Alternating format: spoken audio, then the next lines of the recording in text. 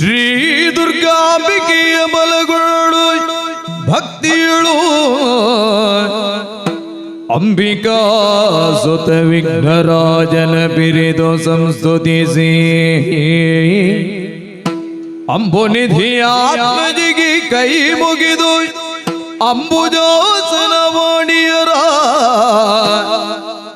ಪಾದಾಂಬುಜಕ್ಕೆ ಪೊಡ ಮಾಡುತ್ತ ವರ್ಣಿಪಿನಿ ಕಥಾಮೃತಮಯ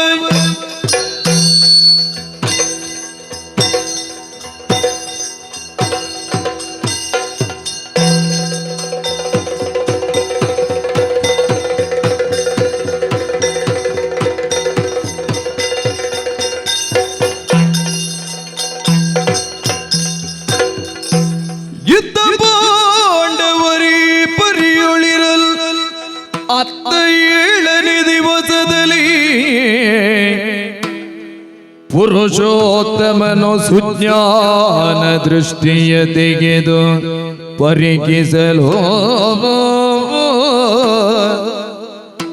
ಉತ್ತರಾದೀಪ ನಡುಗೆ ವರಸಕ್ಕೆ ಪಾತನಲು ಮೊರೆಗುಗ್ಗಲೋ ಬುಧ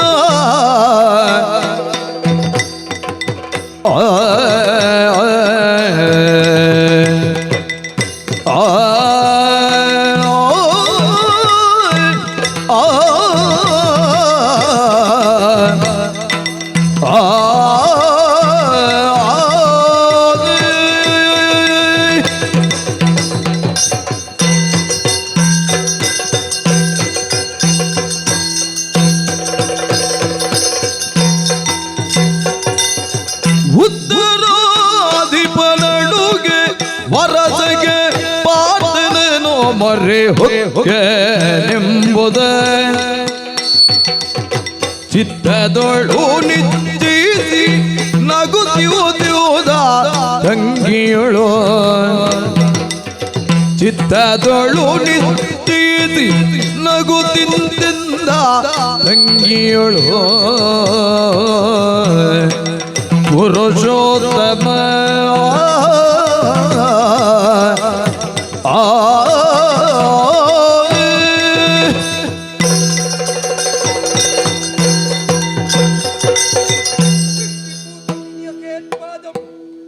ವಸ್ತ್ರಪೂತಂ ಪಿಪೇಜ್ಜಲಂ ಕಣ್ಣಿಟ್ಟು ಕಾಳಿಡಬೇಕು, ತಣ್ಣೀರನ್ನಾದರೂ ತಣಿಸಿ ಕುಡಿಯಬೇಕು ಎನ್ನುವ ಪ್ರಾಜ್ಞರ ಮಾತು ಯಾವತ್ತೂ ಸಟೆಯಲ್ಲ. ಯಾವುದನ್ನೇ ನಾವು ಬಳಸಬೇಕು ಅಂತಿದ್ದರೂ ಅದರ ಪರಿಪೂರ್ಣವಾದ ಪರೀಕ್ಷೆಯನ್ನು ಮಾಡಿಕೊಂಡೇ ಬಳಸಬೇಕು. ವರ್ತಮಾನ ಕಾಲದಲ್ಲಿ ಅಖಂಡವಾದ ಭರತಖಂಡ ದುಷ್ಟರಿಂದ ಮುಕ್ತವಾಗಿ ಶಿಷ್ಟ ಸಂಪ್ರದಾಯದ ಹುಟ್ಟಾಗಬೇಕು ಅಂತಿದ್ರೆ ನಾನು ಬಳಸಿಕೊಳ್ಳಬೇಕಾದದ್ದು ಪಾಂಡವರೆಂಬ ಕೈಯಾಯುಧಗಳನ್ನು. ಹಾಗಿದ್ರೆ ಅವರು ಹೇಗಿದ್ದಾರೆ, ಅವರ ಸತ್ವ ಏನು, ಅಂತಸ್ಥವಾಗಿರತಕ್ಕಂತಹ ಮೌಲ್ಯ ಏನು, ಇದನ್ನು ನಾ ತಿಳಿಯುವುದಕ್ಕಾಗಿ ಗೈದಿದ್ದೇನೆ ಒಂದು ವಿಶೇಷವಾದಂತಹ ಪರಿಕ್ರಮ. ಇಂದು ಕೃಷ್ಣ ಪಾಂಡವರನ್ನು ತಾನು ಬಳಸಿಕೊಳ್ಳುವಲ್ಲಿ, ಅದರಲ್ಲಿಯೂ ಮಧ್ಯಮ ಪಾಂಡವನಾದಂತಹ ಪಾರ್ಥನನ್ನು ಬಳಸಿಕೊಳ್ಳುವಲ್ಲಿ ಅವನ ಅಂತಸ್ತತ್ವವನ್ನು ತಿಳಿಯುವುದಕ್ಕಾಗಿ ಒಂದು ವಿಶೇಷವಾದಂತಹ ವಿಶಿಷ್ಟವಾದಂತಹ ಕೆಲಸಕ್ಕೆ ಕೈ ಹಾಕಿದ್ದೇನೆ. ಯಾವುದಕ್ಕೂ ಇದನ್ನು ತಂಗಿಯಾದಂತಹ ಆ ಸುಭದ್ರೆಯಲ್ಲಿ ತಿಳಿಸಬೇಕು. ತಂಗಿ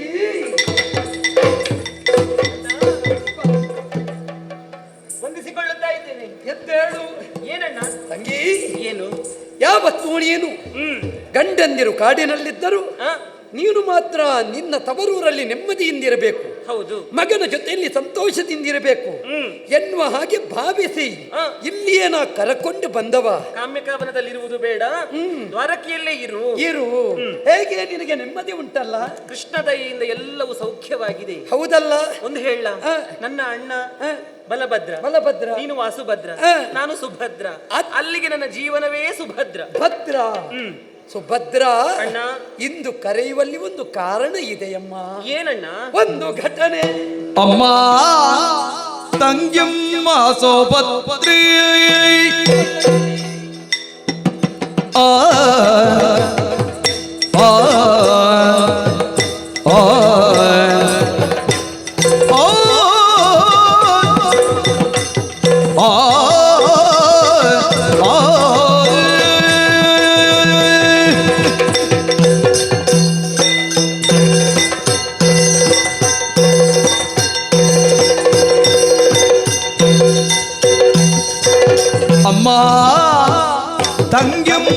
ಸೌಭದ್ರೇ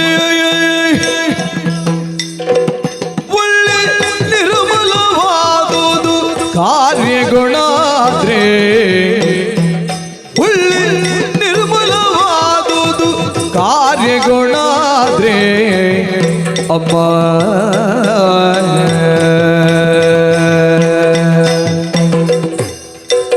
ನಾನೊಂದು ದಿನ ಸೂರ್ಯೋದಯದಿ ನಾನೊಂದು ದಿನ ಸೂರ್ಯೋದಯದಿ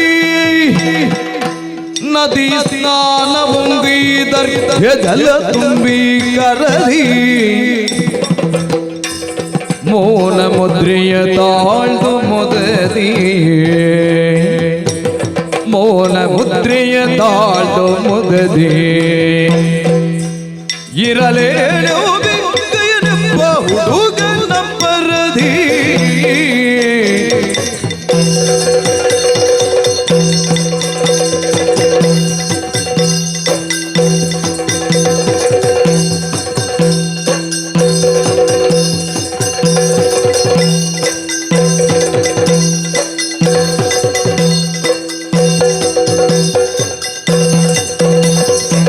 ಅಮ್ಮ ಸೌಭದ್ರೇ ಒಳ್ಳೆ ನಿರ್ಮಲವಾದುದು ಕಾರ್ಯಗುಣಾದ್ರೆ ಅಮ್ಮ ತಂಗಿಯಮ್ಮ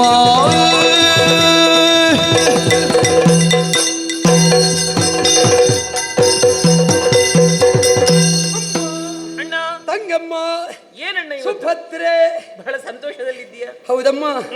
ಒಂದು ರೀತಿಯಿಂದ ಸಂತೋಷ, ಮತ್ತೊಂದು ರೀತಿಯಿಂದ ಒಳಗಿಂದೊಳಗೆ ದುಃಖ. ಹೌದೇ? ಅಂತಹ ಪ್ರಸಂಗವೊಂದು ಸಂಘಟಿಸಿತು. ಏನದು? ನನ್ನ ನಿತ್ಯ ಕರ್ಮದ ಬಗ್ಗೆ ನಿನಗೆ ಗೊತ್ತಿದೆಯಲ್ಲ. ಎಲ್ಲವೂ ತಿಳಿದಿದೆ. ನಿತ್ಯವೂ ಏಳುವುದು, ಸೂರ್ಯೋದಯಕ್ಕೆ ನದಿ ಬಳಿಗೆ ಹೋಗುವುದು, ಕರದಲ್ಲಿ ಅರ್ಘ್ಯ ಹಿಡಿಯುವುದು, ಸೂರ್ಯನಾರಾಯಣನಿಗೆ ಅರ್ಪಿಸುವುದು, ಇದು ನಮ್ಮ ಕರ್ಮ. ಆದ್ದರಿಂದ ಈ ಕರ್ಮದಿಂದಲೇ ಕರ್ಮ ಸಾಕ್ಷಿ ತೃಪ್ತನಾಗುತ್ತಾನೆ, ಯದುವಂಶ ಬೆಳಗುವುದಕ್ಕೆ ಕಾರಣನಾಗುತ್ತಾನೆ ಎಂಬ ಹಾಗೆ ಗಾಯತ್ರಿ ಮಂತ್ರದ ಅಧಿಷ್ಠಾತ್ರ ದೇವತೆಯಾದವನನ್ನು ಅನವರತ ಪೂಜಿಸುವವರು ನಾವು. ಹೌದು. ಆದರೆ ಏನು ಮಾಡೋಣ ಹೇಳು? ಏನಾಯ್ತಣ್ಣ? ಯಾವುದಕ್ಕೆ ಚ್ಯುತಿ ಬಂದರೂ ನಮಗೆ ನೋವಾಗುವುದಿಲ್ಲ.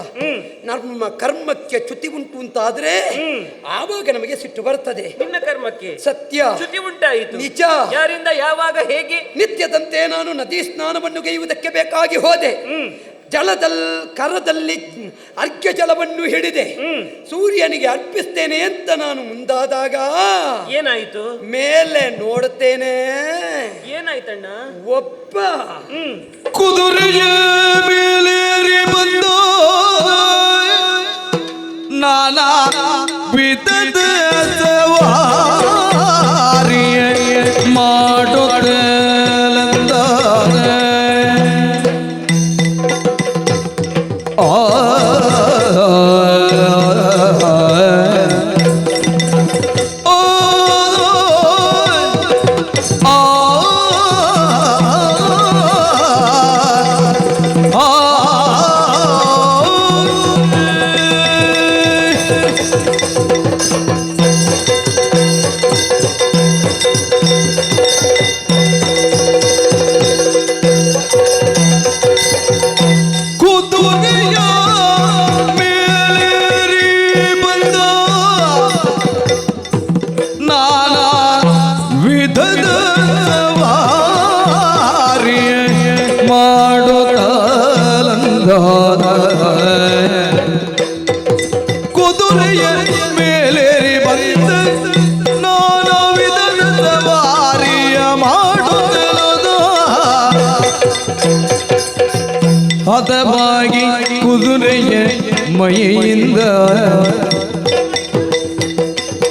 ಬೆವರುದ ಕಾರ್ಯ ಜಲಗಿ ಬೀಳಲು ಕೋಪದಿಂದ ಬೆವರುದ ಕಾರ್ಯ ಜಲಗಿ ಬೀಳಲು ಕೋಪದಿಂದ ಅಮ್ಮ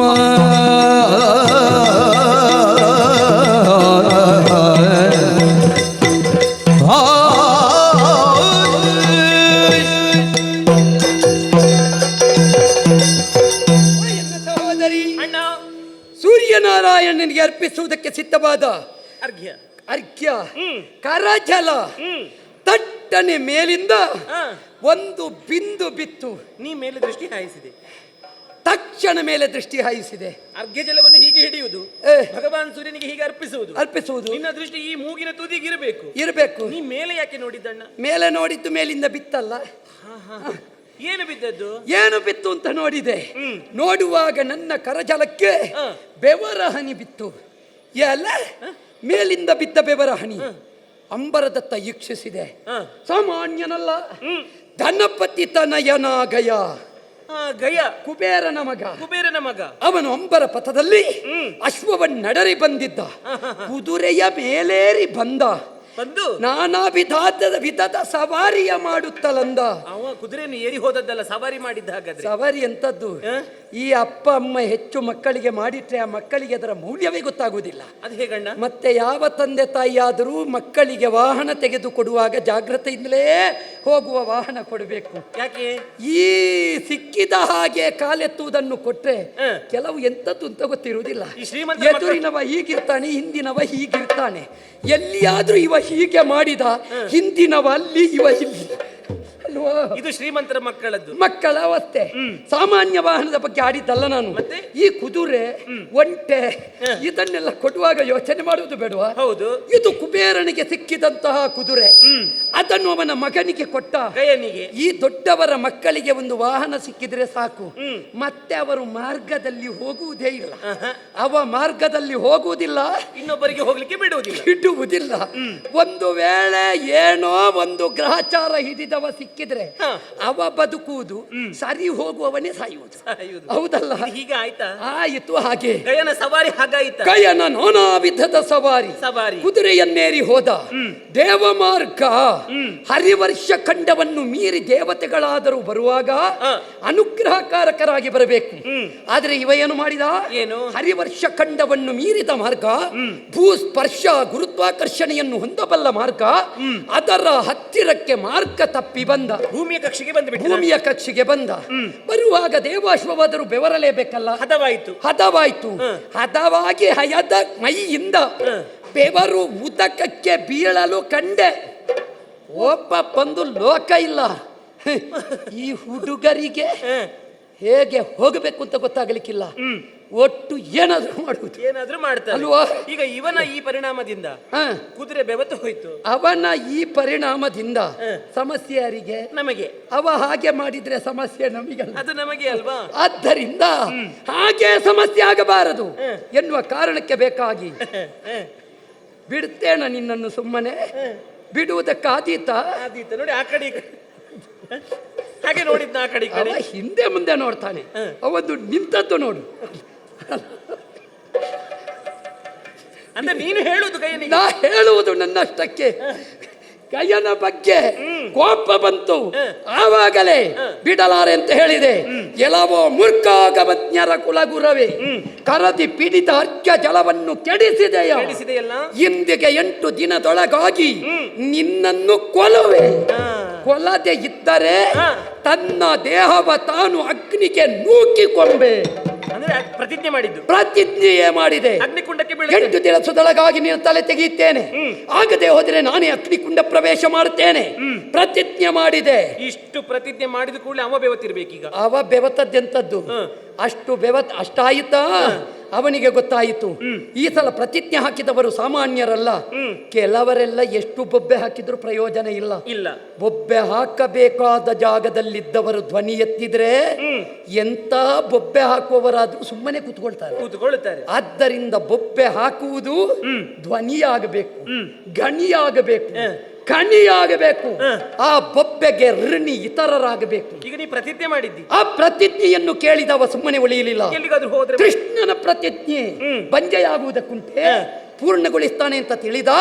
ನೇರವಾಗಿ ಅವನ ಅಪ್ಪನ ಬಳಿಗೆ ಹೋದ. ಕುಬೇರ ಹೋದಾಗ ಹೇಳ್ತಾನೆ, ಕೃಷ್ಣನ ಪ್ರತಿಜ್ಞೆಯನ್ನು ಬಂಜೆಯಾಗಿಸಲುಂಟೆ. ನೀನು ಮಾಡಿದ್ದು ಸ್ವಲ್ಪ ಹೆಚ್ಚಾಯಿತು ಮಗ. ನೀನು ಮಾಡಿದ್ದು ಲೋಕಕ್ಕೆ ನಾಳೆ ಸಂದೇಶ ಆಗುತ್ತದೆ, ನನ್ನಿಂದ ರಕ್ಷಣೆ ಕೊಡುವುದಕ್ಕೆ ಸಾಧ್ಯ ಇಲ್ಲ. ನೇರ ಸುರೇಂದ್ರನ ಬಳಿಗೆ ಹೋದ. ಸುರೇಂದ್ರನು ಹೇಳಿದ್ದಷ್ಟೇ, ಅನವರತ ಪಾದವನ್ನು ಪೂಜಿಸುವವರು ಅವರಿಗೆ ಕಷ್ಟ ಬಂದಾಗ ನಿನ್ನ ಬಳಿಗೆ ಬರುವುದು. ಆದ್ದರಿಂದ ಈ ಸಲ ನಿನ್ನ ಕಷ್ಟವನ್ನು ಪರಿಹರಿಸುವುದಕ್ಕೆ, ಕೃಷ್ಣ ದ್ವೇಷ ಕಟ್ಟಿಕೊಳ್ಳುವುದಕ್ಕೆ ನಾವು ಸಿದ್ಧರಿಲ್ಲ. ಅಲ್ಲಿಂದ ನೇರ ಭೂತಳಕ್ಕೆ ಇಳಿದು ಭೂತಳವನ್ನು ಸುತ್ತಿದ. ಎಲ್ಲಿಯೂ ರಕ್ಷಣೆ ಸಿಗುವ ಹಾಗಾಗಲಿಲ್ಲ. ನಾಗಲೋಕವನ್ನು ಸೇರಿದ. ನಾಗಾದಿಗಳಲ್ಲಿ ವಿನಂತಿಸಿಕೊಂಡ. ಅವುಗಳು ಹೀಗೆ ಮಾಡುವುದು, ಕತೆ ಕೇಳಿದ ನಂತರ ಹೀಗೆ ಮಾಡುವುದು. ಅವುಗಳಿಗೂ ಹೆದರಿಕೆ ನಾನೊಲ್ಲೆ ಆಗಲಿಕ್ಕೆ ಇಲ್ಲ ಅಂತ ಹೇಳಿದ್ರು. ಮತ್ತೆ ಅಲ್ಲಿಂದಲೇ ಕಂಡುಕೊಂಡ ನಾಗೋಭರಣನ ಚಿಂತೆ. ಈಶ್ವರ ದೇವರಲ್ಲಿಗೆ ಹೋದ. ಬ್ರಹ್ಮನು ಒಪ್ಪಲಿಲ್ಲ. ಈಶ್ವರನ ಬಳಿ ಹೋಗಿ ಕೇಳಿಕೊಂಡಾಗ ಹರಿಹರರಲ್ಲಿ ಭೇದವಿಲ್ಲ, ಆದ್ದರಿಂದ ಇದು ಸಾಧ್ಯ ಇಲ್ಲ ಅಂತ ಹೇಳಿದರು. ಆವಾಗ ಎಷ್ಟಿದ್ರು ಈ ಹೆಣ್ಣು ಮಕ್ಕಳ ಗುಣ ದೇವರಲ್ಲೂ ಬಿಟ್ಟು ಬಿಡುವುದಿಲ್ಲ. ಪಾರ್ವತಮ್ಮನಿಗೆ ಬೇಸರ ಆಯ್ತು. ಬಳಿಯಲ್ಲೇ ಇದ್ದಾಳೆ.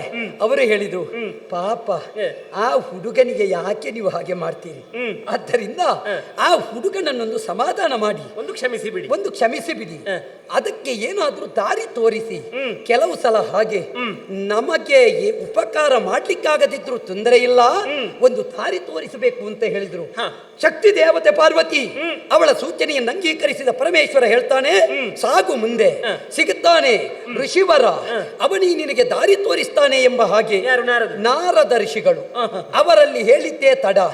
ಅವರು ನೇರವಾಗಿ ಕಳುಹಿಸಿದ್ದು ಎಲ್ಲಿಗೆ ಬಲ್ಲೆಯ? ನಿನ್ನ ಪತಿಯಾದ ಅರ್ಜುನನ ಬಳಿಗೆ, ಕಾಮ್ಯಕಾವನಕ್ಕೆ ಪಾರ್ಥನ ಬಳಿಯಲ್ಲಿ ನಿವೇದಿಸಿಕೊಂಡಾಗ ಅದನಾಲಿಸುತ್ತ ನಿನ್ನ ಗಂಡ ನಿನ್ನ ಬದುಕಿಸಿದಿರೆಯೋದು ಭಾಷೆಯೇ ಗುಂಡ ನಿನ್ನ ಗಂಡ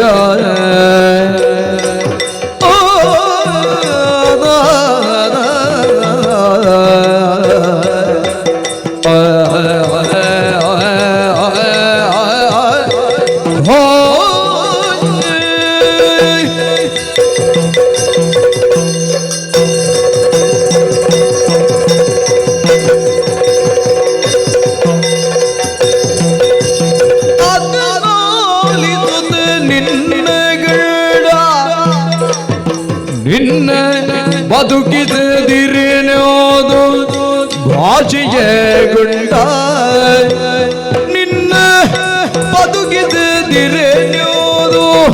ಭಾಷೆಯೇ ಗುಂಡ ಕಿದಗೆ ತಪ್ಪಿದಡಗ್ನಿ ಗುಂಡ ಕಿದಗೆ ತಪ್ಪಿದಡಗ್ನಿ ಗುಂಡ ಹೋಗುವುದೇ ಗುಪ್ಪೆವಿಲ್ಲೋದು ಬಲು ಗತಿಗೊಂಡ ನಿನ್ನ ಗಂಡ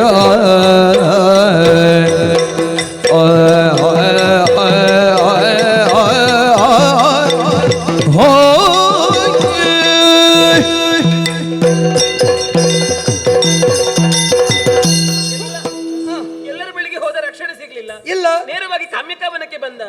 ನನ್ನ ಪತಿದೇವರಲ್ಲಿ ಹೇಳಿಕೊಂಡು ಅವರು ರಕ್ಷಣೆ ಕೊಡ್ತಾರೆ. ನೀನು ಹೇಳುವುದು ಸರಿ, ನನಗೂ ವಿಶ್ವಾಸ. ನಮ್ಮವರು ರಕ್ಷಣೆ ಕೊಡ್ಲಿಕ್ಕಿಲ್ಲ.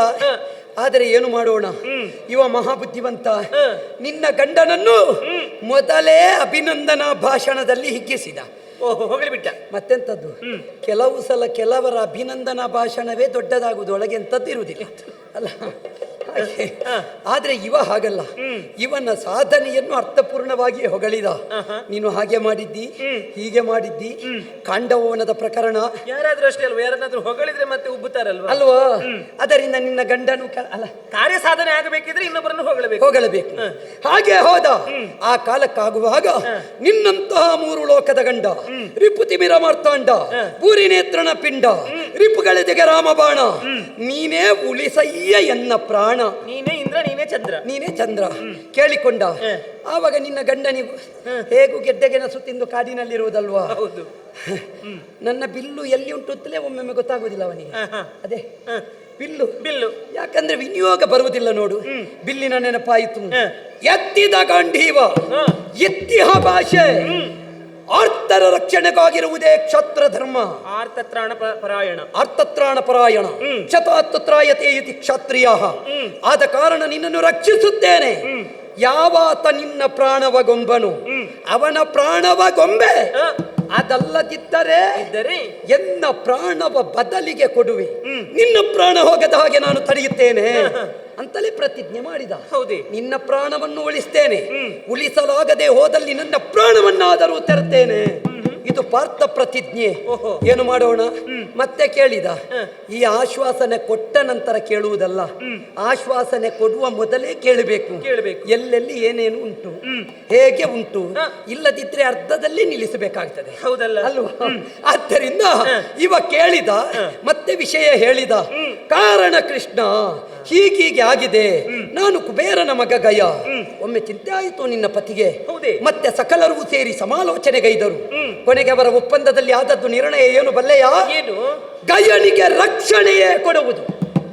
ಕೃಷ್ಣ ಬಂದರೆ ಬಿಟ್ಟು ಕೊಡುವ ಪ್ರಶ್ನೆಯೇ ಇಲ್ಲ. ಈಗ ಅವನನ್ನು ರಕ್ಷಿಸಿಕೊಳ್ಳುತ್ತಾ ಇದ್ದಾರೆ ಗಯನನ್ನು ಪಾಂಡವರು, ಅದರಲ್ಲಿಯೂ ಪ್ರಮುಖ ಪಾರ್ಥ. ನನಗೆ ಬೇಸರ ಏನು ಬಲ್ಲೆಯ? ಏನು? ನಾನು ಇಷ್ಟರವರೆಗೆ ನನ್ನ ಭಾವ ಅಂತವನನ್ನು ಅಭಿಮಾನದಿಂದ ಕಂಡವ. ಆದರೆ ಏನಾಯ್ತು? ಈಗ ನಿನ್ನ ಗಂಡನೇ ನನಗೆ ಕೈ ಕೊಟ್ಟನಲ್ಲ. ಅಲ್ಲ, ನೀನೇ ಹೇಳು, ಹೀಗೆ ಮಾಡಬಹುದು? ಅಯ್ಯೋ ಅಣ್ಣ, ಏನಲು ಕೀಳ್ದು ಸುಭದ್ರಿ ನುಡಿದಳು. ಸುಭದ್ರಿ ನುಡಿದಳು, ನಿನಗೆ ಬಣ್ಣಿಸತಕ್ಕವಳಿ ಎನ್ನಿನಿಯ ನಿನಗೆರಡಿಣಿಸುವವನಲ್ಲ. ಎನ್ನಿನಿಯ ನಿನಗೆ ಎರಳಿಣಿಸುವವನಲ್ಲ ಎನ್ನಲು ಹರಿನಗೊದ.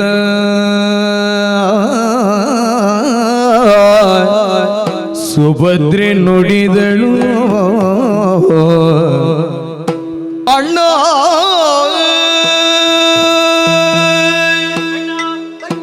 ನಿನ್ನ ಕಥೆಯನ್ನು ಪೂರ್ಣವಾಗಿ ಆಲಿಸಿದೆ ನಾನು. ಆದರೆ ನನಗೆ ಈಗ ಅರ್ಥವಾಯಿತು. ಏನು? ಏನು ಸುಭದ್ರೆಯ ಕಣ್ಣಲ್ಲಿ ಒಂದು ಕಣ್ಣೀರನ್ನು ಒರೆಸುವ ಎನ್ನುವಂತ ಆಲೋಚನೆಯ ನಿನ್ನದ್ದು. ಇದು ಇವತ್ತು ನಿನ್ನೆದ್ದಲ್ಲ, ನಿನ್ನದ್ದು ತಮಾಷೆ. ವಿನೋದಕ್ಕಾಗಿ ನೀನು ಈ ಹಿಂದೆ ನನ್ನನ್ನು ಉಪವನದೆಡೆಗೆ ಕರೆದುಕೊಂಡು ಹೋಗುವುದು. ಉಪವನದಲ್ಲಿ ಅಕ್ಕೋ ಸುಭದ್ರ, ಓ ಅಲ್ಲಿ ಬಿಳಿ ಕಾಗೆ ಕಾಣುತ್ತೆ, ನಿನಗೆ ಗೊತ್ತುಂಟ ಅಂತ ಹೇಳುವುದು. ನಾನ್ ನೋಡುವುದು ಬಿಳಿ ಕಾಗೆ ಉಂಟ ಅಂತ ಹೇಳಿ ನೀ ಮತ್ತೆ ಮರೆಯಲ್ಲಿ ನಿಂತು ನಗೆಯಾಡುವುದು. ಸತ್ಯ. ಇಂಥದ್ದೇ ವಿನೋದವನ್ನು ಮಾಡುತ್ತಿದ್ದವನು, ಕಟ್ಟುಕತೆಗಳನ್ನು ಸುಳ್ಳು ಕಥೆಗಳನ್ನು ಹೇಳುತ್ತಿದ್ದವನು. ಈ ಮೊದಲು ವಿನೋದದ ಕಥೆಯನ್ನು ಹೇಳ್ತಾ ಇದ್ದೆ, ಇವತ್ತು ಸತ್ಯ ಕಥೆಯನ್ನೇ ಹೇಳ್ತಾ ಇದ್ದೆ. ನೀನು ಸತ್ಯ ಸತ್ಯ ಅಂತ ಹೇಳಿ ಇದೆಲ್ಲ ಸುಳ್ಳು ಕಥೆಯನ್ನೇ ನೀ ಹೇಳುವುದನ್ನು ನಾನು ಖಂಡಿತವಾಗಿಯೂ ನಂಬುವುದಕ್ಕೆ ಸಾಧ್ಯವೇ ಇಲ್ಲ. ಏನಣ್ಣ, ನಿನಗೆ ಬಣ್ಣಿಸತಕ್ಕವಳೆ ನಾನು? ಖಂಡಿತವಾಗಿಯೂ ಇಲ್ಲ. ನಿನ್ನ ಕಥೆ ಸತ್ಯವೇ ಹೌದಾದಲ್ಲಿ ಎನ್ನ ಇನಿಯ ಪಾರ್ಥ ಮಹಾಶಯ ಮಮ ಪ್ರಾಣಾಹಿ ಪಾಂಡವ, ನಿನ್ನ ಪ್ರಾಣದಂತಿರುವಂತವರು ಪಾಂಡವರು. ನಿಜ. ಕಣ್ಣಿನ ರೆಪ್ಪೆಯೋಪಾದಿಯಲ್ಲಿ ಅವರನ್ನು ರಕ್ಷಿಸುವವರು ನೀನು. ನನ್ನ ಇನಿಯ ಎನ್ನಿನಿಯ ನಿನ್ನನ್ನು ಎರಡೆಣಿಸುವುದಕ್ಕೆ ಸಾಧ್ಯ ಉಂಟೆ? ನಿನ್ನಲ್ಲಿ ಎರಡೆಣಿಸುವುದಕ್ಕೆ ಸಾಧ್ಯ ಉಂಟೆ? ಖಂಡಿತವಾಗಿಯೂ ಇಲ್ಲ. ನಿನ್ನಲ್ಲಿ ದ್ವೇಷ ಕಟ್ಟಿಕೊಳ್ಳುವುದಕ್ಕೆ ಸಾಧ್ಯವೇ ಇಲ್ಲ. ಹಾಗಾಗಿ ಈ ಕತೆ ಬಿಟ್ಟು ಬೇರೆ ಏನಾದ್ರೂ ಒಂದು ಒಳ್ಳೆಯ ಕತೆ ಇದ್ರೆ ಅದನ್ನು ಹೇಳಣ್ಣ. ಈ ಪ್ರಪಂಚದ ಕಥೆಯೇ ಇಷ್ಟೇ. ಯಾವ ಹೆಣ್ಣು ಕೂಡ ತನ್ನ ಗಂಡನನ್ನು ಬಿಟ್ಟು ಕೊಡುವುದಿಲ್ಲ. ಬಿಟ್ಟುಕೊಡ ಪ್ರಶ್ನೆ ಅಲ್ಲ, ನಿಮ್ಮ ಇಬ್ಬರ ಬಾಂಧವ್ಯ ಏನು? ಸತ್ಯ. ಭಾವರಾದ ನಮ್ಮ ಬಾಂಧವ್ಯ ಎನ್ನುವುದು ಅಷ್ಟು ಅಜರಾಮರವಾದದ್ದು, ಗಟ್ಟಿಯಾದದ್ದು ಅಲ್ವೇ? ಆದರೆ ಇದು ಮಾತ್ರ ಯಾವತ್ತೂ ಸುಳ್ಳು ಕತೆ ಅಲ್ಲ. ನಾನು ನಂಬುವುದೇ ಇಲ್ಲ. ನೀ ಬೇರೆ ಕತೆ ಏನಾದ್ರೂ ಹೇಳೋದು. ನಿನಗೆ ನಂಬಿಕೆ ಬರಬೇಕು ಅಂತಿದ್ರೆ ನಾನು ನಾಲಗೆಯಲ್ಲಿ ಹೇಳಿದ್ರೆ ಆಗುವುದಕ್ಕೆ. ನೀನು ಹೇಳಿದ್ರೆ ನಾನು ನಂಬುವುದಿಲ್ಲ. ನಿನಗೆ ಏನು ಆಧಾರ ಕೊಡಲಿ ನಾನು? ಹಾಗಾದ್ರೆ ನೀವು ನಂಬುವುದಕ್ಕೆ ನಿನ್ನಲ್ಲಿ ಏನಾದ್ರೂ ಆಧಾರ ಉಂಟಾ? ನೀನು ನನ್ನ ನಂಬಿಸಬೇಕು. ನೋಡು, ಬಂದರಲ್ಲ ನಾರದರು. ಹೌದೌದು, ಈ ನಿನ್ನ ಕಥೆಯಲ್ಲೇ ಇದ್ದವರು ಅವರು. ನಮ್ಮನ್ನು ಬಿಟ್ಟಿರುವವರಲ್ಲ. ಅವರು ಬಂದ ಮೇಲೆ, ಅವರು ಹೇಳಿದ ಮೇಲೆ ನಿನಗೆ ವಿಶ್ವಾಸ ಉಂಟಲ್ಲ? ಅಲ್ಲ, ಈ ಕಥೆಯಲ್ಲಿ ಬಂದಂತ ಪಾತ್ರ ಅಲ್ವಾ ನಾರದರು? ಹೌದು. ನಾರದರು ಹೇಳಿದ್ರೆ ಖಂಡಿತವಾಗಿಯೂ ನಾನು ನಂಬುತ್ತೇನೆ. ಅವರಲ್ಲಿ ನಿನಗೆ ವಿಶ್ವಾಸ ಉಂಟಲ್ಲ? ಹೌದು, ಖಂಡಿತ ವಿಶ್ವಾಸ ಉಂಟು. ವಿಶ್ವಾಸ ನಾರದರಲ್ಲಿ ಉಂಟು ಅಂತಾದ್ರೆ ಅದು ಬರ್ತಾ ಇದ್ದಾರೆ, ಒಳಸಾಗುತ್ತಾ ಇದ್ದಾರೆ, ಅವರನ್ನೇ ಕೇಳಿ ಬಾ.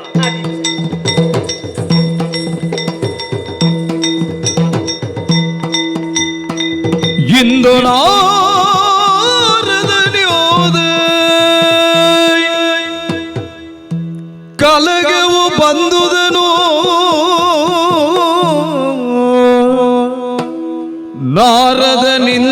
ಕಲಗಮ ಬಂದುದನೋ ಕೈಗಾಯ್ದು ರಕ್ಷಿಸು ರಕ್ಷಿಸು ಕೃಷ್ಣ ರಕ್ಷಿಸು ಅಣ್ಣ.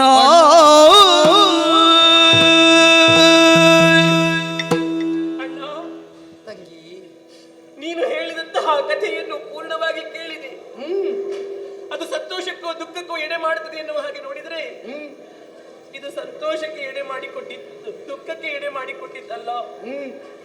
ಈ ದುಃಖದಲ್ಲಿ ಸಿಲುಕಿದವರು ಗಯನೂ ಅಲ್ಲ, ನೀನು ಅಲ್ಲ, ಪಾರ್ಥ ಮಹಾಶಯರು ಅಲ್ಲ. ಈ ದುಃಖದಲ್ಲಿ ಸಿಲುಕಿದವಳು ನಾನಣ್ಣ, ನಾನು.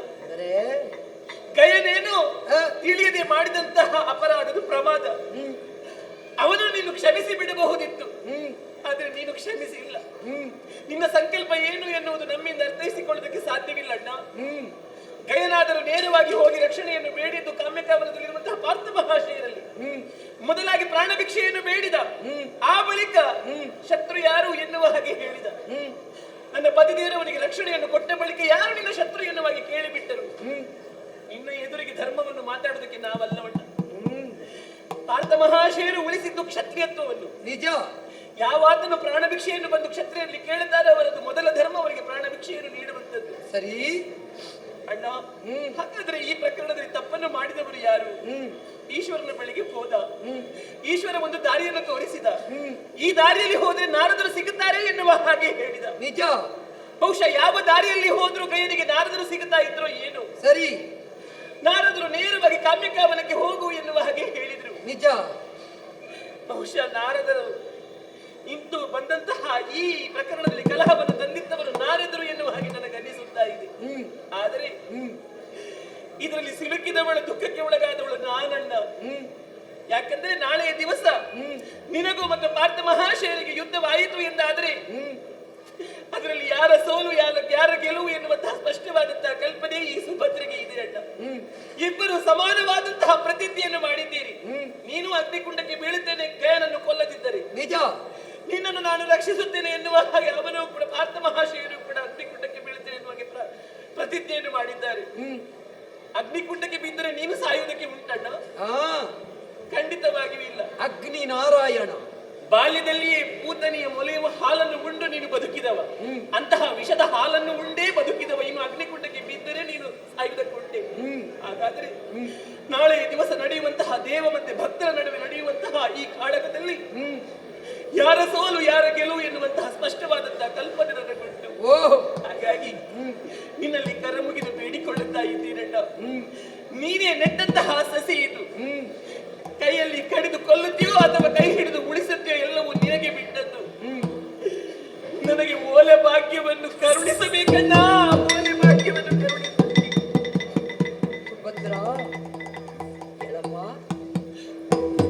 ನನ್ನ ಪದಮೂಲದಲ್ಲಿ ಬಿದ್ದು ಪ್ರಾರ್ಥಿಸುತ್ತಾ ಇರುವೆ. ನಿನ್ನ ಪತಿಯಿಂದ ತಿಳಿಯದೇ ಆಗಿದೆ ಪ್ರಮಾದ. ಪರಿಮಾರ್ಜನೆಗೆ ಬೇಕಾಗಿ ನಾನೇ ವ್ಯವಸ್ಥೆ ಮಾಡಿದವ. ವಸುದೇವ ಸುತನಾನೇ, ದೇವಕಿ ಮಗನಾಣೆ, ನಿನಗೆ ರಕ್ಷಣೆ ಕೊಡುತ್ತೇನೆ ಅಂತ ನನ್ನ ಹೆಸರು ಹೇಳಿಯೇ ವಾಗ್ದಾನ ಬಿತ್ತಿದ್ದಾನೆ ಪಾರ್ಥ. ಅಂತಹ ಪಾರ್ಥನಿಗೆ ಕೃಷ್ಣನ ವೈರಿಯೇ ರಕ್ಷಣೆಯನ್ನು ಕೊಡುವುದಕ್ಕೆ ಬಂದವ, ಕೇಳುವುದಕ್ಕೆ ಬಂದವ ಅಂತ ಗೊತ್ತಿದೆ. ಆದರೂ ಅವನಲ್ಲಿ ಇರಿಸಿಕೊಂಡಿದ್ದಾನೆ ಅಂತಾದರೆ ಇಲ್ಲಿ ಒಂದು ವೇಳೆ ಈ ಕಲಹ ಯುದ್ಧ ಆಗದಂತೆ ತಡೆಯುವುದಕ್ಕಿರುವ ದಾರಿ ಒಂದೇ ತಂಗಿ. ಏನದು? ನೀನು ಅರಸಲ್ಲಿಗೆ ಹೋಗಿ ಸಂಧಾನವನ್ನು ಮಾಡಿ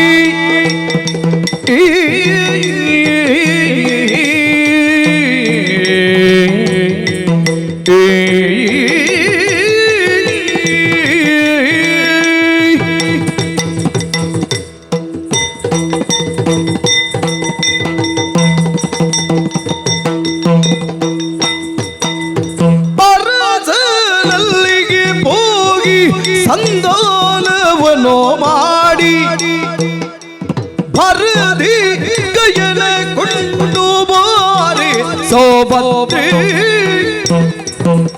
ಕುರುರಾಯ ಪರಿಗಾತ್ಯ ಮಾಡದಂದದಿ ಗುರುರಾಯ ಪರಿಗಾದ್ಯ ಮಾಡದಂದದಿ ನರನಿರಲಿ ನಿಲ್ಲದೆ ಹೋಗಿ ಬೀಳುವುದು ಭದ್ರೇ ಅರಸನಲ್ಲಿಗೆ ಹೋಗಿ ಸಂಧಾನವನ್ನು ಮಾಡಿ ಈ ಈ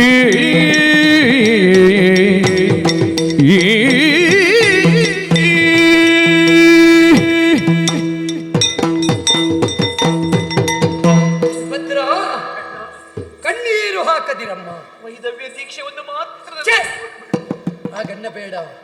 ಹಣೆಯಲ್ಲಿ ಬೊಟ್ಟು, ಮೂಗಿನಲ್ಲಿ ನತ್ತು, ಕೈಯಲ್ಲಿ ಕೈಬಳೆ, ಕಾಲಲ್ಲಿ ಕಾಲುಂಗುರ, ಕೊರಳಲ್ಲಿ ಮಾಂಗಲ್ಯ, 5 ಮುತ್ತುಗಳನ್ನು ಹೊಂದಿದ ಮುತ್ತೈದೆಯಾಗಿ ನಿತ್ಯ ನಿರಂತರ ನೀ ಇರಬೇಕು ಎನ್ನುವ ಕಾರಣಕ್ಕಾಗಿಯೇ ಕುರುರಾಯನಿಗೆ ಸಿಗಬೇಕಾದ ನಿನ್ನನ್ನು ಅರ್ಜುನನಿಗೆ ಕೊಡಿಸಿದವ ನಾನು ತಂಗಿ. ನೀನೇ ನಿಂತು ಮದುವೆ ಮಾಡಿಸಿದ್ದಲ್ವೇ? ಸುಭದ್ರೆಯ ಬದುಕನ್ನು ಭದ್ರವಾಗಿಸುವುದೇ ವಾಸುಭದ್ರನ ಕರ್ತವ್ಯ. ಅದುವೇ ನನ್ನ ಲಕ್ಷ್ಯ. ಆದರೆ ಈ ಕಾಲಕ್ಕೆ ಅಘಟಿತ ಘಟನೆಯೊಂದು ನಡೆದು ಹೋಗಿದೆಯಮ್ಮ. ಮಾತ್ಸರ್ಯವಾಯಿತು ಏನು? ವಸುದೆಯಲ್ಲಿ ವಾಸುದೇವ ಹಾಕಿದ ಪ್ರತಿಜ್ಞೆ ಇಷ್ಟರವರೆಗೆ ಬಂಜೆಯಾದದ್ದಿಲ್ಲ ತಂಗಿ. ಆದರೆ ಇದರಿಂದ ನಾ ಮುಕ್ತನಾಗುವುದಕ್ಕುಂಟೆ. ಆದರೂ ಹೆಣ್ಣಾದವಳಿಗೆ ಪತಿಯೇ ಪರಂ ದೈವ. ಯಾವ ಕಾಲಕ್ಕೂ ಅವನಿಗಿಂತ ಮಿಗಿಲಾದ ದೇವರಿಲ್ಲ. ಇಲ್ಲ. ನೀನು ಅವನನ್ನು ಆ ನೆಲೆಯಲ್ಲಿ ಕಂಡವಳು. ದೇವರ ಬಳಿಯಲ್ಲಿ ಇದ್ದರೂ ನಿನಗೆ ಪತಿಯೇ ದೇವರು ಮಗಳೇ. ಆದ್ದರಿಂದ ನಿನ್ನ ಪತಿಗೆ ನಾನೇನು ಅಂತ ಗೊತ್ತುಂಟು, ನೀನೇನು ಅಂತ ಗೊತ್ತುಂಟು. ಹಾಗಿದ್ರೆ ಇಂದು ಗಯ ನನಗೆ ವೈರಿ, ಪರಿಣಾಮ ನಿನಗೂ ವೈರಿ ಎನ್ನುವುದನ್ನು ಅವ ಮರೆಯಬಾರದು. ಗಯನನ್ನು ಬಿಡಿಸಿಕೊಡುವ ವ್ಯವಸ್ಥೆಯಾಗಬೇಕು. ಹೌದಲ್ಲ? ಬಿಡಿಸಿಕೊಡಬೇಕು. ಕೃಷ್ಣ ಕೆಟ್ಟವನಲ್ಲ, ಗಯನು ಕೆಟ್ಟವನಲ್ಲ. ಪ್ರಮಾದವೇ ಹೌದು ಅಂತಾದ್ರೆ ದೇವ ನಿರ್ಣಯವನ್ನು ವಿಮರ್ಶಿಸುವುದಕ್ಕೆ ಜೀವನು ಸಮರ್ಥನೆ ಇಲ್ಲ ಅಲ್ವಲ್ಲ? ಆದ್ದರಿಂದ ಇದು ದೇವ ನಿರ್ಣಯ. ಯಾವತ್ತು ಕೃಷ್ಣ ಭಜನೆ ಮಾಡುತ್ತಾ ಕೃಷ್ಣಸ್ತು ಭಗವಾನ್ ಸ್ವಯಂ ಅಂತ ಕೊಂಡಾಡುತ್ತಾ ಇರುವಂತಹ ಅರ್ಜುನನಿಗೆ ಹೇಳುವುದಪ್ಪ, ಮಾತು ಕೊಟ್ಟಿದ್ದೇನೆ. ಆದರೆ ಕೃಷ್ಣ ಅಂತ ನೀ ಹೇಳುತ್ತಿದ್ರೆ ನಾ ಕೊಡ್ತಾ ಇರಲಿಲ್ಲ. ಏನಿದ್ದರೂ ಮಾಧವನು ಹೊಡಿಕೊಳ್ತಾನೆ ಅಂತ ಹೇಳಬಹುದಿತ್ತು. ನೀವು ಮರೆತಿರಿ ನನ್ನ, ಅಂದ್ರೆ ಅವ ಮರೆತ ನನ್ನ. ಅವನಿಗೆ ಈಗ ಪ್ರತಿಜ್ಞೆಯೇ ಪ್ರಧಾನ. ಆದರೆ ನೀನು ಮನಸ್ಸು ಮಾಡಿದರೆ ಈ ಯುದ್ಧವೇ ನಡೆಯುವುದಿಲ್ಲ. ನಾ ಮನಸ್ಸು ಮಾಡಿದ್ರೆ ಈ ಪ್ರಸಂಗ ಬೇಗ ಮುಗಿಬೇಕಾ? ನೀನೇ ಮನಸ್ಸು ಮಾಡಬೇಕು ಅಣ್ಣ. ನಾ ಮನಸ್ಸು ಮಾಡುವುದಂತ ಹೇಳಿದ್ರೆ ರಕ್ಷಣೆಯನ್ನು ಕೊಟ್ಟವನು ಪಾರ್ಥ ಮಹಾಶಯರು. ಹೌದು. ಗಯನ ವಿರೋಧಿ ನೀನು. ನಾನು. ಜಗಳ ಆಗಬೇಕಾದ ಯುದ್ಧ ಆಗುವುದು ನಿಮ್ಮಿಬ್ಬರಲ್ಲಿ. ನಿಜ. ಈಗ ನಾನೇನು ಈ ಮಧ್ಯವರ್ತಿಯಾಗಿ ಮಾಡುವುದಕ್ಕೆ ಸಾಧ್ಯ ಉಂಟು? ಯುದ್ಧ ನಿಲ್ಲಿಸಬೇಕಿದ್ರೆ ಹೆಣ್ಣು ಮಗಳೊಬ್ಬಳ ಮಧ್ಯ ಪ್ರವೇಶ ಆಗಲೇಬೇಕು. ಹೇಗಣ್ಣ ಅದು? ನನ್ನ ಕೈಲಾದಂತಹ ಸಾಮರ್ಥ್ಯವನ್ನು ನಾನು ತೋರಿಸಿಕೊಡುತ್ತೇನೆ. ಹೌದಷ್ಟೇ. ಅರಸನಾದಂತಹ ಆ ಅರ್ಜುನನ ಬಳಿಗೆ ನೀ ಹೋಗಬೇಕು. ಈ ಕ್ಷಣವೇ ಕಾಮ್ಯಕಾವನಕ್ಕೆ ಹೋಗಬೇಕು. ನನಗೆ ಗೊತ್ತಾಯ್ತಾ? ಏನು? ನಿನಗೆ ನೇರವಾಗಿ ಹೇಳುವುದಕ್ಕಾಗದಿದ್ರು ಓರೆಯಾಗಿ ಹೇಳಿದ್ದೀಯ. ಏನು? ಈ ದ್ವಾರಕೆಯನ್ನು ಬಿಟ್ಟೊಮ್ಮೆ ನೀನು ಕಾಮ್ಯಕಾವನಕ್ಕೆ ಗಂಡನಲ್ಲಿ ಹೋಗು, ಸಾಕು. ನೀ ಇಲ್ಲಿ ಉಳಿದದ್ದೇ ಸಾಕು. ನಿನಗೂ ನಾನು ಭಾರವಾಗಿ ಹೋದಲ್ಲ. ಅದನ್ನು ನೇರವಾಗಿ ಹೇಳಬಹುದಿತ್ತು. ಭೂಭಾರಕರನ್ನು ಕಳೆಯುವಂತಹ ಕೃಷ್ಣನಿಗೆ ತಂಗಿ ಭಾರವಾಗುವುದಕ್ಕುಂಟೆ? ಇಲ್ಲವಮ್ಮ. ಯಾಕೆ ಆ ರೀತಿಯದ್ದಾದಂತಹ ದೂರಾಲೋಚನೆ ನೀ ಮಾಡ್ತಿ? ಯೋಚಿಸಬೇಡ. ನೀ ಯಾಕೆ ಹೋಗಬೇಕು? ನೀನು ಸತಿ, ಅವ ಪತಿ. ಪತಿಯಾದವನು ಸತಿಯ ಮಾತನ್ನು ಕೇಳಲೇಬೇಕು. ಕರಣೇಶು ಮಂತ್ರಿ. ಮಂತ್ರಿಯ ಸ್ಥಾನದಲ್ಲಿ ನಿಂತು ಗಂಡನಿಗೆ ಬೋಧಿಸಬೇಕಂತ ಅಧಿಕಾರ ಇರುವುದು ಹೆಂಡತಿಯಾದವಳಿಗೆ ಮಾತ್ರ. ಆದ್ದರಿಂದ ನೀ ಹೋಗು, ಗಯನನ್ನು ಬಿಟ್ಟು ಕೊಡುವ ಹಾಗೆ ಕೇಳು, ಸೆರಗೊಡ್ಡಿ ಬೇಡು. ಯಾವ ಹೆಣ್ಣು ಮಕ್ಕಳೇ ಆಗಲಿ ಅವರು ಅವರ ಮಾಂಗಲ್ಯದ ರಕ್ಷಣೆಯನ್ನು ಕೇಳಬೇಕಾದದ್ದು ಯಾರಲ್ಲಿ? ಮೊದಲು ಗಂಡನಲ್ಲಿ, ಮತ್ತೆ ದೇವರಲ್ಲಿ. ಮೊದಲು ಗಂಡನಲ್ಲಿ ಕೇಳು, ಮತ್ತೆ ಎರಡನೇ ಅವಕಾಶ ಇದ್ರೆ ನನ್ನಲ್ಲಿ ಕೇಳು. ಆದ್ದರಿಂದ ಪತಿಯ ಪಾದವನ್ನು ಸೇರಿ ಕೇಳಿಕೊ. ನಿನ್ನ ಮಾಂಗಲ್ಯ ಕಟ್ಟಿದವನೇ ನಿನ್ನ ರಕ್ಷಣೆಯ ಕರ್ತಾರ. ಆದ್ದರಿಂದ ಬರ್ತಾರನಾದವನ ಬಳಿಗೆ ಹೋಗು, ಗಯನನ್ನು ಬಿಟ್ಟು ಕೊಡುವುದಕ್ಕೆ ಕೇಳು. ಅವನನ್ನು ನೀ ಕರಕೊಂಡು ಬಂದೆ ಅಂತಾದರೆ ಇಬ್ಬರ ಪ್ರತಿಜ್ಞೆಯು ಸ್ಥಗಿತವಾಗುತ್ತದೆ, ಪ್ರಕರಣ ನಿಂತು ಹೋಗುತ್ತದೆ, ನೆಮ್ಮದಿಯಿಂದ ಇರುವುದಕ್ಕೆ ಸಾಧ್ಯವಾಗುತ್ತದೆ. ಸಂಧಾನವನ್ನನ್ನು ವಿರಚಿಸಿ ಬರುವೆಯಾ ತಂಗಿ? ನಿನ್ನ ಆಶೀರ್ವಾದವನ್ನು ಹೊತ್ತು ನಾನು ಕಾಮ್ಯಕಾವನಕ್ಕೆ ತೆರಳುತ್ತೇನೆ. ಹೇಳಿದ್ದೇನೆ. ಆ, ಅಣ್ಣ, ಆ. ದೇವಕಿ ಸಂಜಾತನಾದೆ, ಮಾರಾರಿಯೊಡನೆ ಸಖನಾದೆ, ಮಾರಾರಿಯೊಡನೆ ಗೆಲಿದವನಾದಂತಹ ಪಾರ್ಥ ಮಹಾಶಯನೊಡನೆ ಸಂಧಾನವನ್ನು ಮಾಡುವುದಕ್ಕೆ ಬೇಕಾಗಿ ಸುಭದ್ರೆ ತೆರಳುತ್ತಾ ಇದ್ದಾಳೆ. ಎಂದ ಮಾತನು ಕೇಳಿ ಹರಿಗೋವಿನೋದ ಎನ್ನುತ್ತ ನೀನೇ ಗತಿ ಎನ್ನುತ್ತ ಅರವ್ಯೋದ ಮುಖಿ ನಡೆದಳು.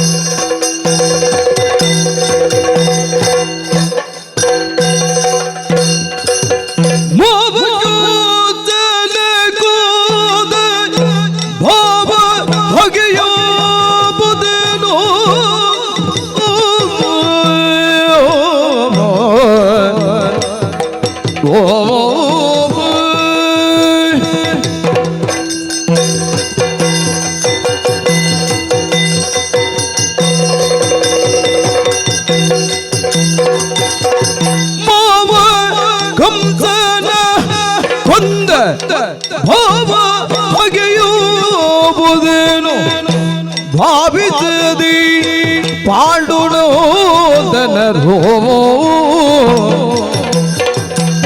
ಕಾವದೇವನುಳಿಗೆ ಪದವ ನಿಶ್ಚಯಿಸಿ ಕಾವದೇವನುಳಿಗೆ ಪದವ ನಿಶ್ಚಯಿಸಿ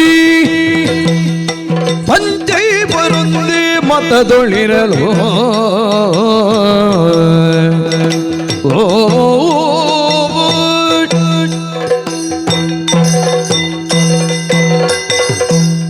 ಶ್ರೀಕೃಷ್ಣ ಶ್ರೀಕೃಷ್ಣ ಶ್ರೀಕೃಷ್ಣ.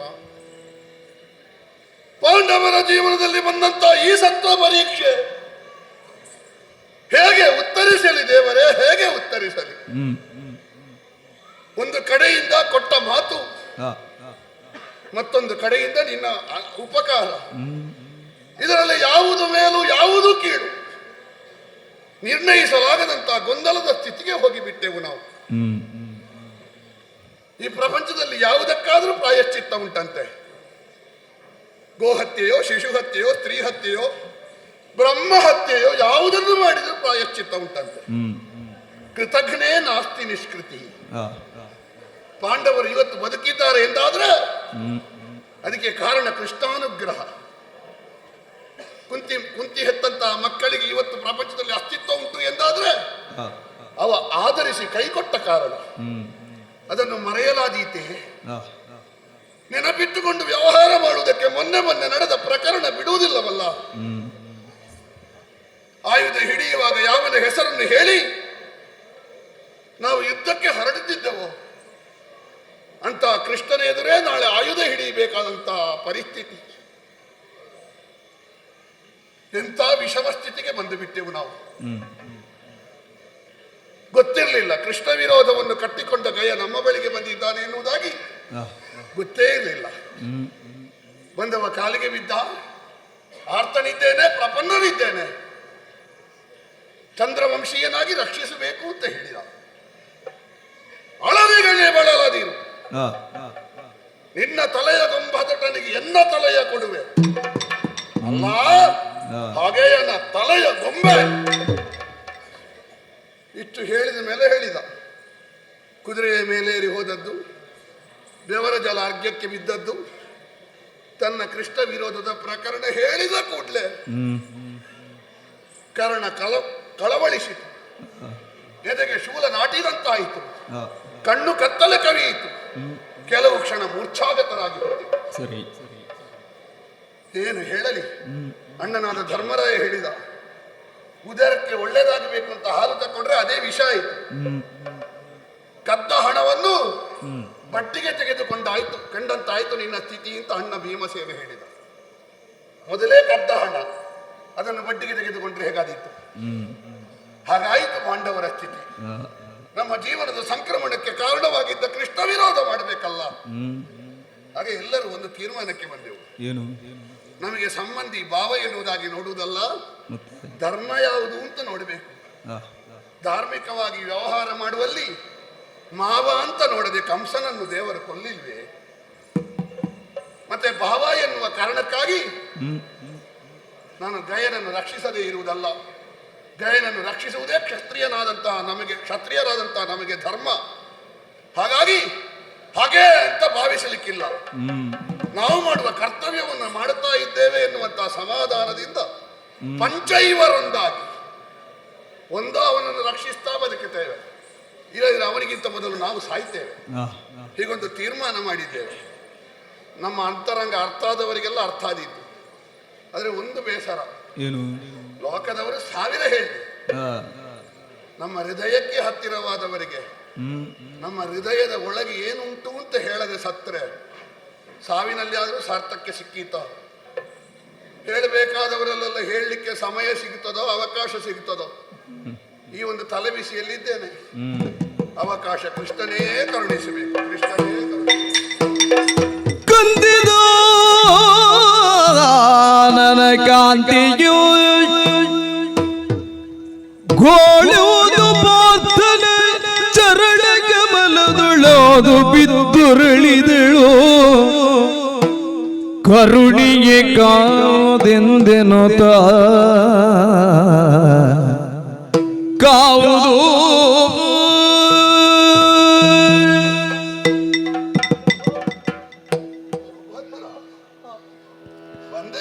ಬಂದೆಯೇನೇ ಮಂದಯಾನೆ ಸುಂದರಿ ಸುಗುಣೆ ಜಾಣೆ ಜಾಣೆ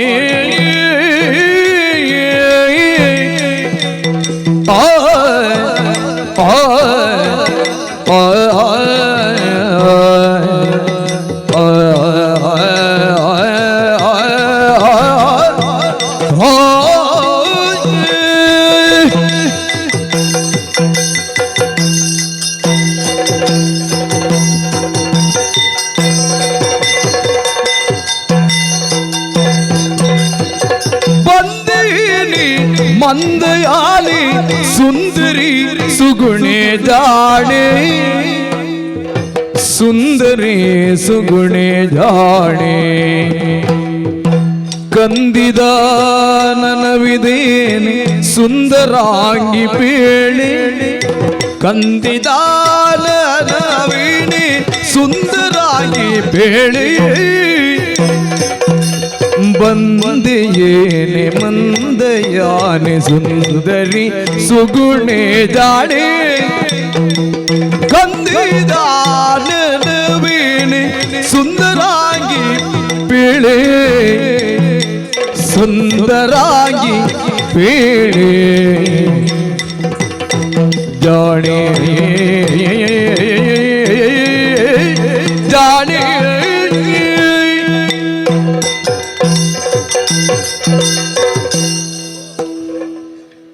ಸುಭದ್ರ, ಎದ್ದೇಳು ಎದ್ದೇಳು. ಏನೇ ನಾನು ನಿರೀಕ್ಷಿಸ್ತಾ ಇದ್ದೆ ನಿನ್ನಲ್ಲಿ ಮಾತಾಡಬೇಕು ಎನ್ನುವುದಾಗಿ. ಹಂಬಲಿಸಿದ ನನ್ನ ಹಂಬಲ ನನ್ನ ಹೃದಯದ ದೇವರಿಗೆ ಕೇಳಿರಬೇಕು. ಹಾಗಾಗಿಯೇ ನೀನು ಮರುಕ್ಷಣದಲ್ಲಿ ಒದಗಿ ಬಂದೆ. ಮಂದಯಾನೆಯಾಗಿ ಸುಂದರಿಯಾಗಿ ಸುಗುಣೆಯಾಗಿ ಪಾರ್ಥನ ಬದುಕಿನ ಒಂದು ಸ್ಥಿತಿಗೆ ಆಕಾರವನ್ನು ಕೊಟ್ಟವಳು ನೀನು. ಹೆಣ್ಣು ಮಕ್ಕಳು ಮಂದವಾಗಿ ಚಲಿಸಬೇಕು, ಅದವರಿಗೆ ಭೂಷಣ. ಹೌದು. ಆದರೆ ಒಂದುಂಟು, ಏನು? ನಾನು ಒಂದು ಪ್ರಕರಣದಲ್ಲಿ ಹೇಳಿದ್ದೆ, ಹೆಂಗಸಾದವಳಿಗೆ ದೂರದಲ್ಲಿದ್ದಂತಹ ಗಂಡ ಬರುವ ವೇಳೆಯಲ್ಲಿ, ಗೋವುಗಳಿಗೆ ಹಸಿರು ಹುಲ್ಲನ್ನು ಕಾಣುವ ವೇಳೆಯಲ್ಲಿ, ಬ್ರಾಹ್ಮಣರಿಗೆ ಭೋಜನದ ನಿಮಂತ್ರಣವನ್ನು ಕೇಳುವಾಗ ಆಗುವ ಕ್ಷಣದಲ್ಲಿ, ನನಗೆ ರಣದ ವಿಷಯವನ್ನು ಕೇಳುವಾಗ ಆಗುವಂತಹ ಹೊತ್ತಿನಲ್ಲಿ ಆಗುವ ಸಂತೋಷಕ್ಕೆ ಪಾರವೇ ಇಲ್ಲ. ಮಂದಯಾನೆ ಆದರೂ ನಾವು ಭೇಟಿಯಾಗದೆ ಎಷ್ಟು ಸಮಯ ಆಯ್ತೆ? ಹೌದು, ಕೆಲವು ವರ್ಷವೇ ಕಳೀಲಿಲ್ವೇ? ಹೌದು ಸ್ವಾಮಿ. ಸರಿ ಲೆಕ್ಕ ಮಾಡಿದ್ರೆ ಇನ್ನು ಒಂದು 10-15 ದಿವಸದಲ್ಲಿ ನಮ್ಮ ವನವಾಸವೇ ಮುಗಿಯುತ್ತದೆ. ಆ ಲೆಕ್ಕ ನೋಡಿದ್ರೆ 12 ವರ್ಷ ಆಯ್ತು ಅಲ್ವೇ? 12 ವರ್ಷದ ನಂತರ ಗಂಡನನ್ನು ನೋಡುವಾಗ ಬರುವ ನಡೆಯ ಇದು. ಅಲ್ಲವಲ್ಲ, ಓಡೋಡಿಕೊಂಡು ಚಿಗರೆಯ ಹಾಗೆ ಬರಬೇಕಾದವಳು ನೀನು. ಹೌದು. ಭಾರವಾದ ಹೆಜ್ಜೆಯನ್ನಿಡುತ್ತಾ ಬರಬೇಕೋ ಬೇಡುವೋ ಬರಬೇಕೋ ಬೇಡುವೋ ಎನ್ನುವ ರೀತಿಯಲ್ಲಿ ಮುಂಬರಿಯುತ್ತಾ ಇದ್ದೆ. ಭಾರವಾದಂತಹ ಹೆಜ್ಜೆಗಿಂತಲೂ ನಿನ್ನ ಮುಖ ಭಾರವಾಗಿದೆ, ಆನನ ಕಂದಿದೆ. ಹೌದು. ದ್ವಾರಕೆಯಲ್ಲಿ ಎಲ್ಲರೂ ಕ್ಷೇಮವಲ್ವೇ? ಎಲ್ಲರೂ ಕ್ಷೇಮವಾಗಿದ್ದಾರೆ. ದೇವರಾದ ಕೃಷ್ಣಸ್ವಾಮಿ ಅವರು ಸೌಖ್ಯವಾಗಿದ್ದಾರೆ. ಲೋಕದ ಕ್ಷೇಮ ನೋಡುವ ಅವನಿಗೇನು? ನಿನ್ನ ದೊಡ್ಡಣ್ಣನಾದಂತಹ ಬಲರಾಮ ದೇವರು ಅವನು ಕ್ಷೇಮವಾಗಿದ್ದಾನೆ. ಏನಾದರೂ ನಿನಗೆ ದ್ವಾರಕೆಯಲ್ಲಿ ಚುಚ್ಚು ಮಾತುಗಳನ್ನು ಅಣ್ಣಂದಿರು ಹೇಳಿದ್ರೆ ಇಲ್ಲ, ಅವರು ಹೇಳುವವರಲ್ಲ. ನಾ ಅಲ್ಲಿರಬೇಕು ಎನ್ನುವಾಗ ಆಸೆ ಪಟ್ಟವನೇ ನನ್ನ ಅಣ್ಣನಲ್ವೇ? ಹೌದೌದು. ಆದ್ರೆ ಒಂದುಂಟು, ಏನು? ಅಣ್ಣ ನಮ್ಮವನಾದ್ರೂ ಅತ್ತಿಗೆ ನಮ್ಮವಳಲ್ಲ ಅಂತ ಒಂದು ಮಾತುಂಟು. ಅದು ಹೌದು. ಅತ್ತಿಗೆ ಅಂದಿರು ಏನಾದರೂ ನಿನಗೆ ಮನಸ್ಸಿಗೆ ಬೇಸರ ಆಗುವ ಕಟು ಮಾತುಗಳನ್ನಾಡಿದ್ರೆ, ಛೇ, ಅಂತಹ ಮನಸ್ಥಿತಿಯವರಲ್ಲ ನನ್ನ ಅತ್ತಿಗೆ. ದ್ವಾರಕೆಯ ಕ್ಷೇಮಕ್ಕೆ ಏನೂ ಕಂಟಕ ಬರಲಿಲ್ಲ. ಅಣ್ಣಂದಿರು ನಿನಗೆ ಹಂಗಿಸಿ ಮಾತಾಡಲಿಲ್ಲ. ಇಲ್ಲ. ಅತ್ತಿಗೆ ಎಂದಿರು ಚುಚ್ಚು ಮಾತುಗಳಿಂದ ನೋಯಿಸಲಿಲ್ಲ. ಆದ್ರೂ ನಿನ್ನ ಮುಖದಲ್ಲಿ ಗಂಡನನ್ನು ಕಾಣುವ ಸಂತೋಷ ಇಲ್ಲ. ಏನಾಯಿತು ನಿನಗೆ ಸ್ವಾಮಿ? ಎರಡು ಮಾತಿಗೆ ನಿಮ್ಮಲ್ಲಿ ಅವಕಾಶ ಉಂಟೆ? ಅಯ್ಯೋ, ಸಮಯ ಎಷ್ಟಾಯ್ತು, ಮಾತಾಡು. ಇನಿಯಾ? ಇನಿಯಲಿ ಲಾಲಿಸಯ್ಯ ಬೀಳುವಿ ನಿನ್ನ ಮನಸ್ಸಿನ ಘನವ್ಯಥೆಯ, ಬೀಳುವಿ ನಿನ್ನ ಮನಸ್ಸಿನ ಘನವ್ಯಥೆಯ, ಲಾಲಿಸಯ್ಯ ಘನವ್ಯಥೆಯ.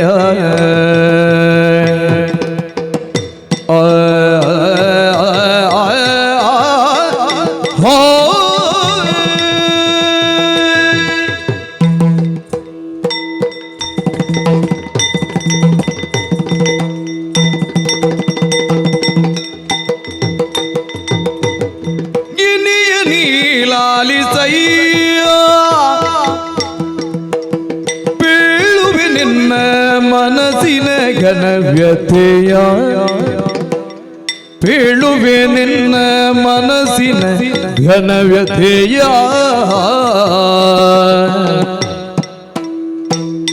ಧನಪತಿ ತನಯನನ್ನು ಬಚ್ಚಿಟ್ಟುಕೊಂಡು, ಧನಪತಿ ತನಯನನ್ನು ಬಚ್ಚಿಟ್ಟುಕೊಂಡು ಘನ ಮೋಸವಾಯ್ತಿನ್ನೇ, ಬಚ್ಚಿಟ್ಟುಕೊಂಡು ಘನ ಮೋಸವಾಯ್ತಿನ್ನೇನು.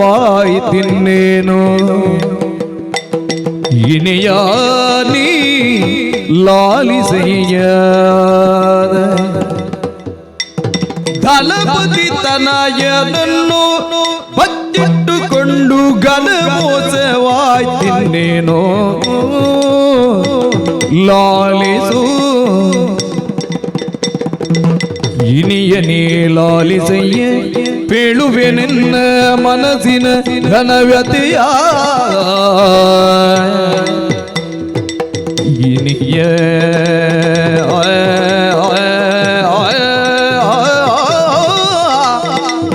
ಲಾಲಿಸು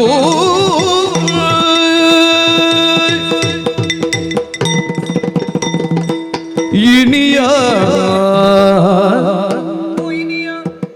ಸುಭದ್ರ ಗಂಡ ಹೆಂಡತಿ ಎಷ್ಟೇ ಅನ್ಯೋನ್ಯವಾಗಿದ್ದರೂ ಕೂಡ ಒಂದು ದಿವಸ ಅವರು ಕ್ಷಣ ದೂರದಲ್ಲಿ ಇದ್ರೆ ಅವರಲ್ಲಿ ಸ್ವಲ್ಪವಾದರೂ ಪ್ರೀತಿ ಕಡಿಮೆಯಾಗುತ್ತದೆ ಅಂತೆ.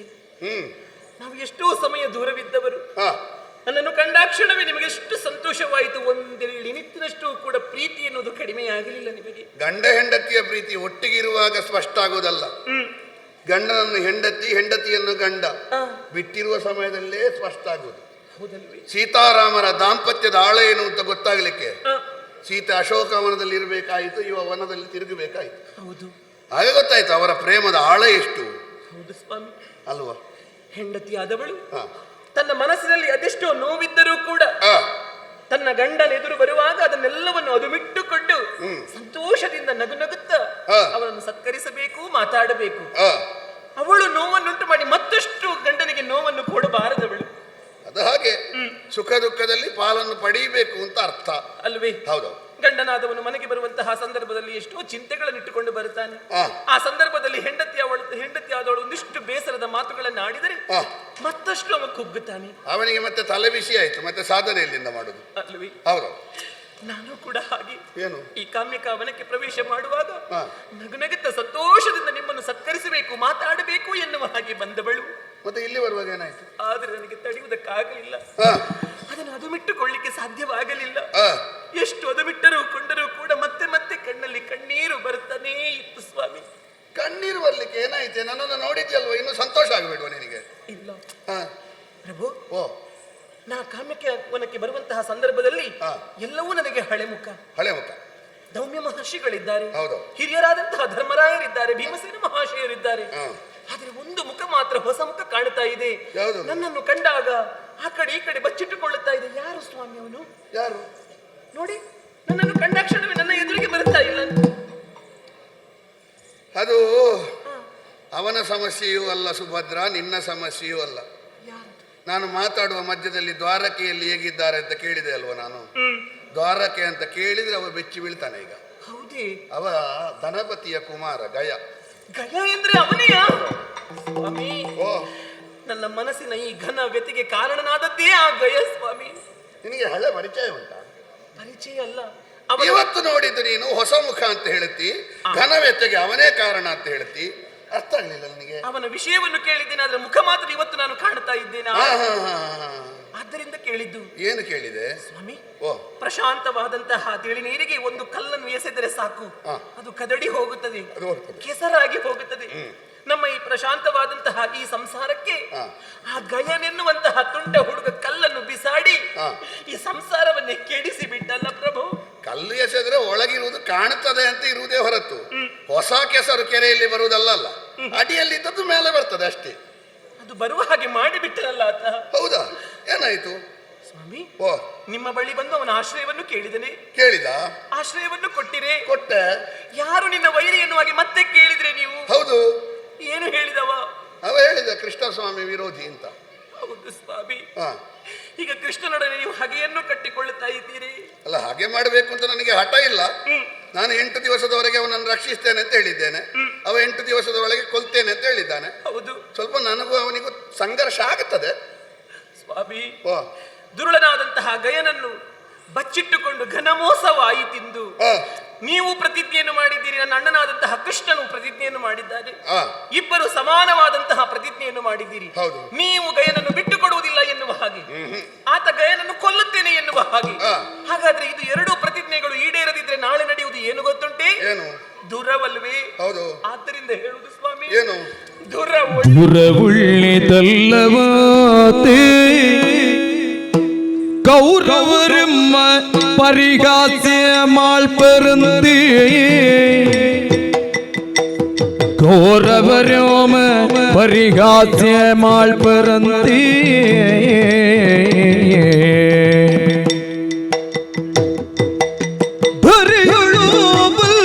இதர ಹಾಗಿಪಡವರಿಗೆ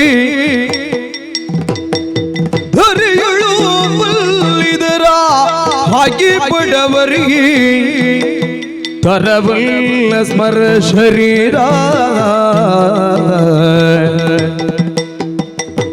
ಇನಿಯ ನೀಲಾಲಿಸೆಯ ಪೇಳುವೆ ನಿನ್ನ ಮನಸ್ಸಿನ ಘನ ವ್ಯಥೆಯ ಪೇಳುವೆ ನಿನ್ನ ಮನಸ್ಸಿನ ಘನ ವ್ಯಥೆಯ ಇನಿಯ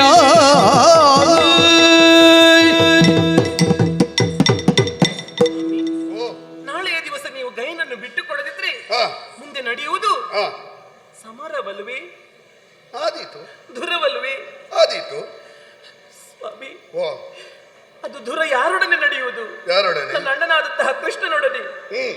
ನಿಮ್ಮ ಪರಮ ಸಖನೊಡನೆ, ನಿಮ್ಮ ಭಾವನೊಡನೆ ನಡೆಯುವುದು. ಆ, ದೇವನಿಗೂ ಭಕ್ತನಿಗೂ ನಡೆಯುವಂತಹ ಆ ಯುದ್ಧ. ಆ, ಪ್ರಭು, ಓ, ಆ ಯುದ್ಧ ನಡೆದಿತ್ತು ಎಂದಾದರೆ ಮುಂದೆ ಏನಾಗುತ್ತದೆ ಎನ್ನುವಂತಹ ಕಲ್ಪನೆ ನಿಮಗೂ ಉಂಟು. ನಾನು ಪ್ರತ್ಯೇಕವಾಗಿ ಹೇಳಬೇಕಂತಿಲ್ಲ. ಹಾಗಾಗಿ ಅಣ್ಣನನ್ನು ಇಲ್ಲಿಯವರೆಗೆ ಕಳುಹಿಸಿದ್ದಾನೆ. ಯಾಕೆ ಬೇಕಾಗಿ? ಯಾಕೆ? ನಿಮ್ಮಲ್ಲಿ ಸ್ಪಷ್ಟವಾದಂತಹ ವಿಚಾರವನ್ನು ಹೇಳು ಸುಭದ್ರ ಎನ್ನುವ ಹಾಗೆ. ಏನಂತೆ? ದುರ ಒಳ್ಳಿತಲ್ಲವಂತೆ. ಓಹೋ, ಯಾಕೆ ಗೊತ್ತೇ? ಯಾಕೆ? ಅಶಾಂತಿ ಎನ್ನುವಂತಹ ಹೊಲದಲ್ಲಿ ಕಲಹ ಎನ್ನುವಂತಹ ಬೀಜವನ್ನು ಬಿತ್ತಿ ಸಂಗ್ರಾಮ ಎನ್ನುವಂತಹ ನಡೆಯನ್ನು ನೀವು ಮುಂದುವರಿಸಿದ್ರೆ ಕಾಲುವೆ, ಎತ್ತರ ಕಾಲುವೆ ಹರಿದು ಹೋಗುತ್ತದೆ. ಸರಿ ಸರಿ. ಮುಂದೆ ಶಾಂತಿ ಬೆಳಗುವುದಕ್ಕೆ ಸಾಧ್ಯ ಉಂಟೆ, ಮತ್ತೆ ಅಶಾಂತಿಯೇ ಮುಂದುವರಿಯುತ್ತದೆ ಸ್ವಾಮಿ. ಹಾಗಾಗಿ ಹೇಳುತ್ತಾ ಇರುವುದು, ಏನು?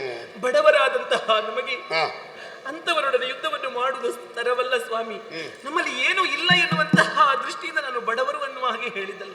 ಸಂಪತ್ತಿಲ್ಲ, ಸಾಮ್ರಾಜ್ಯ ಇಲ್ಲ ಅಂತ ಹೇಳುವುದಕ್ಕೆ ನಾವು ಬಡವರಿಲ್ಲ ಅಂತ ಹೇಳ್ಬೋದು. ಆದ್ರೆ ಲೌಕಿಕವಾದಂತಹ ದೃಷ್ಟಿಯಿಂದ ನಾವಿವತ್ತು ಬಡವರಾಗಿದ್ದೇವೆ. ನಮ್ಮಲ್ಲಿ ಇರಬೇಕಾದದ್ದು ಒಂದು ದೈವ ಬಲ ಮಾತ್ರ. ಅದನ್ನು ನಾವು ಕಳೆದುಕೊಂಡ್ರೆ ನಾಳೆ ನಮ್ಮ ಕೈಯಲ್ಲಿ ಏನೂ ಇಲ್ಲ ಪ್ರಭು. ಹಾಗಾಗಿ ದುರ ಒಳ್ಳಿತಲ್ಲವಂತೆ. ನಿಮಗೂ ಕೃಷ್ಣ ದೇವರಿಗೂ ಯುದ್ಧವಾಯಿತು ಎನ್ನಾದರೆ ಮೊದಲಾಗಿ ನಗೆಯಾಡುವುದು ಯಾರು ಗೊತ್ತೇ? ಕೌರವರು. ಕರ ತಟ್ಟಿ ನಗೆಯಾಡುತ್ತಾರೆ. ಓಹೋ, ಇಷ್ಟರವರೆಗೆ ಪ್ರಾಣದ ಹಾಗೆ ರಕ್ಷಿಸಿದವನು ಶ್ರೀಕೃಷ್ಣ, ಪಾಂಡವರನ್ನು ರಕ್ಷಿಸಿದ, ಕಣ್ಣಿನ ರೆಪ್ಪೆಯೋಪಾದಿಯಲ್ಲಿ ಅವರನ್ನು ರಕ್ಷಣೆ ಮಾಡಿದ. ಪಾರ್ಥನ ಉಸಿರು ಯಾವುದಂತ ಕೇಳಿದ್ರೆ ಅದು ಕೃಷ್ಣ, ಪಾರ್ಥನ ಕಣ್ಣಿನ ದೃಷ್ಟಿ ಯಾವುದು ಅಂತ ಕೇಳಿದ್ರೆ ಅದು ಕೃಷ್ಣ. ಈಗ ಅವರು ಕರೆ ತಟ್ಟಿ ನಗೆಯಾಡುವುದಕ್ಕೆ ಪ್ರಾರಂಭ ಮಾಡುತ್ತಾರೆ. ಹಾಗಾಗಿ ದುರ ಒಳ್ಳಿತಲ್ಲವಂತೆ, ಕೌರವರು ನಮ್ಮನ್ನು ಪರಿಹಾಸ್ಯ ಮಾಡುತ್ತಾರಂತೆ. ಹಾಗಾಗಿ ನಿಮ್ಮಲ್ಲಿ ಹೇಳ್ತಾ ಇರುವುದು, ಯುದ್ಧ ಮಾಡುವುದು ಬೇಡ ಪ್ರಭು, ಬೇಡ. ಸುಭದ್ರ, ನೀನು ಇಷ್ಟು ಹೇಳಿದ ಮಾತು ನಿನ್ನ ಮಾತುಗಳಲ್ಲ, ಅಣ್ಣ ಹೇಳಿದ್ದು, ಕೃಷ್ಣಸ್ವಾಮಿ ಹೇಳಿದ ಅಂತ್ಯಕಂತೆಯ ಮಾತುಗಳು. ಹೌದು. ಕಟ್ಟಿಕೊಟ್ಟ ಬುತ್ತಿ, ಹೇಳಿಕೊಟ್ಟ ಮಾತು. ಎಷ್ಟಾದ್ರೂ ಅದಕ್ಕೊಂದು ಮಿತಿ ಉಂಟೆ. ಬುತ್ತಿ ಮುಗಿದಲ್ಲಿಗೆ ಮುಗಿಯಿತು, ಈ ಮಾತು ಮುಗಿದಲ್ಲಿಗೆ ಮುಗಿಯಿತು. ಈ ಮತ್ತೊಬ್ಬರ ಮಾತನ್ನು ಕಟ್ಟಿಕೊಂಡು ಬಂದ್ರೆ ಸಮಸ್ಯೆ ಏನು ಗೊತ್ತುಂಟಾ? ಅದಕ್ಕೆ ತಿರುಗಿ ಕೇಳಿದ್ರೆ ಉತ್ತರ ಹೇಳಲಿಕ್ಕೆ ಕಷ್ಟ ಆಗ್ತದೆ. ಇಲ್ಲ, ಕೃಷ್ಣ ಹೇಳಿದ್ದು ಇಷ್ಟನ್ನು ಹೇಳು ಎನ್ನುವ ಹಾಗೆ ಹೇಳಿದ. ನನಗೆ ಕೃಷ್ಣನ ತಂಗಿಯಾದ ಸುಭದ್ರೆಯ ಮಾತು ಬೇಡ. ಈ ಪ್ರಕರಣವನ್ನು ನೀನು ಕೇಳಿ ತಿಳಿದಿದ್ದೀಯಲ್ವಾ? ಹೌದು. 3 ಲೋಕದ ಗಂಡ ಅರ್ಜುನನ ಹೆಂಡತಿಯಾಗಿ ಎರಡು ಮಾತಾಡು. ಕಡು ದೈನ್ಯದೋದ ನಿಮ್ಮನು ಬೇಡುವೆ, ಬಿಟ್ಟು ಕೊಡಬೇಕು ಗೈಯಲ ನೀವು.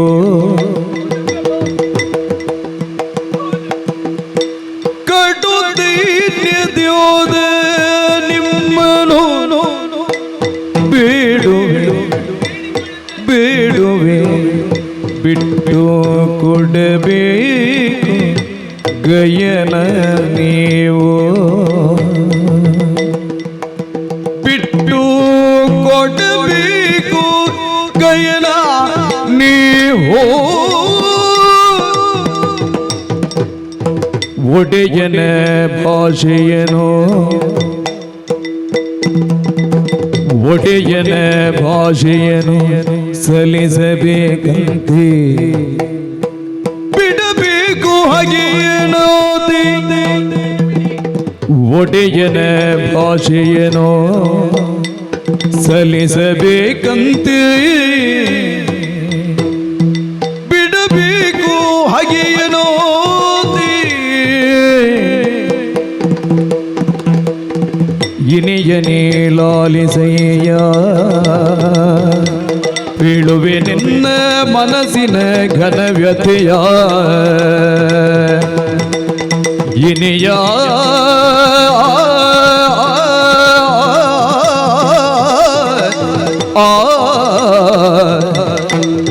ಲಾಲಿಸು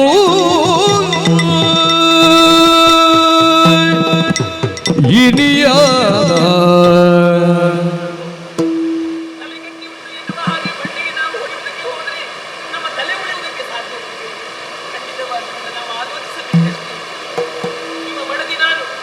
ಮಂತ್ರಿಣಿಯ ಸ್ಥಾನದಲ್ಲಿದ್ದು ನಿಮಗೆ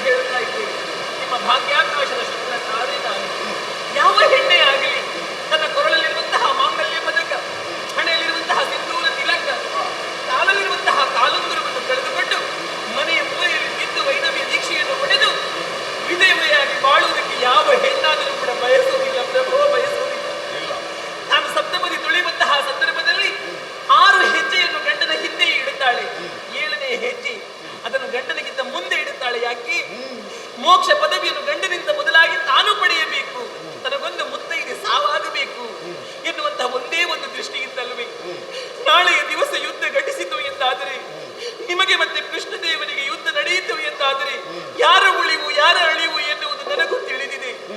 ಅಂತಹ ಅಗಣಿತ ಘಟನೆ ನಡೆಯಿತು ಎಂದಾದರೆ ನಾನು ವಿಧವೆಯಾಗಿ ಮನೆಯ ಮೂಲೆಯಲ್ಲಿ ಕುಳಿತುಕೊಳ್ಳುವುದಕ್ಕೆ ಸಾಧ್ಯ ಉಂಟೆ ಪ್ರಭು?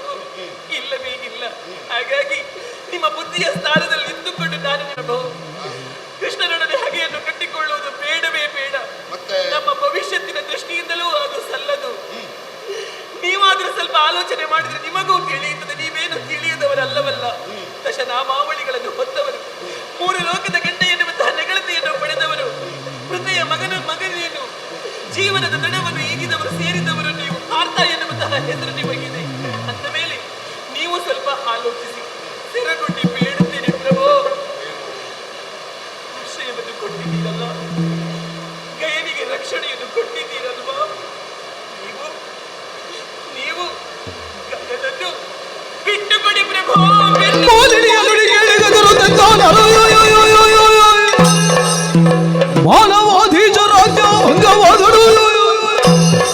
ಮಾನಿನಿ ಮಣಿ ಅನ್ಯ ಪುರುಷರಿಂದೊಲಿದಡು, ವಿದ್ವಾಂಸರಿಗೆ ಸಭೆಯುಳು ಮಾನ ಖಂಡನವಾದಡಿ. ಈ ತ್ರಿವಿಧದ ಭವನವೇನ ಶಸ್ತ್ರವಿಲ್ಲದ ಮಧಿಕಣ, ಮಮ ಪ್ರಾಣವಿದ್ದಚ್ಯುತಂಗಳುಕಿ ಗಯನನು ಬಿಡುವವನಲ್ಲ. ಹೋಗು ಉಸುರೆಂದನು.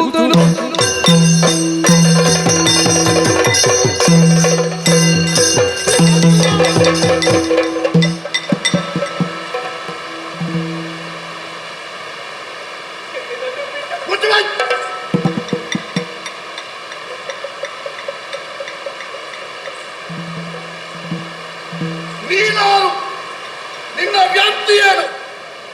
ಈ ಪ್ರಜ್ಞೆ ನಿನಗಿದ್ರೆ ಮಾತುಗಳು ನಿನ್ನಿಂದ ಮಾನಿ. ನೀನು ಒಂದು ಪರಿಮಿತಿಯ ಒಳಗಿರಬೇಕಾದವಳು.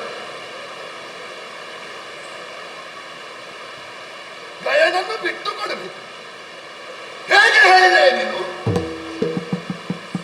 ಮಾನಿನಿ ಮಣಿಯಾದವಳು ಅನ್ಯ ಪುರುಷನಿಗೆ ಒಲಿದರೆ, ವಿದ್ವಾಂಸನಿಗೆ ಸಭೆಯಲ್ಲಿ ಮಾನಖಂಡನವಾದರೆ, ಮಾನವಾಧೀಶನಾದವನ ಆಜ್ಞೆ ಅವನ ಅಧೀನರಾದವರಿಂದಲೇ ಖಂಡಿಸಲ್ಪಟ್ರೆ ಮತ್ತೆ ಅವನ ತಲೆ ಕಡಿಬೇಕು ಅಂತ ಇಲ್ಲ. ಗೊತ್ತುಂಟ ನಿನಗೆ? ನೀನು ಮಾನಿನಿ, ನನ್ನ ಹೆಂಡತಿಯಾಗಿ ಮಾತಾಡುವಂತ ಅದಕ್ಕೆ ಹೇಳಿದ್ದು. ನಿನಗೆ ಕೃಷ್ಣ ಅನ್ಯ ಪುರುಷ. ನಿನಗೆ ಸ್ವಲ್ಪ ಪ್ರಜ್ಞೆ ಇದ್ರೆ ಗಂಡ ಬಿಟ್ಟರೆ ಯಾರೂ ಅನ್ಯ ಪುರುಷರೇ. ಗಂಡನಲ್ಲಿ ಮಾತಾಡುವಾಗ ನನ್ನ ಅಣ್ಣ ಅಂತ ಹೇಳುವ ಕ್ರಮವೇ ಇಲ್ಲ. ನಿಮ್ಮ ಭಾವ ಅಂತ ಹೇಳಬೇಕು. ನನ್ನ ಅಪ್ಪ ಅಂತ ಹೇಳಬಾರ್ದು, ನಿಮ್ಮ ಮಾವ ಅಂತ ಹೇಳಬೇಕು. ಗಂಡನಿಗೆ ಸಂಬಂಧಿಸಿದ್ರೆ ಅಣ್ಣನು ಅನ್ಯ ಪುರುಷರೇ. ಮಾನವಾಧೀಶ ಯಾವನ್ನು ದನಮೇಯಿಸುವ ನಿರ್ಧಾರ ಮಾಡಿದ್ದು ಅಂತ ಭಾವಿಸಿದ್ಯಾ? ರಾಜಸೂಯಾತ್ವದ ಆಪೃತ ಸ್ಥಾನ ಮಾಡಿದ ಧರ್ಮರಾಯ ಅವಗಯನಿಗೆ ರಕ್ಷಣೆ ಕೊಡುವುದಕ್ಕೆ ಒಪ್ಪಿಕೊಂಡದ್ದು. ಅವನ ಆಜ್ಞಾಭಂಗ ಮಾಡುವುದಕ್ಕೆ ನೀನ್ಯಾರು? ದೌಮ್ಯಾದಿ ವಿದ್ವಾಂಸರು ಒಪ್ಪಿಕೊಂಡಂತಹ ಪ್ರಕರಣ ಅವರ ಮಾನಖಂಡನ ಮಾಡ್ತೀಯ. ಬಡವರಿಗೆ ಬಲ್ಲಿದರ ಕೂಡ ಯಾವ ಕೋನದಿಂದ ನೋಡಿದ್ದೀಯ ನೀನು? ಯಾವ ಕೋನದಿಂದ ಅರ್ಜುನನನ್ನು ಪಾಂಡವರನ್ನು ಬಡವರು ಅಂತ ನೋಡಿದ ನೀನು? ನಮ್ಮಲ್ಲಿ ಏನುಂಟು ಅಂತ ನೋಡಿ ಗಯ ಬಂದದ್ದಲ್ಲ. ದರೆಯೊಳೊಬ್ಬರಿಗೊಂದು ಗುಣ, ಪಾರ್ಥಂಗೆ 3 ಗುಣ. ಆತನ ಸರಿಸದಲ್ಲಿ ಮಾರ ಅಂತೂ ನಿಲ್ಲವಲ್ಲವ ನಾಯವನೈ. ರಾಮಚಂದ್ರನ ಚರಣ ಯುಗ ನಿಶ್ಚೀಮ ಭೀಷ್ಮನ ಶಿರ, ಮಹಾರಥ ದ್ರೋಣನ ಎದೆ ನಡುಗುವುದು ಸಮರದಲ್ಲಿ. ನಿಷ್ಪ್ರಕಂಪ ಸೌಮನಸ್ಯ ಸನಾಮನ ಅರ್ಜುನ ದೇವ, ದರೆಯೊಳಗೆ ಬಿಲ್ಲಾಳದಾವನ ಎಂದನ ಶಕ್ತಿ. ಇದು ನಮ್ಮ ಶ್ರೀಮಂತಿಕೆ. ನಮ್ಮ ವೀರಾಜಿ ಹೊಗಳ್ತಾರೆ ನಮ್ಮ ಬಿಲ್ಗಾರಿಕೆಯನ್ನು. ಕೌರವರ ಅಪಹಾಸ್ಯ ಮಾಡ್ತಾರ ನಿನಗೆ? ಈಗ 7 ದಿವಸ ಇಟ್ಟುಕೊಂಡು ಸರಿ, ಗಯನನ್ನು ಬಿಟ್ಟುಕೊಟ್ರೆ ಊರೆಲ್ಲ ಅಪಹಾಸ್ಯ ಮಾಡ್ತದೆ.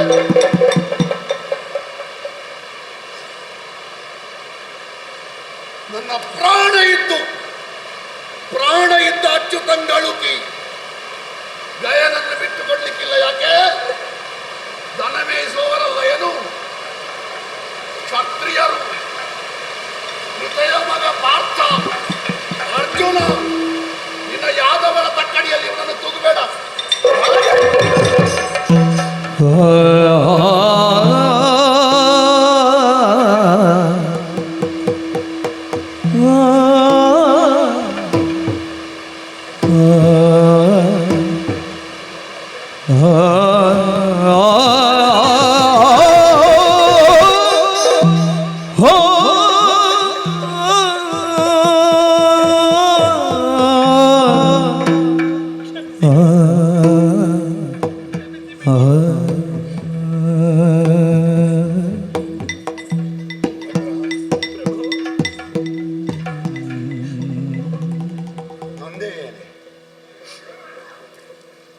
ಆ ಕಡೆಯಿಂದ ಅಣ್ಣ, ಈ ಕಡೆಯಿಂದ ಗಂಡ.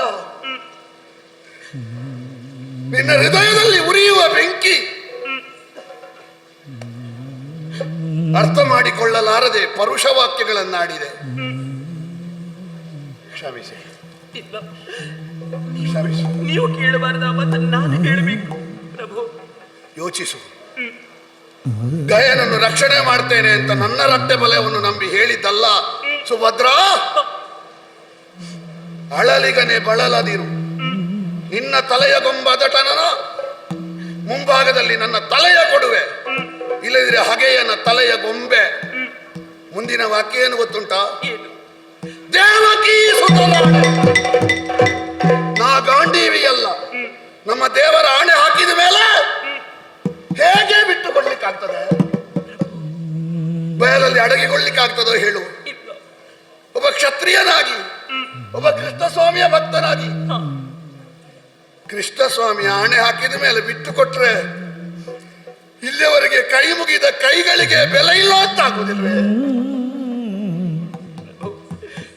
ಮಾತು ಬಿಡ್ಲಿಕ್ಕಾಗ್ತದೆ ಏನೇ? ಆಗುದಿಲ್ಲ, ಆಗುವುದಿಲ್ಲ ಸುಭದ್ರ, ಆಗುವುದಿಲ್ಲ. ನೀವು ಮಾಡಿದಂತಹ ಪ್ರತಿಜ್ಞೆಯನ್ನು ಮುರಿಯಬೇಕು, ನೀವು ಮುರಿದು ಮಾತಾಡಬೇಕು, ಮುಂದುವರಿಬೇಕೆನ್ನುವ ಹಾಗೆ ಈ ಸುಭದ್ರೆ ಬಯಸಿದವಳಲ್ಲ ಪ್ರಭು. ನಿಮ್ಮನ್ನು ಪ್ರೀತಿಸಿ ಮದುವೆ ಆದವಳು ನಾನು. ನೀವೇ ಬೇಕು ಎನ್ನುವ ಹಾಗೆ ನಿಮ್ಮ ಕೈಯನ್ನು ಹಿಡಿದವಳು. ನಿಮ್ಮದಾದಂತಹ ಉತ್ಕರ್ಷೆಯನ್ನು ಬಯಸಿದವಳೇ ವಿನಃ ನಿಮ್ಮ ಪತನವನ್ನು ಬಯಸಿದವಳು ಯಾವತ್ತೂ ಅಲ್ಲ ಈ ಸುಭದ್ರೆ. ದ್ವಾರಕೆಯಿಂದ ಹೊರಟು ಬರುವಂತಹ ಸಂದರ್ಭದಲ್ಲಿ ಅತ್ತಿಗೆಯಿಂದ ಕೆಲವು ಚುಚ್ಚು ಮಾತುಗಳನ್ನು ಆಡಿದೆ.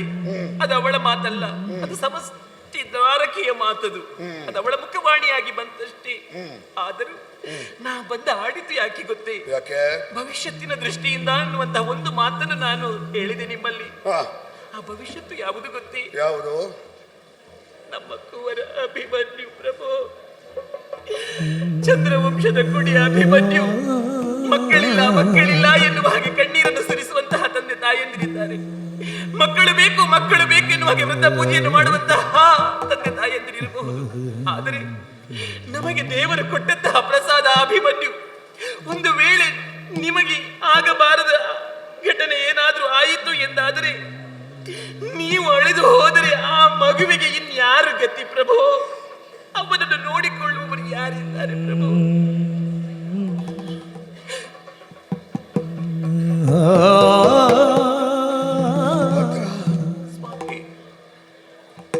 ಅಭಿಮನ್ಯುವಿನ ವಿಷಯವನ್ನು ಹೇಳಿ ನನ್ನ ಕರುಳನ್ನು ಮತ್ತೆ ಕಲಕಬೇಡುವೆ. ಅರ್ಜುನ ನಾಳೆ ಯುದ್ಧದಲ್ಲಿ ಸತ್ರೆ ಅರ್ಜುನ ಒಬ್ಬನೇ ಸಾಯುವುದಲ್ಲ, ಪಾಂಡವರೆಲ್ಲರೂ ಸಾಯ್ತಾರೆ. ನನ್ನನ್ನು ಉಳಿದ ಪಾಂಡವರು ಬದುಕುತ್ತಾರೆ. ಆಗ ನಮ್ಮ ಮಗನಿಗೆ ಏನು ಗತಿ? ನಿಮ್ಮನ್ನು ಕಳೆದುಕೊಂಡು ನಾನು ವಿಧವೆಯಾಗಿ ಬದುಕುವುದಕ್ಕೆ ಸಾಧ್ಯ ಇಲ್ಲ ಪ್ರಭು. ನಿಮ್ಮ ದಾರಿಯನ್ನು ನಾನು ಹಿಡಿಯುತ್ತೇನೆ. ಹಾಗಾದರೆ ನಮ್ಮ ಮಗ ದೇಸಿಗನಾಗಬಹುದೇ? ನಾಳೆ ದಿವಸ ಯಾರ ಬಾಯಿ ಒಳ್ಳೆದು, ಯಾರ ಕೈ ಒಳ್ಳೆದು ಎನ್ನುವ ಹಾಗೆ ಹೋದ್ರೆ ಕೂಡದು. ತಂದೆ ಇಲ್ಲದ ಮಕ್ಕಳ ಕಷ್ಟ ಏನು ಅಂತ ಪಾಂಡವರು ಅನುಭವಿಸಿದ್ದು ಸಾಕು. ಅದನ್ನು ನಮ್ಮ ಮಗ ಅನುಭವಿಸಬಾರದು.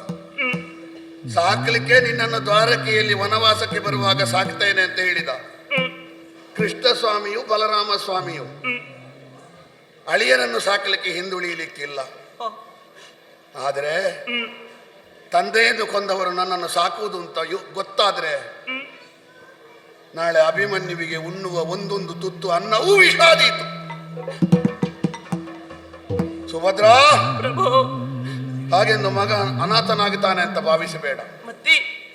ತನ್ನದಲ್ಲದ ಮಕ್ಕಳನ್ನು ತನ್ನ ಮಕ್ಕಳೆಂದು ಸಾಕಿಸಲಗಿದ ಮಹಾಮಾತೆಯಾದಂತಹ ಕುಂತಿದೇವಿ ಇದ್ದಾಳೆ, ಅವಳ ಕೈಗೊಪ್ಪಿಸು. ನಮ್ಮ ಕುಡಿಯನ್ನು ಅವಳು ಬೇಡ ಅಂತ ಹೇಳಲಿಕ್ಕಿಲ್ಲ. ಅಥವಾ ಒಂಟಿ ಹೆಂಗಸಾದಂತಹ ಕುಂತಿಯ ಕೈಯಲ್ಲಿ ನಮ್ಮ ಮಗನನ್ನು ರಕ್ಷಿಸಲಿಕ್ಕೆ ಕಷ್ಟ ಆಗುತ್ತದೆ ಎಂದಿದ್ರೆ ಹಸ್ತಿನಾವತಿಯಲ್ಲಿ ಒಂದು ಜೀವ ಉಂಟೆ, ದ್ವಾಪರಾಯುಗದ ಅನುಭವದ ಸಂಕೇತ, ಮನುಕುಲದ ಮಹಾಸತ್ವ, ಗುರುಕುಲದ ಶ್ವೇತಧ್ವಜ. ಒಂದು ದಿವಸ ಕಾಡಿಗೆ ಹೋಗದಿದ್ರು ಅತಿ ದೊಡ್ಡ ತಪಸ್ವಿ, ಒಂದು ದಿವಸ ಪೀಠ ಏರದಿದ್ರು ಅತಿ ದೊಡ್ಡ ಪ್ರಭು, ಮದುವೆಯಾಗದೇ ಇದ್ರು ದೊಡ್ಡ ಸಂಸಾರಿ, 100 ಮಕ್ಕಳನ್ನು 105 ಮಕ್ಕಳನ್ನು ತನ್ನ ಮಡಿಲನ್ನೇ ತೊಟ್ಟಿಲಾಗಿಸಿ ಸಲಹಿದ ಭೀಷ್ಮಾಚಾರ್ಯರು ನಮ್ಮಜ್ಜ. ಅವರ ತೊಡೆಯಲ್ಲಿ ಚಂದ್ರವಂಶದ ಕುಡಿಯಾದ ಅಭಿಮನ್ಯು ಬಿದ್ದ ಎಂದಾದ್ರೆ ಅವನ ಬಳಿಗೆ ಕಷ್ಟ ಬಿಡು, ಯಮ ಬರುವುದಕ್ಕೂ 10 ಸಲ ಯೋಚನೆ ಮಾಡಬೇಕು. ನಮ್ಮ ಅಜ್ಜ ಅಂದ್ರೆ ಏನು ಅಂತ ಭಾವಿಸಿದೆಯೇ? ಈ ಪ್ರಪಂಚದಲ್ಲಿ ಅವರನ್ನೊಂದು ಎದುರಿಸಿ ನಿಲ್ಲುವಂತ ಗಂಡು ಮಕ್ಕಳಿದ್ದಾರೆ. ಬೆಳಿಬೇಕಾದದ್ದು ಗಂಡುಗಳ ಗಂಡಾದಂತ ಭೀಷ್ಮಾಚಾರ್ಯರ ಜ್ಞಾನ ವಿಕ್ರಮದ ರಕ್ಷೆಯಲ್ಲಿ ನಮ್ಮ ಮಗ. ಅವರಿಗೆ ಕೊಟ್ಟು ಕಳುಹಿಸಿ ನೀನು ನನ್ನೊಂದಿಗೆ ಸಹಗಮನ ಮಾಡಿಕೋ. ನಮ್ಮ ಮಗ ಅನಾಥನಾಗುವುದಿಲ್ಲ, ಯೋಚಿಸಬೇಡ.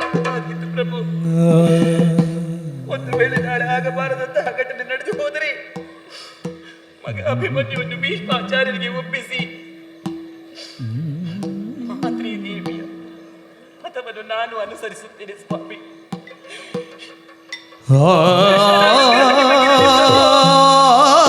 ಅನುಗ್ರಹ ನಿಮಗಿರಲಿ, ಅನುಗ್ರಹ ನಿಮಗಿರಲಿ.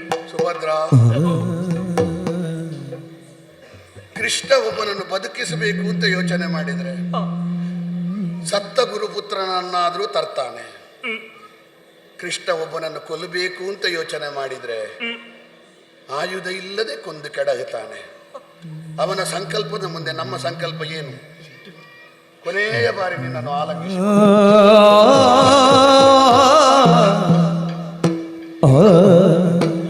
ಇನ್ನೊಮ್ಮೆ ಈ ಆಲಿಂಗನದ ಭಾಗ್ಯ ಸಿಗಲಿ ಎನ್ನುವುದಾಗಿ ಕೃಷ್ಣ ಸ್ವಾಮಿಯಲ್ಲಿ ಪ್ರಾರ್ಥಿಸಿದೆ. ಸಿಗದೇ ಇದ್ರೆ ಈ ಆಲಿಂಗನದ ನೆನಪು ಜನ್ಮ ಜನ್ಮಾಂತರದವರೆಗೆ ಉಳಿಯಲಿ ಅಂತ ಪ್ರಾರ್ಥಿಸಿದೆ.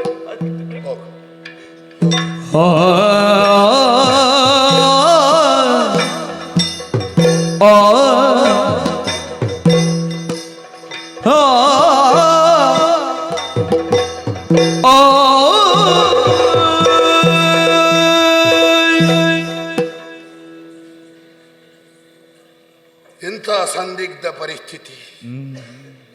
ಒಂದು ಕಡೆಯಿಂದ ಕ್ಷಾತ್ರ, ಇನ್ನೊಂದು ಕಡೆಯಿಂದ ರಕ್ತ ಹಂಚಿಕೊಂಡು ಹುಟ್ಟಿದಂತಹ ಮಗ, ಮತ್ತೊಂದು ಕಡೆಯಿಂದ ಬದುಕನ್ನೇ ಸಮರ್ಪಿಸಿದ ಹೆಂಡತಿ. ಕೃಷ್ಣ, ಹಣ್ಣನ್ನು ಕತ್ತಿಯನ್ನು ನಿನ್ನ ಕೈಗೆ ಕೊಟ್ಟಿದ್ದೇನೆ, ಉಳಿಸುವುದು ಬಿಡುವುದು ಹರಿಚಿತ್ತ.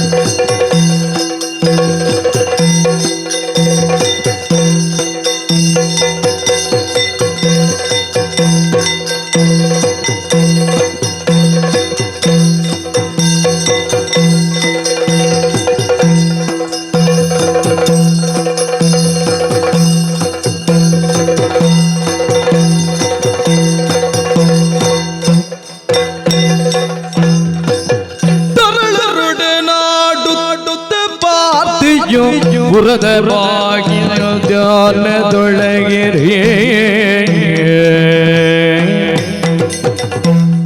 ಆ ಆ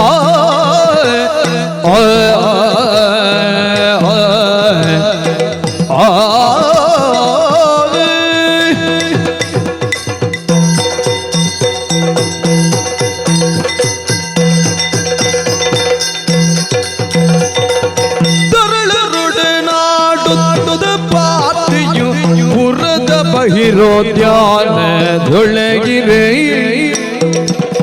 ಮರುಗುತ್ತೈತೆಗೆ ಜನನಿಯೊಳಗವೆ ನೊರೆದನಾಗ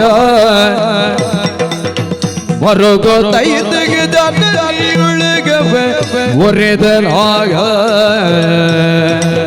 ಪಾರ್ಥಿ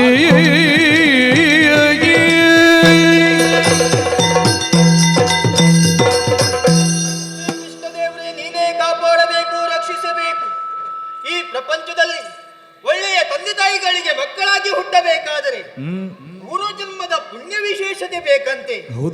ಆ ಪುಣ್ಯ, ಆ ಯೋಗ, ಆ ಭಾಗ್ಯ ಎಲ್ಲವನ್ನು ಪಡೆದುಕೊಂಡವ ನಾನು ಎನ್ನುವುದನ್ನು ಹೇಳುವುದಕ್ಕೆ ಹೆಮ್ಮೆಯಾಗುತ್ತಾ ಇದೆ. ನಾನು ಯಾರು ಗೊತ್ತಾಯ್ತಾ?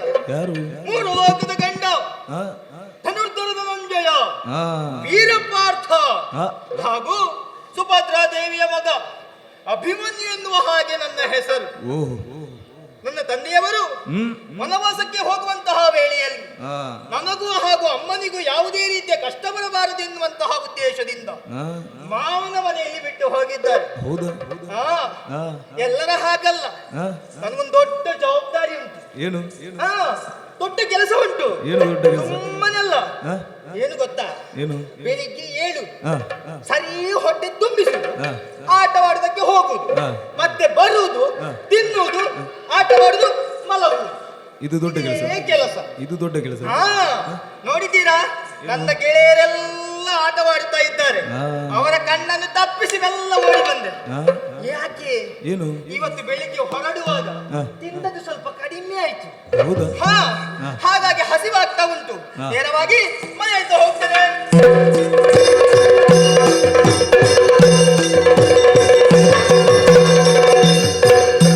ಅಮ್ಮ, ಸ್ಪಂದಿಸಿಕೊಳ್ಳುತ್ತಾ ಇದ್ದೀನಿ ತಾಯಿ. ಅಮ್ಮ, ಏನು ಮಗನೇ? ಏನಮ್ಮ ಇದು? ಮರುಗುತ್ತಾ ಇದೆಯಾ? ಮರುಗಲಿಗೆ ಮಾತೆ ಎನ್ನಲಿ ಒರೆಬುದು ಗುಣ ಬರಿತೆ, ಎನ್ನಲಿ ಒರೆಬುದು ಗುಣ ಬರಿತೆ. ಅಮ್ಮ ಅಮ್ಮ ಅಮ್ಮ ಓ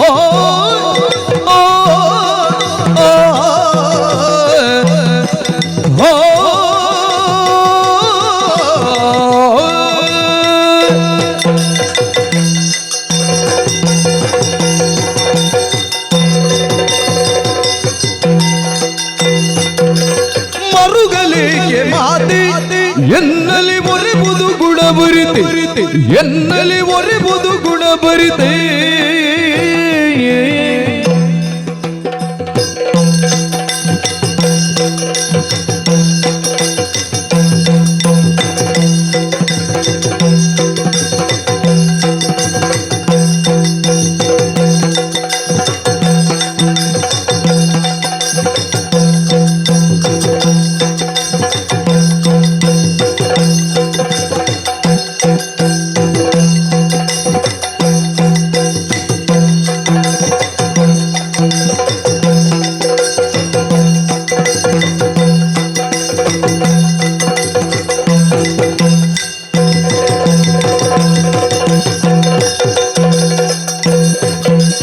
ತರಳ ನಾನಿರುತ್ತಿರೆ ಕೊರಗುವುದೇ ತಗೆ, ತರಳ ನಿಮ್ಮ ತರಳ ನಿಮ್ಮ ತರಳ ನಾನಿರುತ್ತಿರೆ ಕೊರಗುವುದೇ ತಗೆ, ಕೊರಗುವುದೇ ತಗೆ, ಕೊರಗುವುದೇ ತಗೆ. ಪರಿಗರಿಸುವೆ ತವ ಕೊರತೆಗಳಿಲ್ಲವಾ, ಪರಿಗರಿಸುವೆ ಪರಿಗರಿಸುವೆ ಪರಿಗರಿಸುವೆ ತವ ಕೊರತೆಗಳಿಲ್ಲವಾ. ತರಳ ನಾನಿರುತ್ತಿರೆ ಕೊರಗುವುದೇ ತಗೆ, ಪರಿಗರಿಸುವೆ ತವ ಕೊರತೆಗಳಿಲ್ಲವ. ಮರುಗಲಿಗೆ ಮರುಗಲಿಗೆ ಮಾತಿ ಎನ್ನಲಿ ಒರೆಬುದು ಗುಣ ಭರಿತೆ ಎನ್ನಲಿ ಒರೆಬುದು ಗುಣ ಭರಿತೆ ಅಮ್ಮ ಅಮ್ಮ ಅಮ್ಮ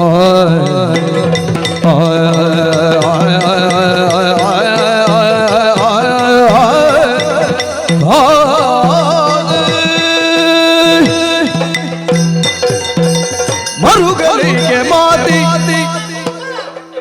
ಸ್ಪಂದಿಸಿಕೊಳ್ಳುತ್ತಾ ಇದ್ದೇನಮ್ಮ. ಎದ್ದೇಳು ಮಗು.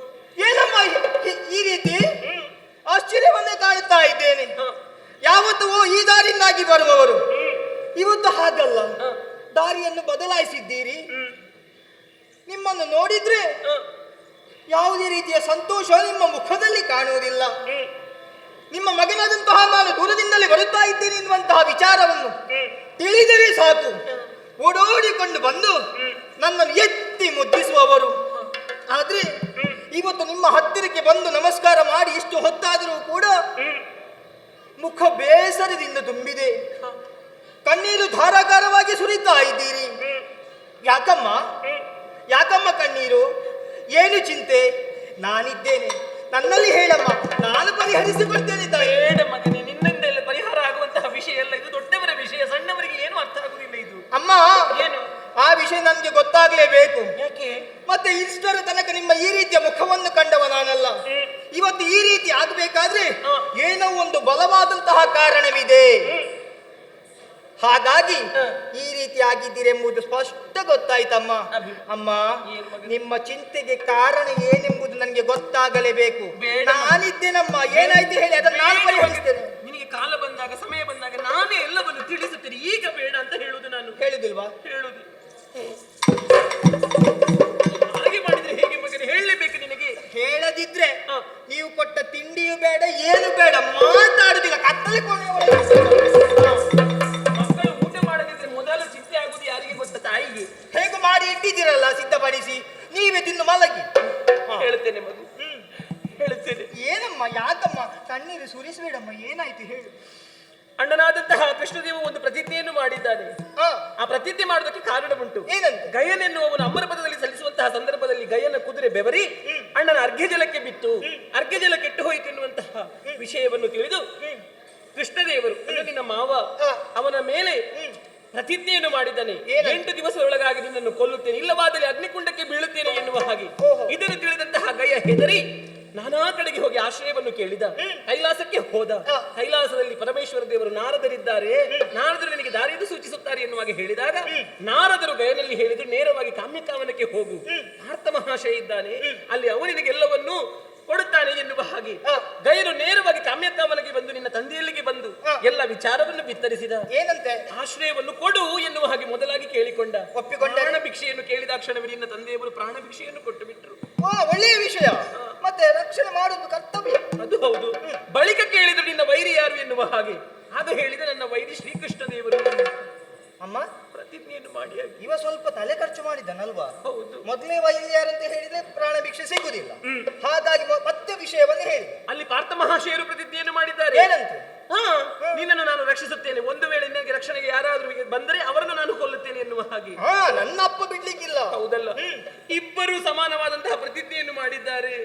ಅದಕ್ಕೆ ಯುದ್ಧ ನಡೆಯಿತು ಎಂದಾದ್ರೆ ನಾಳೆ ಏನಾಗುತ್ತದೆ?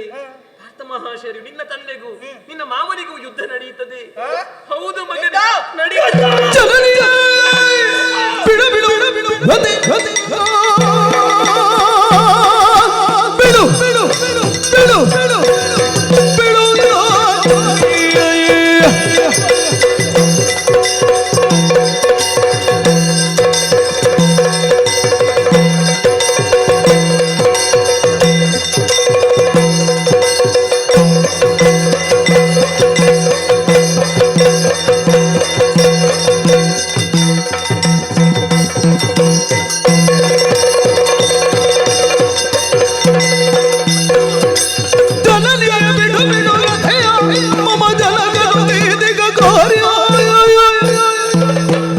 ಮತಯಾತ್ರಿಯ ಗುಣಕ್ಕೆ ಮನದುಳು ಮರುಗುವುದೇಕೆ?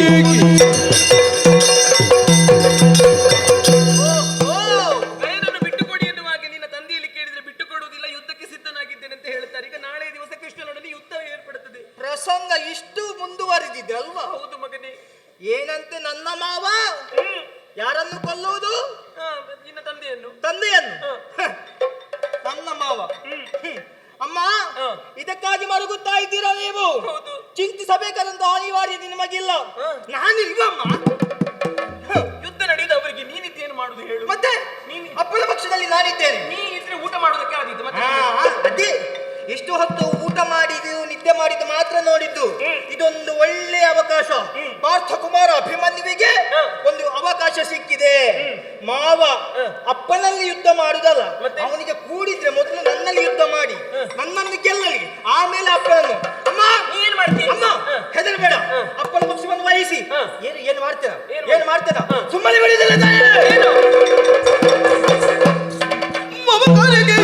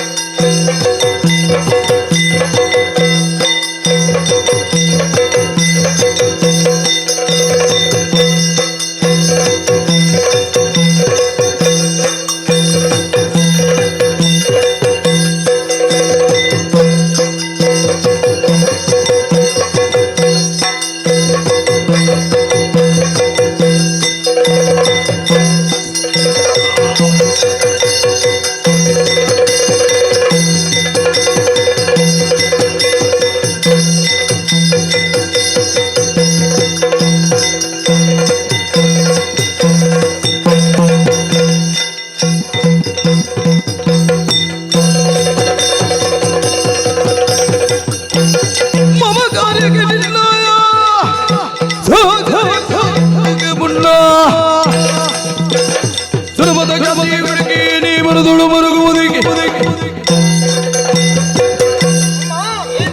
ನನ್ನ ಮಾವ ಅವ್ವ ಮಾವ ಅಂತ ಇಲ್ಲ, ಮತ್ತೆ ಅದನ್ನು ರದ್ದುಪಡಿಸಿದ್ದೇನೆ. ಅದ್ಯಾಕೆ ಹಾಗೆ? ನನಗೆ ನಾಚಿಕೆ ಆಗ್ತದೆ. ಮಾವನನ್ನು ಮಾವ ಅಂತ ಕರೆದು ಮತ್ತೆ ಇನ್ನೇನು ಕರಿತೀನಿ ನೀನು? ಇನ್ನು ಹಾಗೆ ಕರೆಯುವುದಿಲ್ಲ. ಇಷ್ಟರ ತನಕ ಅವನ ಮೇಲೆ ಒಂದು ಗೌರವ ಇತ್ತು, ಅಭಿಮಾನ ಇತ್ತು, ಅದನ್ನು ರದ್ದುಪಡಿಸಿದ್ದೇನೆ. ಮತ್ತೆ ಇನ್ನು ಮುಂದೆ ಇಲ್ಲದಿದ್ರೆ ಹೋಗಿ ಹೋಗಿ ನನ್ನ ಅಪ್ಪ ಅವನಿಗೆ ಏನಾಗ್ಬೇಕು ಅಲ್ವಾ? ಭಾವನಿಗೆ ಭಾವನ ಬಲ ಇರಬೇಕು. ಈಗ ಭಾವನಿಗೆ ಹೊಡಿಲಿಕ್ಕೆ ಹೋಗ್ತಾರೆ ಅಂತ ಆದ್ರೆ ಆ ಭಾವನ ಮಗ ನಾನಿದ್ದೇನೆ. ಅವನಿಗೆ ಮತ್ತೆ ನನ್ನ ಮಾವನಿಗೆ ಸ್ವಲ್ಪ ತಲೆಗಡರಿಗೆ ಹೋಗಿದೆ ಪಿತ್ತ. ಎಂತದ್ದು? ಅವ ಸಣ್ಣ ಇರುವಾಗ, ಸಣ್ಣ ಪ್ರಾಯದಲ್ಲಿ ಎಂತ ಕೃಷ್ಣ ಲೀಲೆ, ದೊಡ್ಡ ದೊಡ್ಡ ರಕ್ಕಸನೆಲ್ಲ ಕಂಸವಧೆ. ಹೌದು, ರಕ್ಕಸನೆಲ್ಲ ಕೊಂದಿದ್ದಾನೆ. ನಾನೇ ಪರಾಕ್ರಮಿ. ತಲೆಗಡರಿ ಹೋಗಿದೆ. ಏರಿದ ಆ ಪಿತ್ತವನ್ನು ನಾನು ಇಳಿಸದಿದ್ರೆ ಅಮ್ಮ ನಿಮ್ಮ ಮಗ ಅಲ್ಲ, ಪಾರ್ಥ ಕುಮಾರ ಅಲ್ಲ, ಅವ ಕೂಡಿದ್ದು ನನ್ನ ಮುಂದೆ ಬರ್ತೀನಿ.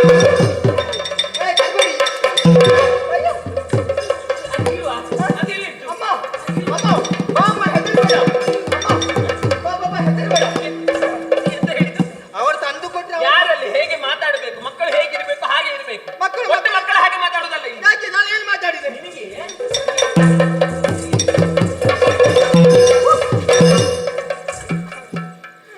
ಹೀಗಲ್ಲ, ಇದನ್ನ ಸೊಪ್ಪೆಲ್ಲ ತೆಗಿಬೇಕು. ಎಂತಕ್ಕೆ ಕೊಡುದು? ನಿಮ್ಗೆ ಸ್ವಲ್ಪ ಕಷ್ಟ ಯಾಕೆ? ನಾನು ಸ್ವಲ್ಪ ನೀನು ಬಾಯಿ ಸೊಪ್ಪು ತೆಗಿದ ದೊಡ್ಡ ಸಂಗತಿ ಅಲ್ಲ. ಅಲ್ಲ, ಅದ್ರಲ್ಲಿ ಸೊಪ್ಪೆ ಇರುದು. ಅದು ಬೇಡಮ್ಮ. ಅಲ್ಲ ಇಲ್ಲಿ ಬಂತ ಆ ಕೈಯ ಪೆಟ್ಟಿಗಿಂತ ಇದೇ ಆಗ್ಬೋದು. ಯಾಕೆ ಗೊತ್ತಾ? ಒಂದು ಕೈಯ ಪೆಟ್ಟು, ಮತ್ತೊಂದು ಈ ಮುಳ್ಳಿನ ಬಳೆಯ ಪೆಟ್ಟು. ನೋಡಿ, ಅದಕ್ಕೆ ಹೇಳಿದ ಮಕ್ಕಳಿಗೆ ಹೊಡಿಬಾರ್ದು ಅಂತ. ಬೀಳ್ತದೆ ನೋಡಿ ಅಮ್ಮ, ಈ ಬದಿ ಹೊಡಿಬೇಡಿ. ಜಾರಿ ಬಿದ್ದದ್ದು ನೋವು, ಆಗ ಓಡಿ ಬರುವಾಗ ಜಾರಿ ಇದ್ದದ್ದು. ಹೌದಾ? ಅದು ಗುಣ ಆಗ್ಲಿಲ್ಲ. ಅಮ್ಮ ಹೊಡಿ. ನಿನಗೆ ನಿನ್ನ ಮಾವನಿಗೆ ಹೊಡಿಲಿಕ್ಕೆ ಬಂದಿಲ್ಲ. ಸುಮ್ಮನೆ ಇರಬೇಕು ನೀನು. ಅಮ್ಮ ಬಾಯಿ ಮುಚ್ಚಿ ಕುಳಿತುಕೋ. ನಾನೀಗ ಅಣ್ಣನಲ್ಲಿಗೆ ಹೋಗುದಿಲ್ಲ. ಆಗ ನಿಮ್ಮ ಮುಖವನ್ನು ನೋಡುವ ನನಗೆ ಬೇಸರ ಆಗ್ತಿತ್ತಮ್ಮ. ಈಗ ನೋಡಿ ನಿಮ್ಗೆ ಕಣ್ಣೆಲ್ಲ ಕೆಂಪಾಯ್ತು. ಮತ್ತೆ ಕೆಂಪಾಗದೆ ಮಗನ ಮೇಲೆ ಯಾಕಮ್ಮ ಕೋಪ? ಮಗನ ಮೇಲೆ ಕೋಪ ಅಲ್ಲ, ನಿನ್ನ ಮಾತಿನ ಮೇಲೆ ಕೋಪ ಅಷ್ಟೇ. ನಿಮ್ಗೆ ಸಂತೋಷ ಆಗ್ಬೇಕು. ಯಾಕೆ? ಗಂಡನ ಪಕ್ಷವನ್ನು ವಹಿಸಿ. ಗಂಡ ಮಾತ್ರ ಅಲ್ಲ, ನನ್ನ ಮಗ ಕೂಡ ಈಗ ಸತ್ಯವಂತ. ಈಗ ಗೊತ್ತಾಗಿ ಯಾರಲ್ಲಿ ಶಕ್ತಿ? ನಾನಿದ್ದೇನೆ. ಯಾರು? ಮಾವ ಅವನ ಕಪಾಲಕ. ನಾಲ್ಕು ಸೀಳಿ ಹಾಕಿದ್ದು. ನಾನೀಗ ಹೋಗುದು ನಿನ್ನ ಮಾವನಲ್ಲಿಗೆ. ನೀವು ಅಮ್ಮ ನೀವು ಸುಮ್ಮನೆ ಇರಬೇಕೀಗ. ಒಂದು ಮಾತು, ಎಂತದ್ದು? ನೀವು ಎಷ್ಟು ಬೇಕಾದ್ರೂ ಹೊಡೆಯಿರಿ, ಆದ್ರೆ ಈ ಕಾಡು ಪ್ರದೇಶದಲ್ಲಿ ಎಲ್ಲರೂ ನಗುವ ಹಾಗೆ ಹೊಡಿಬಾರ್ದು. ಮತ್ತೆ ಹೇಗೆ? ಮತ್ತೆ ಮತ್ತು ಒಂದು ಉಪಾಯ ಉಂಟು. ಎಂತದ್ದು? ಹೊಡಿ. ನೋವು ಆಗ್ಬಾರ್ದಮ್ಮ. ಮತ್ತೆ ಹೊಡೀರಿ ಅಂತ ಹೇಳ್ತಿ, ನೋವಾಗಬಾರ್ದು. ನೀವು ನೋವಾಗದಾಗಿ ಹೇಗೆ ಹೊಡಿಯುವುದಪ್ಪ ನಿನಗೆ? ಆಗುದಿಲ್ವಾ? ಅದಾಗುದಿಲ್ಲ. ಅಮ್ಮ ಈಗ ನಾನೀಗ ಹೊರಟದ್ದು ಮಾವನಲ್ಲಿಗೆ. ನಿನ್ನ ದೂರ ಕೃಷ್ಣ ಮಾಮ ನಾನು ಬರ್ತೇನೆ. ನೀನ್ ಎಲ್ಲಿಗೆ ಬರುದು? ಮಾವನಲ್ಲಿಗೆ. ಯಾಕೆ? ಮಾವನಲ್ಲಿಗೆ ನೀನ್ ಯಾಕೆ ಬರುದು? ನನಗೆ ಕೆಲಸ ಇರುದು, ನಿನಗೆ ಕೆಲಸ ಇಲ್ಲ. ಅವ ಯಾವ ರೀತಿ ಯುದ್ಧದ ಸಿದ್ಧತೆಯಲ್ಲಿದ್ದಾನೆ ಅದನ್ನೊಂದು ನೋಡ್ಬೇಕು. ಅವನ ಚಂದವನ್ನು ನೀ ಅಂತ ನೋಡು. ಅವನ ಮೆರವಣಿಗೆ ಹೇಗೆ ಉಂಟು ನೀ ಅಂತ ನೋಡುದು. ನೀನು ಬರ್ಲಿಕ್ಕಿಲ್ಲ. ನೀನು ಇಲ್ಲೇ ಕುಳಿತು, ನೀನು ಇಲ್ಲೇ ಇರಿ. ಇಲ್ಲಿ ಅದು ಮಕ್ಕಳ ಜೊತೆ ಆಟ ಆಡು. ನೀನೆಲ್ಲ ಬರ್ಲಿಕ್ಕಿಲ್ಲ. ಬಂದ್ರೆ ಜಾಗ್ರತೆ. ಅಮ್ಮ ಕರ್ಕೊಂಡು ಹೋಗುದಿಲ್ವಾ? ನಾ ಕರ್ಕೊಂಡು ಹೋಗುದಿಲ್ಲ. ಆಯ್ತು ಆಯ್ತು, ಅಲ್ಲಿ ಮಾಡಿಟ್ಟಿದ್ದೀರಲ್ಲ ಅದನ್ನು ನೀವೇ ನನಗೆ ಏನು ಬೇಡ. ಉಪವಾಸ ನಿಮ್ಮಲ್ಲಿ ಒಂದು ಬರಬೇಕು. ಆಗ ಒಂದು ಶಬ್ದ ಮಾತಾಡಬಾರ್ದು. ಅಲ್ಲಿ ಬಾಯಿ ಮುಚ್ಚಿ ಕುಳಿತುಕೊಳ್ಬೇಕು. ನಿನ್ನ ಕೈಗೆ ಬಾಯಿ ಇಡು. ಆದ್ರೆ ಒಂದು ನಿನ್ನ ಬಾಯಿಗೆ ಕೈ ಇಡು. ಆಯ್ತು. ಆದ್ರೆ ಒಂದುಂಟು, ಯಾವ ಕಾರಣಕ್ಕೂ ಅವ ತಪ್ಪಿ ಕೂಡ ನನ್ನ ವಿಷಯಕ್ಕೆ ಬಂದ್ರೆ ಮಾತ್ರ ಉಂಟಲ್ಲ. ನಿನ್ನ ವಿಷಯಕ್ಕೆಲ್ಲ ಎಂತಕ್ಕೆ ಬರ್ತಾರೆ ಹೇಳು? ಅದು ಸ್ವಲ್ಪ ಒಳಗಿಂದೊಳಗೆ ಬಾಯಿ ಮುಚ್ಚು. ಹಾಗೇ ಬರಬೇಕು. ಅಲ್ಲಿ ತುಟಿ ಬಿಚ್ಚಬಾರ್ದು.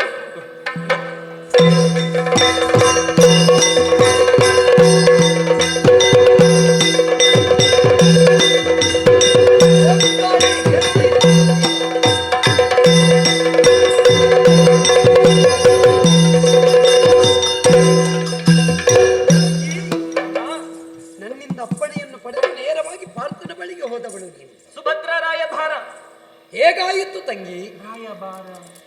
ರಾಯ ಯಾರಿಗೆ ಭಾರ?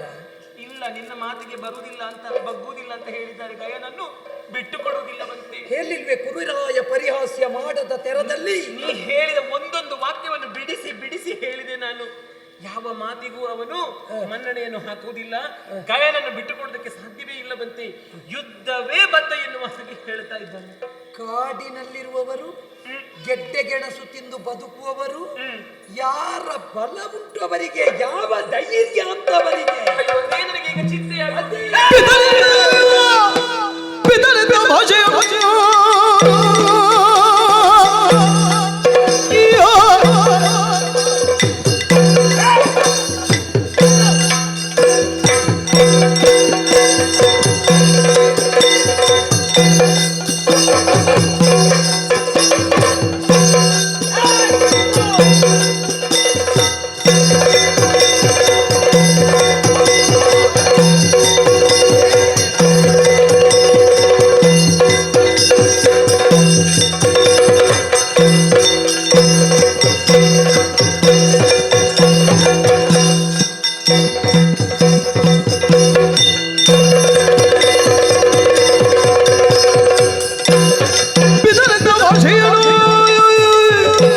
ಕೈಗೂಡಿಪ ಮತಿವಂತ ಸುತನಿಗೇನು ಚಿತೆಗಳು ಚಂದ್ರವಂತದಿ ಬುಟ್ಟಿಗೆ ದೀಪದಿ ಗುಪ್ಪಿಸೇನು.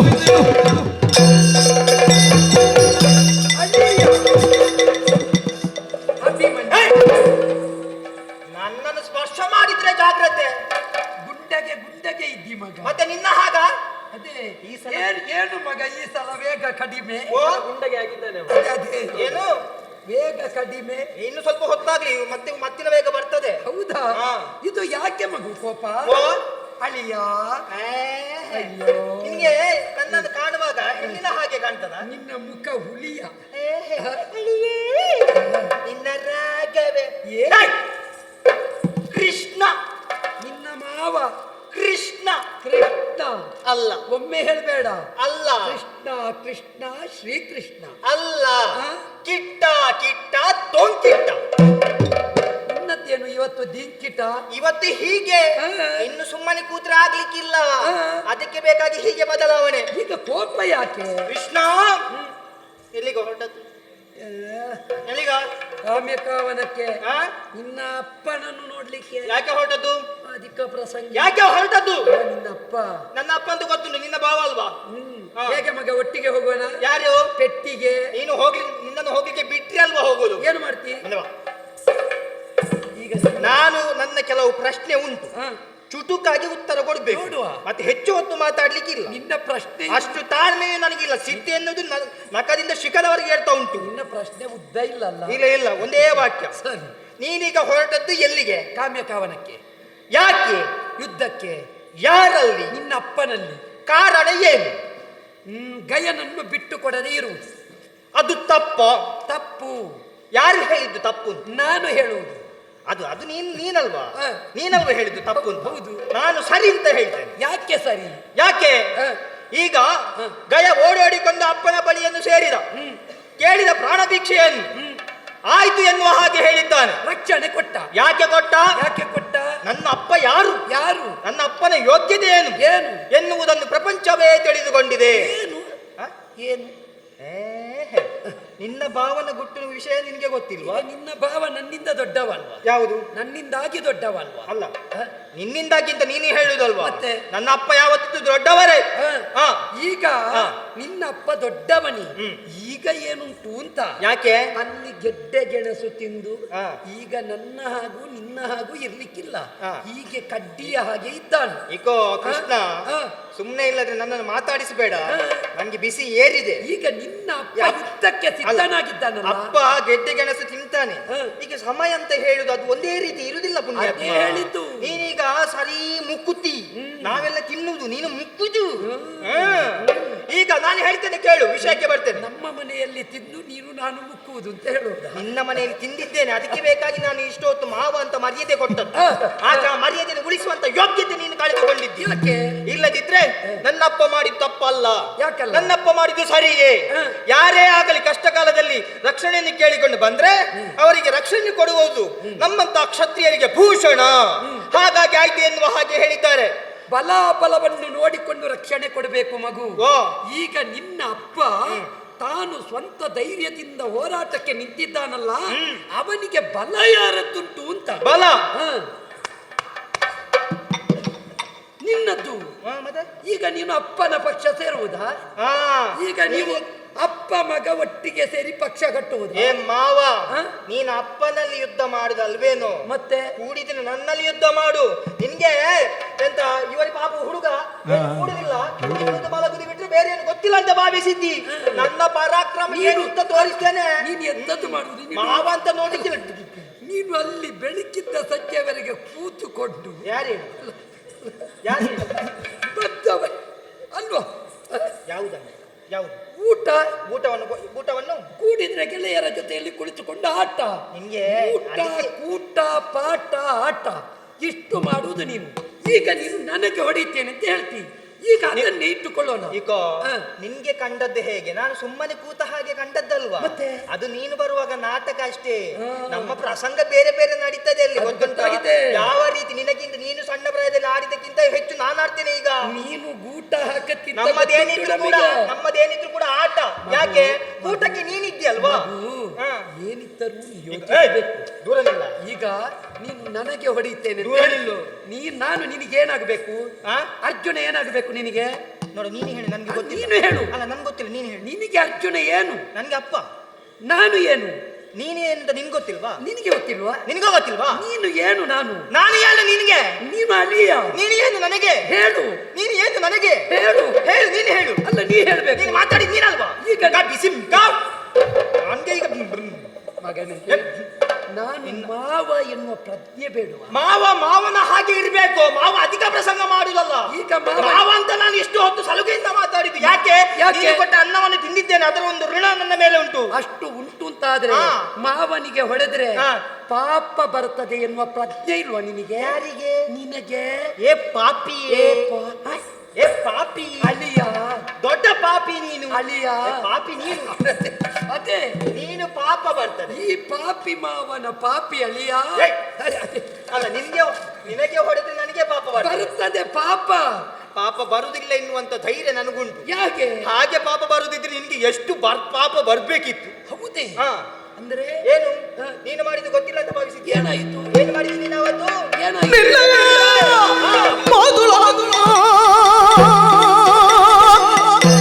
ಸಂಹರಿಸಿದೆಯೋ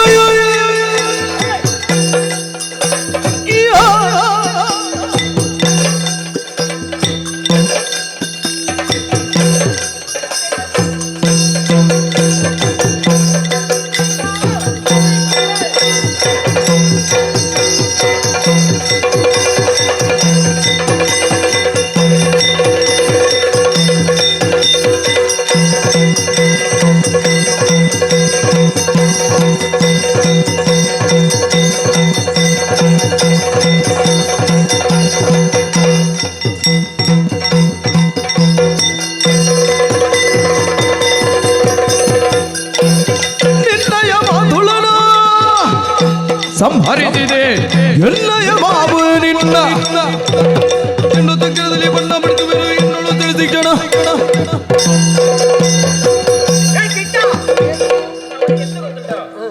ಹೊರಗಿಂದ ಧೈರ್ಯ ಉಂಟು, ಒಳಗಿಂದ ಸ್ವಲ್ಪ ಹೆದರಿಕೆ ಉಂಟು ಅಷ್ಟೇ. ಅದೇ ಈ ಸಲ ಧೈರ್ಯದಲ್ಲಿ ಮಾತಾಡು ಕಂದ. ಓ, ನಾನು ಮಾತಾಡ್ಬೇಕಿದ್ರೆ ನೀನು ಮಾತಾಡೋದಕ್ಕೆ ಅವಕಾಶ ಕೊಡ್ಬೇಕು. ಧಾರಾಳ. ನನ್ಗೆ ಮಾತಾಡು ಅಂತ ಹೇಳಿ ನೀನೇ 222 ಮಾತಾಡಿದ ನೀನು ಮಾತಾಡುವ ಹಾಗೆ ಮಾತಾಡದಿದ್ರೆ ನಾ ಏನು ಮಾಡುವುದು? ನನಗೂ ಕೂಡ ಒಂದು ಆಸೆ ಇತ್ತು. ಇನ್ನು ಹೀಗೆಲ್ಲ ಹಾರಾಟ ಮಾಡಿದ್ರೆ ಆಗ್ಲಿಕ್ಕಿಲ್ಲ, ಇನ್ನು ನಿನ್ನ ಹಾಗೆ ಮಾತಾಡ್ಲಿಕ್ಕೆ ಕಲಿಬೇಕು ಅಂತ ಆಸೆ ಉಂಟು. ನೀನು ನನ್ನ ಅಭ್ಯಾಸ ಮಾಡ್ತಾ ಇದ್ದೇನೆ. ನೀನು ನನ್ನ ಹಾಗೆ ಬೇಡ ಬೇಡ, ನಿನ್ನ ಹಾಗೆ ಬೇಡ, ನೀನು ನಿನ್ನ ಹಾಗೆ ಬೇಡ. ನೀನು ಕೇಳು, ನೀನು ನನ್ನ ಹಾಗೆ ಮಾತಾಡ್ಲಿಕ್ಕೆ ಕಲಿತ್ರೆ ನೀನು ಒಂದು ಕಾಲಲ್ಲಿ ಹಾರಿದ್ರೂ ಸಾಕಾಗುತ್ತದೆ. ಯಾವುದು? ಯುದ್ಧದಲ್ಲಿ. ಮಾತಾಡ್ತೇನೆ, ಆದ್ರೆ ನಿನ್ನ ಹಾಗಲ್ಲ. ನಿನಗೆ ಎದುರಾಗಿ ಮಾತಾಡುವಷ್ಟು ಸಂಪಾದನೆ ಮಾಡ್ತೇನೆ ಖಂಡಿತ. ಸರಿ, ನನ್ನ ಅಪ್ಪನ ಹಾಗೆ ಅಪ್ಪ ಎಷ್ಟು ಮಾತಾಡ್ತಾರೆ ಅಯ್ಯೋ, ನಿಮ್ಮ ಅಪ್ಪನ ಹಾಗೆ ಮಾತಾಡು. ಈಗ ಹೊಡಿ ಬೇಡ, ಹೊಡಿದ್ರೆ ಪಾಪ ಬರ್ತದೆ ಅಂತ. ಪಾಪ ಬರುದಿದ್ರೆ ನನಗಿಂತ ಮೊದಲು ನಿನಗೆ ತುಂಬಾ ಪಾಪ ಬರಬೇಕಿತ್ತು. ಹೇಗೆ? ನಿನ್ನ ಹಣೆ ಬರಹ ನಮ್ಮ ಯೋಗ್ಯತೆ ಈ ಮಟ್ಟಕ್ಕೆ ಮುಟ್ಟಿದೆಯಲ್ಲ. ಮತ್ತೆ ಮುಟ್ಟದೆ ಹುಟ್ಟಿ 3 ಶುಕ್ರವಾರ ಕಳೆಯಲಿಲ್ಲ. ಅದು ಸುಳ್ಳು. 3 ಶುಕ್ರವಾರ ಅಲ್ಲ, 3 ಶುಕ್ರವಾರ ವಿಷಯ. ಮತ್ತೆ ನೋಡು, ಕಲಿಯಿಲ್ವ ಮಾತಾಡ್ಲಿಕ್ಕೆ? ಮುಂದೆ ನೀನು ಮಾತಾಡ್ಲಿಕ್ಕೆ ಕಲಿತಿದ್ದೇನೆ ಸ್ವಲ್ಪ ನೋಡು. ಈಗ ಏನು? ಈಗ ನಿನ್ನ ಹಣೆ ಬರಹ ನನಗೆ ಬಿಡು. ಆ ಪುಟ್ಟ ಮಗುವಲ್ಲಿ ಕೇಳಿದ್ರೆ ಹೇಳ್ತಾನೆ. ಏನು ಹೇಳ್ತದೆ? ನೀನು ಈ ಹಿಂದೆ ಗೋವುಗಳನ್ನು ಮೇಯಿಸಲಿಕ್ಕೆ ಹೋಗುವಂತಹ ವೇಳೆಯಲ್ಲಿ ಎಲ್ಲ ರಕ್ಕಸರು ಬಂದ್ರಂತೆ. ಶಕಟ, ಧೇನುಕ ಮತ್ತೆ ಎಲ್ಲ ಇದ್ದವರು ಎಲ್ಲರನ್ನು ಕೊಂದಿದ್ದೇನೆ ಕ್ಷಣ ಮಾತ್ರದಲ್ಲಿ. ಅಂತೂ ಇಂತೂ ಕೊನೆಗೆ ನಿನ್ನ ಮೆರವಣಿಗೆ ಹೋದಿಲ್ಲಿಗೆ ಕಂಸವಧೆಗೆ ಅಲ್ವಾ? ಅಲ್ಲಿ ನಿನ್ನ ಮಾವ ಮಧುರ ಮಹೀಂದ್ರ ಪಟ್ಟಬಲ್ಲ ಕಂಸ ಅಧಿಕ ಪ್ರಸಂಗಿ ಸೋದರ ಮಾವ.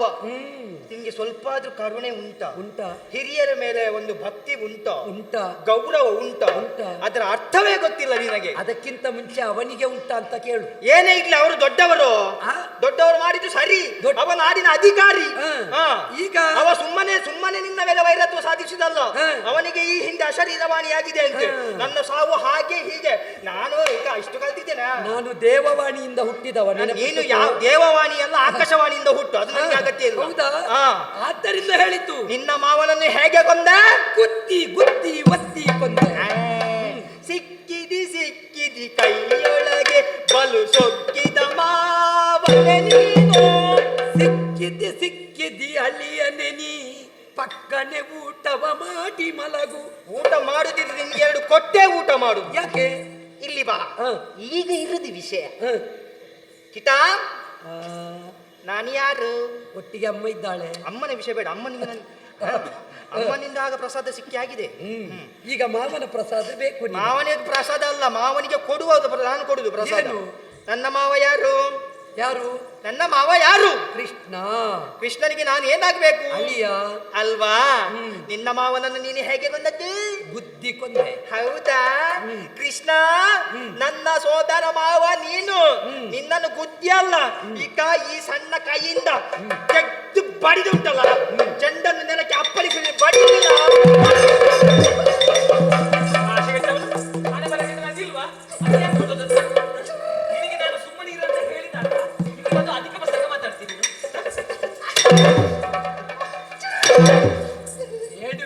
ಬೇಡ ಅಲ್ಲ, ಮಕ್ಕಳು ಮಾಡುವುದನ್ನೇ ಮಕ್ಕಳು ಒಟ್ಟು ಮಕ್ಕಳಾಗ್ತದಂತ ಇದು ಅಲ್ವಾ? ಎಂತ ಹೇಳಿದ್ದು ನೀನು? ಯಾರಿಗೆ ಏನು ಹೇಳಿ, ಯಾರಾದರೂ ಹೇಗೆ ಮಾತಾಡಬೇಕು ಅಂತ ಅವೆಲ್ಲ ನಿಮಗೆ ಇದು ಇಲ್ವಾ? ಹೆದರಬೇಡಿ. ಎಂತದ್ದು? ನಾನಿದ್ದೇನೆ. ಎಂತ ಇದ್ದದ್ದು? ಅವ ಸುಮ್ಮನೆ, ಅವನಿಗೆ ಏನು ಕೂಡುದಿಲ್ಲ, ಮಾತಾಡುದು ಅಷ್ಟೇ. ಮತ್ತೆ ಕೆಲಸ ಮಾಡ್ಲಿಕ್ಕೆ ಆಗುದಿಲ್ಲ ಅವನಿಗೆ. ಮತ್ತೆ ನಿನಗೀಗ ಕೆಲಸ ಮಾಡ್ಲಿಕ್ಕೆ ಆಗ್ತದ? ನಾನು ಇನ್ನು ಮಾಡ್ತೇನೆ. ಈಗ ನಾನು ಒಂದು ಕೊಟ್ಟರೆ ಉಂಟಲ್ವಾ, ಅಲ್ಲಿ ಕೆಳಗೆ ಹೋಗಿ ಬಿಡ್ತೇನೆ, ಮತ್ತೆ ಎದ್ದು ಬರಬೇಕಷ್ಟೇ. ನೀನು ಹೆದರಬೇಡಿ. ಅಪ್ಪನ ಪಕ್ಷ ನಿನಗೆ ಬಾಯಿ ಮುಚ್ಚಿ ಎಷ್ಟು ಹೊಡಿತೀರಮ್ಮ? ಬಾಯಿ ಮುಚ್ಚಿ ಕುಳಿತುಕೊಂತ ಹೇಳಿದ್ದರು ನಿನಗೆ. ನಾನು ಸುಮ್ಮನೆ ಕೂತಿದ್ದೆ. ನೀನು ಮಾಡಿದ್ದು ತಪ್ಪಾಯ್ತು, ನೀನು ಅವರ ಮಾತಾಡಿದ್ದೇ ತಪ್ಪಾಯ್ತು. ನನಗೆ ಕ್ಷಮೆ ಕೇಳು. ಹೇಳುವೆ. ಎಂತ ಬೇಡ, ಕ್ಷಮೆ ಕೇಳಬೇಕು. ಕ್ಷಮೆ ಹೇಳದೆ ಹೋಗ್ಲಿಕ್ಕಿಲ್ಲ. ನೀನು ಕಾಲಿಗೆ ಬಿಡು. ಹೇಗೆ ಮಾಡಿದ್ದು ಸರ್ವ ಅಪರಾಧವಾಯಿತು ಎನ್ನುವ ಹಾಗೆ ಕಾಲಿಗೆ ಬಿಡು. ಯಾರೇ ಆಗಲಿ ನಾನೀಗ ಕ್ಷಮೆ ಕೇಳ್ತೇನೆ. ಯಾಕೆ ಯಾಕೆ ಗೊತ್ತಮ್ಮ? ಯಾಕೆ? ನನಗೆ ಬೇಕಾಗಿ ಅಲ್ಲ, ಮತ್ತೆ? ಹೆತ್ತ ತಾಯಿಯ ನಿನ್ನ ಮಾತಿಗೆ ಬೇಕಾಗಿ. ಈ ಪ್ರಪಂಚದಲ್ಲಿ ಯಾವ ಮಕ್ಕಳು ಯಾರ ಮಾತನ್ನು ಕೇಳಿದ್ರೂ ತೊಂದರೆ ಇಲ್ಲ, ಅಮ್ಮನ ಮಾತನ್ನು ಕೇಳಬೇಕು. ನಿಮ್ಮ ಮಗ ನಾನು ಒಳ್ಳೆಯವಮ್ಮ. ನೀನ್ ನನಗೆ ಬೇಕಾಗಿ ಕೇಳುದು, ನಿನಗಾಗಿ ಕೇಳು ನೀನು. ಹೌದಾ? ಈಗ ಅಡ್ಡ ಬೀಳ್ಬೇಕಾ? ಸ್ವಲ್ಪ ದೂರ ನೀನು. ಹೇಗೆ? ಎರಡು ಕಾಲಿಗೆ ಬಿದ್ದು ಕ್ಷಮೆ ಕೇಳಬೇಕು. ಎರಡು ಕಾಲಿಗೆ ಬಿದ್ದು ನಿನಗೆ ನಮಸ್ಕಾರ ಮಾಡ್ಲಿಕ್ಕೆ ಹೇಳಿದ್ದು, ಮಣ್ಣು ಮುಕ್ಲಿಕ್ಕೆ ಹೇಳಿದ್ದಲ್ಲ. ನೀನ್ ಕೇಳು. ನೀವು ಅಡ್ಡ ಬೀಳ್ಲಿಕ್ಕೆ ನಾನೊಂದು ನಮಸ್ಕಾರ ಮಾಡ್ಲಿಕ್ಕೆ ಬರುವುದಿಲ್ಲ. ಈ ಸಂಸ್ಕಾರ ಇಲ್ಲದವುಗಳೆಲ್ಲ ಒಂದಕ್ಕೂ ಸಂಸ್ಕಾರ ಇಲ್ಲ. ನಿಮ್ಮ ಮಗನಾಗಿ ಹಾಗಾಗ್ತೇನೆ ನಾನು. ಅಮ್ಮ ಮನಸ್ಸಿಲ್ಲಮ್ಮ, ಬೇಡ. ಸುಭದ್ರ ಏನಿತ್ತರೂ ಪಾರ್ಥನ ಮಗ. ಎಲ್ಲರ ಮುಂದೆ ನಾವು ಮರ್ಯಾದೆ ತೆಗೆಯಬಾರದು. ಕ್ಷಮೆ ಕೇಳ್ಬೇಕಲ್ಲ, ಕ್ಷಮೆ ಕೇಳ್ಬೇಕಲ್ಲ ದೇವ್ರೆ. ಎಂತದದ್ದು ನೀನು? ಎಂತ ಆಟ ಆಡ್ಲಿಕ್ಕೆ ಹೋಗುದು? ಕ್ಷಮೆ ಕೇಳಿ. ಎಂತ ಆಟ ಆಡ್ಲಿಕ್ಕೆ ಹೋಗುದು ನೀನು? ಕೃಷ್ಣ, ನನ್ನ ಸರ್ವ ಅಪರಾಧ ಆಯ್ತು ಎನ್ನುವ ಹಾಗೆ. ನಕ್ಕು. ಇಲ್ಲ ಅಮ್ಮ, ದೂರ ಬಿಡಿ ಅಮ್ಮ, ಅಪಾಯ. ಸರಿ ಹೋಗು. ಬೇಡ ಮಗು, ಹೋಗು. ಕೃಷ್ಣ ಕೃಷ್ಣ ಕೃಷ್ಣ, ನಮ್ಮ ಈ ಪ್ರಸಂಗ ಮುಗಿಯುವಲ್ಲಿವರೆಗೆ ವಿಶ್ರಾಂತಿ ಪಡೆ, ಹೋಗು. ನಾನು ಮಾಡಿದ್ದು ಸರ್ವತಾ ತಪ್ಪಾಯ್ತು ಎನ್ನುವ ಹಾಗೆ ಅಮ್ಮ ಹೇಳಿದ್ದಾರೆ. ಅಮ್ಮ ಹೇಳಿದಾರಲ್ಲ, ನೀನೇ ಕೇಳು ಕ್ಷಮೆ. ಅಮ್ಮ ಎಂತ ಹೇಳುದು? ಯಾಕೆ ಮದುವುದು? ಮತ್ತೆ ತಪ್ಪು ಅವನನ್ನು ಮಾತಾಡಿದ್ರೆ ಒಳಗೆ ಕರ್ಕೊಂಡು ಹೋಗು. ತಪ್ಪು ಮಾತಾಡಿದ್ರೆ ಉಂಟಲ್ಲ. ಹೋಗು ಮಗ, ನಿನಗೆ ಪೆಟ್ಟು ಬೇಡ, ಹೋಗು. ಹೋಗುದಿಲ್ಲ, ಅದು ಹೋಗುದಿಲ್ಲ. ಬರುವಾಗ ನಿನ್ನಲ್ಲಿ ನೀನು ಹೇಳಿ ಬಂದದ? ಹೋಗುದಿಲ್ಲ. ಹೋಗುದಿಲ್ಲಲ್ಲ? ಬರುವಾಗ ನಿನ್ನಲ್ಲಿ ಹೇಳಿ ಬಂದದ? ಹೋದ ಆಯ್ತಾ?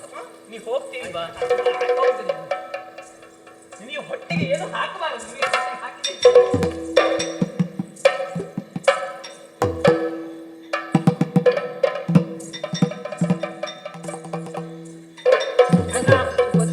ಸಣ್ಣ ಮಕ್ಕಳು ಕೆಲವೊಮ್ಮೆ ಅಪರಾಧ ಮಾಡ್ತಾರೆ. ಏನು ಮಾಡೋಣ? ತಿಳಿಯದೆ ಮಾಡಿದಂತಹ ಅಪರಾಧ ಅದು. ಕೆಲವೊಂದು ನೀ ಹೋಗ್ಲಿಲ್ಲ. ಒಂದಲ್ಲಿ ಒಳಗೆ ಹೋಗುವಾಗ ನೆನಪಾತು, ಈಗ ನೆನಪಾತು. ಮತ್ತೆ ನೀನು ಯಾವಾಗ ಅವನಾಗಿ ಮಾತುಗಾರ ಆಗುದು? ಯಾವುದು? ಒಂದು ತಿರುಗಾಟ ಮುಗಿಯಲಿ, ಬೇಗ ಮುಗಿಸ್ತೀನಿ ಮಾವ. ಇದು ಆಯ್ತು, ನಾನು ತಪ್ಪಲ್ಲ. ಒಳ್ಳೇದಾಗ ಇದು ಊಟ ಎಲ್ಲ ಉಂಟಲ್ಲ? ಉಂಟುಂಟು, ತೊಂದರೆ ಇಲ್ಲ. ಹಾಲು ಎಲ್ಲ ಊಟ ಎಲ್ಲ ಉಂಟು. ಉಂಟ ಇಲ್ವ ನಿನಗೆ ಗೊತ್ತಿಲ್ಲ? ಸ್ವಲ್ಪ ಮೊಸರು ಹಾಕಿ ಕೊಡು, ಆಯ್ತಾ ಅವನಿಗೆ? ಊಟ ಉಂಟ ಇಲ್ವ ಅಂತ ನಿನಗೆ ಗೊತ್ತಿಲ್ವಾ? ಇಲ್ಲ.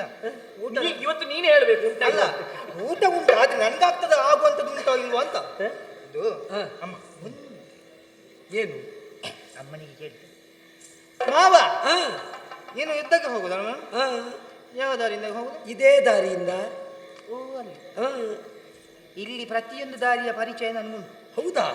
ಅದು ದಾರಿಯಲ್ಲಿ ನಿನ್ನಷ್ಟು ಪರಿಚಯ ನನಗೆ. ಮಾವ, ಹಾ, ಈ ದಾರಿಯಿಂದಾಗಿ ನೀನು ಹೋಗುವವ, ಹಾ, ನಿನಗಿಂತ ಮೊದಲು ನಾನು ಹೋಗ್ತೇನೆ. ಹೋಗು, ತೊಂದರೆ ಇಲ್ಲ. ಯಾಕೆಂತ ಕೇಳ? ಏನು ಪಾನಕದ ವ್ಯವಸ್ಥೆ ಮಾಡ್ತೀಯ? ಯಾಕೆ? ಈಗ ನಿಮಗೆ ಮಾತಾಡ್ಲಿಕ್ಕೆ ಗೊತ್ತಿಲ್ಲ ಅಂತ ಹೇಳಿದ್ ಯಾಕೆ? ಯಾಕೆ? ಅದು ಬರ್ಬೇಕು. ಯಾಕೆ ಗೊತ್ತಾ? ಹಾ. ಹೋಗುವಾಗ ಬರಿಗೈಯಲ್ಲಿ ಹೋಗುದಿಲ್ಲ, ಮತ್ತೆ ಒಂದಿಷ್ಟು ದೊಡ್ಡ ಬಂಡೆಕಲ್ಲನ್ನು ತಲೆಯ ಮೇಲೆ ಹೊತ್ತುಕೊಂಡು ಹೋಗ್ತೇನೆ. ಈ ಪ್ರಾಯದಲ್ಲಿ ಬಂಡೆ ಹೊರುವುದು ಬೇಡ ಮಗ, ಸ್ವಲ್ಪ ಮಂಡೆ ಹೊರು. ಹೊರ್ತೇನೆ. ಹೋಗಿ ಅಲ್ಲಿ ದೂರದಲ್ಲಿ ಒಂದು ಎತ್ತರದ ಮರ ಕಾಣ್ತಾ ಉಂಟಲ್ವಾ, ಆ ಕಲ್ಲನ್ನು ಹೊತ್ತುಕೊಂಡು ಮರದ ಮೇಲೆ ಕುಳಿತುಕೊಂಡಿರ್ತೇನೆ. ಚಂದ ಕಂಡಿತು ಮಗ. ಯಾವ್ದು ಮರದ ಮೇಲೆ ಕೂತಿಗುತ್ತಾಗೆ? ನಿನ್ನ ಮಾತಿನ ಒಳಾರ್ಥ ನನ್ಗೆ ಗೊತ್ತಾಗ್ತದೆ. ಈಗ ಕಲ್ಲನ್ನು ಹೊತ್ತುಕೊಂಡು ಕೂತ್ಕೊಳ್ತೇನೆ. ಯಾಕೆ? ಯಾಕೆ? ನೀನು ಅದೇ ದಾರಿಯಿಂದಾಗಿ ಬರುವಾಗ ನಿನ್ನ ತಲೆಗೆ ಹಾಕಿ ನಿನ್ನನ್ನು ಕೊಂಡೊಯ್ಯುತ್ತೇನೆ. ಭದ್ರ, ಮಕ್ಕಳ ಆಟಿಕೆ ಮರುಳು ಬುದ್ಧಿ ಅಂತ ಮಾತುಂಟು. ಹೌದಲ್ಲ? ಏನಿದ್ದರೂ ಹುಡುಗ ಅವನಪ್ಪನ ಮೇಲೆ ಇರುವಂತಹ ಅಪಾರವಾದ ಅಭಿಮಾನ. ಮತ್ತೆ ಈ ಮಕ್ಕಳು ಹಾಳಾಗುವುದು ಹೇಗೆ ಗೊತ್ತಾ? ಹೇಗೆ? ಈ ಮಿತ್ರರಿಂದ. ಹೌದು. ಬಹುಶಃ ಆ ಕೃತವರ್ಮನ ಸಂತಾನದವರೆಲ್ಲ ಇವನಿಗೆ ಮಿತ್ರರು ಇರಬಹುದು. ಏನೋ ಕೃಷ್ಣನ ಬಗ್ಗೆ ಬೇಡದ್ದು ಮಾತಾಡಿದ್ದಾರೆ, ಹಾಗೆ ಹೇಳ್ತಾ ಇದ್ದಾನೆ. ಸರಿ. ಅವನು ಮುಂದೆ ತಿದ್ದುಕೊಂಡಾನು. ಆದರೆ ನೀ ಯೋಚಿಸಬೇಡ, ನಿನ್ನ ಕೊರಳಿಗೆ ಮಾಂಗಲ್ಯ ಸೂತ್ರವನ್ನು ಕಟ್ಟಿಸಿದವನೇ ನಾನು. ಹೌದಲ್ಲ? ಮಂಗಳ ಸೂತ್ರ ಎನ್ನುವುದು ಮಹಾಲಕ್ಷ್ಮಿ ಸದೃಶ. ನನ್ನನ್ನು ಲಕ್ಷ್ಮೀಪತಿ ಅಂತ ಒಪ್ಪತಿಯಲ್ಲ? ಖಂಡಿತ ಒಪ್ಪುತ್ತೇನೆ. ನಿಶ್ಚಿಂತೆಯಿಂದಿರು, ಶುಭ ಕಾಲ. ಅಂಗಡಿ ನಿಜರ ಮನರ ಮನದಿ ಹೋಗಿದ ಬರಿತಿದು ದರುಗಲು ಹರಿ ಮುದದ್ಯೋ ತಂಗಿಗೆ ನುಡಿಯೋ ಗೈಯಲು ಸಾಲದೆ ನೊತ್ತ ದಾರುಗಿಂದ ದಾರುಗಿಯೋದೋ ತಂಗಿಯಾದ ಸುಭದ್ರೆಯನ್ನು ಕಳುಹಿಸಿದೆ. ಅರ್ಜುನನ ದೃಢ ದೃಢತ್ವ ಎನ್ನುವುದನ್ನು ಅರ್ಥ ಮಾಡಿಕೊಂಡೆ. ಒಬ್ಬ ಆಳುವವ ಹೇಗಿರಬೇಕು ಅಂತ ಕೇಳಿದ್ರೆ ಪಾರ್ಥ ಮತ್ತು ಪಾಂಡವರ ಹಾಗಿರಬೇಕು. ಯಾವ ಕಾಲಕ್ಕೂ ಕೊಟ್ಟ ಮಾತಿಗೆ ಚ್ಯುತಿ ಬಾರದಂತೆ, ಸ್ವಾಭಿಮಾನಕ್ಕೆ ಧಕ್ಕೆ ಉಂಟಾಗದಂತೆ, ಆರ್ತರ ರಕ್ಷಣೆಯನ್ನು ತಾವು ಹೇಗಿರಬೇಕು ಅಂತ ಸಮಾಜಕ್ಕೆ ತೋರಿಸಿಕೊಟ್ಟ ಸಮರ್ಥರು ಪಾಂಡವರು. ಆದ್ದರಿಂದಲೇ ನೆಮ್ಮದಿಯಾಯಿತು. ಆದರೆ ಒಂದೇ ಪ್ರಸಂಗದಲ್ಲಿ ಹಲವು ಪ್ರಕ್ರಿಯೆಗಳು ನಡೆಯಬೇಕು. ಈಗ ನಮ್ಮಲ್ಲಿ ಕೆಲವರ ತಲೆಯಲ್ಲಿ ಉಂಟು, ಇವ ಹುಡುಗ ಬಿಡಿ, ನಮ್ಮಲ್ಲಿ ಒಬ್ಬ ಸಾರಥಿ ಇದ್ದಾನೆ, ಅವನ ತಲೆಯಲ್ಲಿ ನಾನು ಬಿಟ್ರೆ ಕೃಷ್ಣ ಏನು ಅಲ್ಲ ಅಂತ ಉಂಟು. ಈ ಚಾಲಕರೇ ಮಾಲಕರಾದ್ರೆ ಬಹಳ ಅಪಾಯ. ಆದ್ದರಿಂದ ಇವನ ಚಾಲಕತ್ವಕ್ಕೊಂದು ನಿಯಂತ್ರಣ ತರಬೇಕು.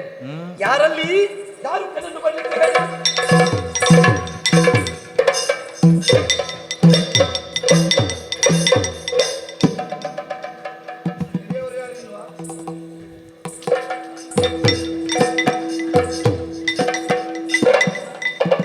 ಒಂದು ರಥೋತ್ಸವ ಬಂದ ಹಾಗೆ ಕಾಣ್ತದೆ ನಮಗೆ. ಬಾರಿಯ ದಾರುಗ ಬಾರಿಯ ದಾರುಗ ಎಂದೆನೋ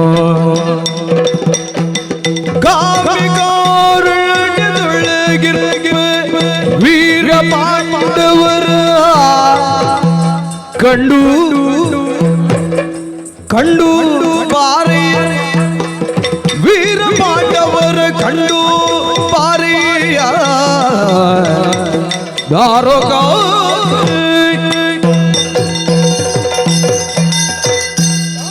ಮಹಾಶಯ, ಏನಯ್ಯ? ಬರುವಾಗಲೇ ಒಂದು ಬ್ರಹ್ಮರಥ ಬಂದ ಹಾಗೆ ಕಂಡಿತು.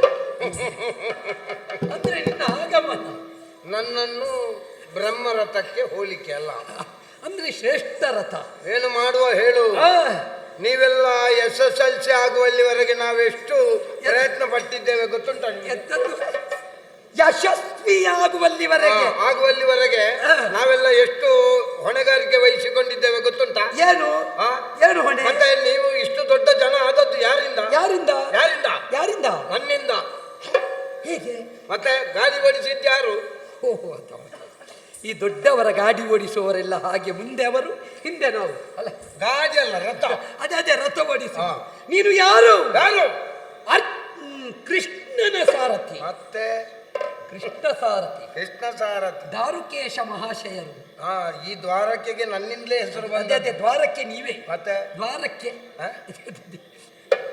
ದ್ವಾರಕ್ಕೆ ಅಂತ ಹೇಳಿದ್ರೆ ಬಾಗಿಲುಗಾಯಿ ಹಾಗಲ್ಲ, ಕೃಷ್ಣನ ಬದುಕೆಂಬ ದ್ವಾರಕ್ಕೆ ನೀವು. ಮುಂದೆ ನೀವು, ಹಿಂದೆ ನಾನು. ಆದ್ದರಿಂದ ಕೃಷ್ಣನ ಹೆಸರಿನ ಮುಂದೆ ದಾರುಕ ಅಲ್ವಾ? ಮತ್ತೆ ದಾರುಕ ಏನು? ಬಾರಯ್ಯ, ಬಂದೆ, ಹೋಗಯ್ಯ. ಆಯ್ತಯ್ಯ. ದಾರುಕ ನಾನು ಬಂದಿದ್ದೇನೆ ಅಂತ ಗೊತ್ತಾಗಿದೆ, ಇನ್ನು ಕೊಡುವುದು ಕೊಡ್ತಾರೆ, ಹೋಗು. ನನಗೆ ಸಂಶಯ ಅದೇ, ನೀನು ಹೊತ್ತಿಗೆ ಬರ್ತೀಯೋ ಇಲ್ವೋ ಅಂತ. ಅಂತೂ ಬಂದೇ ಅಲ್ಲ. ಅಂತೂ ಬಂದೇ ಅಲ್ಲ ಅಂತ ಹೇಳಿದ್ರೆ ಬರುವುದಿಲ್ಲ ಅಂತ ಗೊತ್ತಿತ್ತು. ಅಂದ್ರೆ ನೀವು ಎಲ್ಲಿ ಹೋಗಿದ್ದಿ ಅಂತ ಹೇಳಲಿಕ್ಕೆ ಆಗುದಿಲ್ಲ, ನಿನ್ನ ಕಾರ್ಯಭಾರ ಅಷ್ಟು ದೊಡ್ಡದು. ನಾವೆಲ್ಲ ಕ್ರಾಂತದರ್ಶಿಗಳು. ಮತ್ತೆ ಬನ್ನಿ ಅಂತ ಹೇಳಿದಲ್ಲಿಗೆ ಬರುವುದಿಲ್ಲ, ಇಲ್ಲ ಇಲ್ಲ, ಬರಬೇಡಿ ಅಂತ ಹೇಳಿದಲ್ಲಿಗೆ ಬಾರದೇ ಇರುವುದಿಲ್ಲ. ನಿಮ್ಮ ಕಾರ್ಯ ಯಾವಾಗ ಆಗುತ್ತದೆ ಅಂತಲೇ ಗೊತ್ತಾಗೋದಿಲ್ಲ. ಕಾರ್ಯ ಯಾವಾಗ ಮುಗಿಯುತ್ತದೆ ಅಂತ ಗೊತ್ತಾಗುವುದಿಲ್ಲ. ನನ್ನ ಕಾರ್ಯಕ್ಕೆ ಕಾಯ್ತಾ ಇದ್ದಿ ಅಂತ ಗೊತ್ತುಂಟು ನನಗೆ. ನೀನು ಹಿಂದಿನಿಲ್ಲ ಹೇಳಿಕೊಂಡು ಬರ್ತಾ ಇದ್ದೆ ಅಂತ ಅವನದ್ದೊಂದು ಕಾರ್ಯ ಆಗ್ಬೇಕು ಅಂತ. ಹಾಗಲ್ಲ, ಕಾರ್ಯ ಅಂದ್ರೆ ಕೆಲಸ. ಕೆಲಸ, ನಿನ್ನ ಕೆಲಸ ಎಲ್ಲೆಲ್ಲ ಉಂಟು ಮತ್ತೆ ಹೇಳಲಿಕ್ಕೆ ಉಂಟು. ಮತ್ತೆ ಹೊಣೆಗಾರಿಕೆ ದೊಡ್ಡದು. ಮತ್ತೆ ಆದ್ದರಿಂದ ನೀನು ಹೋಗಬೇಕು. ಎಲ್ಲಿಗೆ? ಎಲ್ಲಿಗೆ? ನೀನು ಕಾಮ್ಯಕಾವನಕ್ಕೆ ಹೋಗ್ಬೇಕು. ಆಯ್ತು. ಯಾಕೆ ಹೋಗುವುದು? ಕಾಮ್ಯಕಾವನಕ್ಕೆ ಹೋಗಿ ಒಂದು ಸುತ್ತು ಕಾಡಿನಲ್ಲಿ ತಿರುಗಿ ಬರ್ತಾರೆ. ಅಷ್ಟೇ ಅಲ್ಲ, ಅಲ್ಲಿ ಪಾಂಡವರನ್ನು ನೀನು ಕಂಡು ನೋಡಿ, ನೀವು ಹೇಳುವ ದೋಷ ಅಲ್ಲಿ ಬರ್ತದೆ. ಕಂಡು ಬೇರೆ ವಿಂಗಡಣೆ ಮಾಡಬಾರ್ದು. ಕಂಡು ಬಾರಯ್ಯ. ನೀನು ಕಂಡು, ನಾನು ಕಂಡ ಪಾಂಡವರನ್ನು ನೀನು ಕಂಡು. ಅದು ಒಂದ ಪಾಂಡವರು ಮುಂದಿನಿಂದಿರಲಿ, ಇಲ್ಲದಿದ್ರೆ ಆ ಶಬ್ದದ ಹಿಂದಿನಿಂದಿರಲಿ. ಸರಿ, ಪಾಂಡವರನ್ನು ಸೇರಿಸದೆ ಬರೀ ಕಂಡು ಅಂತ ಹೇಳ್ಬೇಡ. ಮೊದಲೇ ನನ್ನ ಬಗ್ಗೆ ಇಲ್ಲಿ ಸ್ವಲ್ಪ ಅಪಪ್ರಚಾರ ಉಂಟು, ಹಾಗಾಗಿ ನೀನು ಅದನ್ನು ನಿಶ್ಚಯ ಮಾಡುದು ಬೇಡ. ತಪ್ಪಲ್ಲ. ಕುಂಬಳಕಾಯಿ ಕದ್ದವ ಹೆಗಲು ನೋಡಿದರಂತೆ. ಕುಂಬಳಕಾಯಿ ಕದ್ದವ ಹೆಗಲು ನೋಡಿದಾಗ ತೆಂಗಿನಕಾಯಿ ತೆಗೆಯುವವ ಮರ ನೋಡಿದ ಹಾಗೆ. ಹೌದಾ? ನಮ್ಮಲ್ಲಿ ಅಲ್ಲ, ಕರ್ತಾರನ ಕಮ್ಮಟ ಇದು ಬಂದು ನಿನ್ನದು ಸೂಜಿಯ ವ್ಯವಹಾರ ಬಿಟ್ಟು ಈಗ ಯಾಕೆ ಹೇಳಿದೆ? ಯಾಕೆ? ನಿನಗೆ ಸಂಶಯ ಯಾಕೆ? ಯಾಕೆ? ನೀನು ಸಾಮಾನ್ಯನೇ, ನೀನು ಘನವಂತ, ನೀನು ಮಹನೀಯ, ನೀನು ಮಹಾತ್ಮ, ನೀನು ಹುತಾತ್ಮ. ಏನಂದೆ? ನಿನ್ನ ಸಾಹಿತ್ಯದಲ್ಲಿ ಈಗೀಗ ಸ್ವಲ್ಪ ಶಬ್ದಗಳು ವ್ಯತ್ಯಾಸ ಆಗ್ತದ ಅಂತ. ಏನು? ಮಹಾತ್ಮ ಒಳ್ಳೆದುಂಟದು, ಮಹಾತ್ಮದಲ್ಲಿವರೆಗೆ. ಆಮೇಲೆ ಎಂಥದ್ದು ಬೇರೆ ಬಂದಾಗೆ ಕೇಳಿ. ಹುತಾತ್ಮ. ಅದು ಸತ್ತ ಮೇಲೆ ಅಲ್ವಾ? ಹೌದು. ನನ್ನನ್ನೊಂದು ಜೀವಂತ ಇರುವಾಗಲೇ ಹುತಾತ್ಮ ಮಾಡಿದ್ಯಾ? ಹಾಗಲ್ವೋ? ಮತ್ತೆ? ಹುತಾತ್ಮ ಆಗಬೇಕು ಸತ್ತ ಮೇಲೆ. ಹಾಗೆ ಅವಿಸ್ಮರಣೀಯವಾದ ನೆನಪು. ಎಲ್ಲಿ ಹೋದರೂ ನಿನ್ನದ್ದೇ ಸಂಸ್ಮರಣೆ. ಒಬ್ಬರು ಕಡಲ ಬದಿಯಲ್ಲಿ ತಲೆಗೊಂದು ದೊಡ್ಡ ಮುಂಡಾಸು ಕಟ್ಟಿಕೊಂಡವರು ಕೈ ಕಟ್ಟಿ ಹೇಳಿದ್ದಾರೆ, ಸತ್ತ ಮೇಲೆ ಮಲಗುವುದು ಇದ್ದೇ ಇದೆ ಮೂಡರೇ ಕೇಳಿ ಎದ್ದೇಳಿ ಅಂತ ಹೇಳಿದ್ದಾರೆ. ಕರ್ತವ್ಯ ಪ್ರಜ್ಞೆಯನ್ನು ಬೆಳೆಸಿಕೊಳ್ಳಿ, ನಿಮ್ಮನ್ನು ನೋಡಿ ಕಲಿಯಬೇಕು. ಆದ್ದರಿಂದ ಹೋಗುವುದು ಯಾಕೆ? ಪಾಂಡವರನ್ನು ಕಾಣಬೇಕು. ಪಾಂಡವರನ್ನು ಅಲ್ಲಿ ನೀವೊಂದು ಓಲೆ ಕೊಟ್ಟು ಬರ್ಬೇಕು. ಓಲೆ ಕೊಟ್ಟು ಬರ್ಬೇಕು. ನನ್ನ ಹುಚ್ಚಿಗೆ ಮಣ್ಣು ನಿಮಗೆ ಯಾಕೆ ಅಷ್ಟು ಬಿಸಿ ಯಾಕೆ? ನೀವು ಮೊದಲೇ ಹೇಳ್ಬೇಕು. ನನ್ನ ಮರ್ಯಾದೆ ತೆಗೆಯುವುದಾದ್ರೆ ಕರೆಯುವಾಗಲೇ ಹೇಳ್ಬೇಕು. ಏನು? ನೋಡು, ನಿನ್ನನ್ನು ಹೀಗೆ ಮಾಡ್ಲಿಕ್ಕೆ ಉಂಟು ಅಂತ ಬಂದ ಮೇಲೆ ಇಲ್ಲಿ ಮರ್ಯಾದೆ ತೆಗೆಯುವುದಲ್ಲ. ಈಗ ಏನು ಮರ್ಯಾದೆ ಹೋಗುವ ಪ್ರಸಂಗ? ಮತ್ತೆ ಓಲೆ ಕೊಡ್ಲಿಕ್ಕೆ ಮಾತೆ ನನಗೆ ಮರ್ಯಾದೆ ಇಲ್ವಾ? ಒಂದು ಕಾಗದ ಬಟ್ಟುವಳಿ ಮಾಡ್ಲಿಕ್ಕೆ ನಾನು ಹಾಗಲ್ಲ. ಮತ್ತೆ ಓಲೆ ಕೊಡುವುದು ಯಾರಿಗೆ, ಯಾರದ್ದು, ಎಲ್ಲಿಂದ ಅಂತ ಉಂಟು. ಅದು ಎಲ್ಲಿಂದಾದ್ರೂ ಕೊಡುದು ಕಾಗದವೇ ಅಲ್ವಾ? ಕಾಗದ. ಹೌದು. ಯಾವ ಕಾಗದ? ಯಾವ ಕಾಗದ? ಯೋಚನೆ ಮಾಡಬೇಕು. ಈಗ ಬ್ರಾಹ್ಮಣರು ಒಂದು ಕಾಗದ ಕೊಟ್ಟಿದ್ದಾರೆ, ಗೊತ್ತುಂಟ ನಿಮಗೆ? ನಿನಗೆ ನಾನೊಂದು ಈಗ ರುಕ್ಮಿಣಿ ಸ್ವಯಂವರ ಗೊತ್ತುಂಟ ನಿಮಗೆ? ನೀನು ನನ್ನಲ್ಲಿ ಅದೆಲ್ಲ ರುಕ್ಮಿಣಿ ಸ್ವಯಂವರ ಗೊತ್ತುಂಟ ಅದೆಲ್ಲ ಕೇಳುದು ಬೇಡ. ನನಗೆ ಗೊತ್ತಿದ್ದಷ್ಟು ನಿನಗೆ ಗೊತ್ತುಂಟ. ಮತ್ತೆ ಕಾಗದ ಅಂತ ಹೇಳಿದ ಕಲಿತದ್ದಕ್ಕೆ ಕಣ್ಣುಂಟ. ನೀನು ಎಂತದ್ದು ನನ್ನನ್ನು ದೊಡ್ಡದು ಮಾಡುದ, ನನ್ನ ಮರ್ಯಾದೆ ತೆಗೆಯುವುದ? ಅಷ್ಟು ಕಲಿತಿದ್ದೀರಿ. ಕಾಗದ ಅಂತ ಹೇಳಿದ ಮೇಲೆ ಆಯ್ತು, ಅದರಲ್ಲಿ ಉತ್ತರ ಕ್ರಿಯೆ ಎದ್ದು ಬರ್ತದೆ, ಮದುವೆ ಎದ್ದು ಬರ್ತದೆ ಅಲ್ವಾ? ಕೊಂಡೋಗುವವನದ್ದು ಅದೇ ಕೆಲಸ. ಅದು ಯಾವುದಾದ್ರು ಈಗ ವಸ್ತುವನ್ನು ಕೊಂಡು ಹೋಗುವವನ ಅರ್ಹತೆಯ ಮೇಲೆ ಅದರ ವ್ಯಾಪ್ತಿ. ನಿಮ್ಮ ಕೈಯಲ್ಲಿ ಹೋದ್ರೆ ಇದು ಪತ್ರ, ಸಾಮಾನ್ಯನ ಕೈಯಲ್ಲಿ ಹೋದ್ರೆ ಇದು ಕಾಗದ. ನೀವು ಕೊಂಡು ಹೋದರೆ ರಾಯಭಾರ, ಸಾಮಾನ್ಯ ಕೊಂಡು ಹೋದ್ರೆ ದೂತ ಅಲ್ವಾ? ಬಳ್ಳವರೇ ಬಳ್ಳರು ಕುಳ್ಳರೇನರಿವರು ಮಲ್ಲರ ಮಹಿಮೆಯನ್ನು ಅಲ್ವೇ? ಆದ್ದರಿಂದಲೇ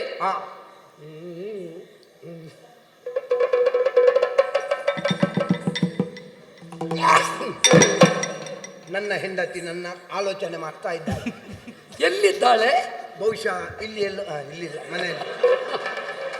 ಹೆಂಡತಿ ಮಾತ್ರವ? ಮಕ್ಕಳು ಇದ್ದಾರ? ಮಕ್ಕಳು ಕೂಡ ಆಲೋಚನೆ ಮಾಡ್ತಾ ಇದ್ದಾರೆ. ವಿಷಯ ಎಂತದ್ದು ಗೊತ್ತುಂಟ? ಎಷ್ಟದ್ದು? ನೀನು ಲೆಕ್ಕಾಚಾರ ಮಾಡ್ತಾ ಇದ್ಯಲ್ಲ, ಅವಳು ಕಾಯ್ತಾ ಇದ್ದಾಳೆ ಈ ತಿಂಗಳಿದ್ದು ಎಷ್ಟು ತರ್ತಾರೆ ಅಂತ. ನೀನು ಮಳೆಗಾಲದ್ದು ಸೇರಿಸಿ ಕೊಡ್ಬೇಕು ಈ ಸಲ. ಎಂತದ್ದು ನಿಮ್ಮ ಲೆಕ್ಕಾಚಾರ ಅಂತ ಭಾವಿಸಿದೆಯಾ? ಮತ್ತೆಂತದು? ಇದು ಒಕ್ಕಣೆ. ಇದರಲ್ಲಿ ಬರೆದಿದ್ದೇನೆ, ಹರಿಯಾಗಿ ನಾ ಬರೆದಿದ್ದೇನೆ, ಅಕ್ಷರದಲ್ಲಿ ಅಲ್ಲ, ಅಕ್ಷರದಲ್ಲಿ. ಆದ್ದರಿಂದ ನನ್ನ ಹೆಸರುಂಟ. ನಿಮ್ಮದು ಇತಿ ದಾರುಕನವರಿಂದ ಕೊಡಲ್ಪಟ್ಟಿದೆ. ದಾರುಕನ ಕೈಯಲ್ಲಿ ಕೊಟ್ಟು, ದಾರುಕನ ಕೈಯಲ್ಲಿ ಕೊಟ್ಟು ಕಳಿಸಿದ್ದೇನೆ. ಅದೇ ಕೊಟ್ಟು ಕಳಿಸಿದ್ದೇನೆ ಅಂತ ಬರೆದಿದ್ದೇನೆ. ಈ ಪತ್ರವನ್ನು ನೀವು ಕೊಂಡು ಹೋಗಿ ಅರ್ಜುನನ ಕೈಗೆ ನೀಡಬೇಕು. ಹಿಡ್ಕೊಳ್ಳಿ. ಕೊಟ್ಟುವುದು ಮಾತ್ರ ಅಲ್ಲ, ಈಗ ನಡೆಯಬೇಕಾದ್ರೆ ನಿಮ್ಮನ್ನು ಕಲಿಸುವುದು ಯಾಕೆ ಬಲ್ಲಿರಾ? ಯಾಕೆ? ಮೊನ್ನೆ ಒಂದು ಪ್ರಕರಣ ನಡೆಯಿತು. ಎಂತದ್ದು ವಿಷಯ? ಎಂತದ್ದು? ಆಗಯ ಆಗಯ ಹೋಗಯ ಮರ್ಗಯ ಆಗಯ ಆಗಯ ಓ ಗಯ ಹೋಗಯ ಮರಳಿ ಗಯ ಮರುಗಯ. ಬರಬೇಕು ಅಂತಿದ್ರೆ ನೀವು ಹೋಗಬೇಕು.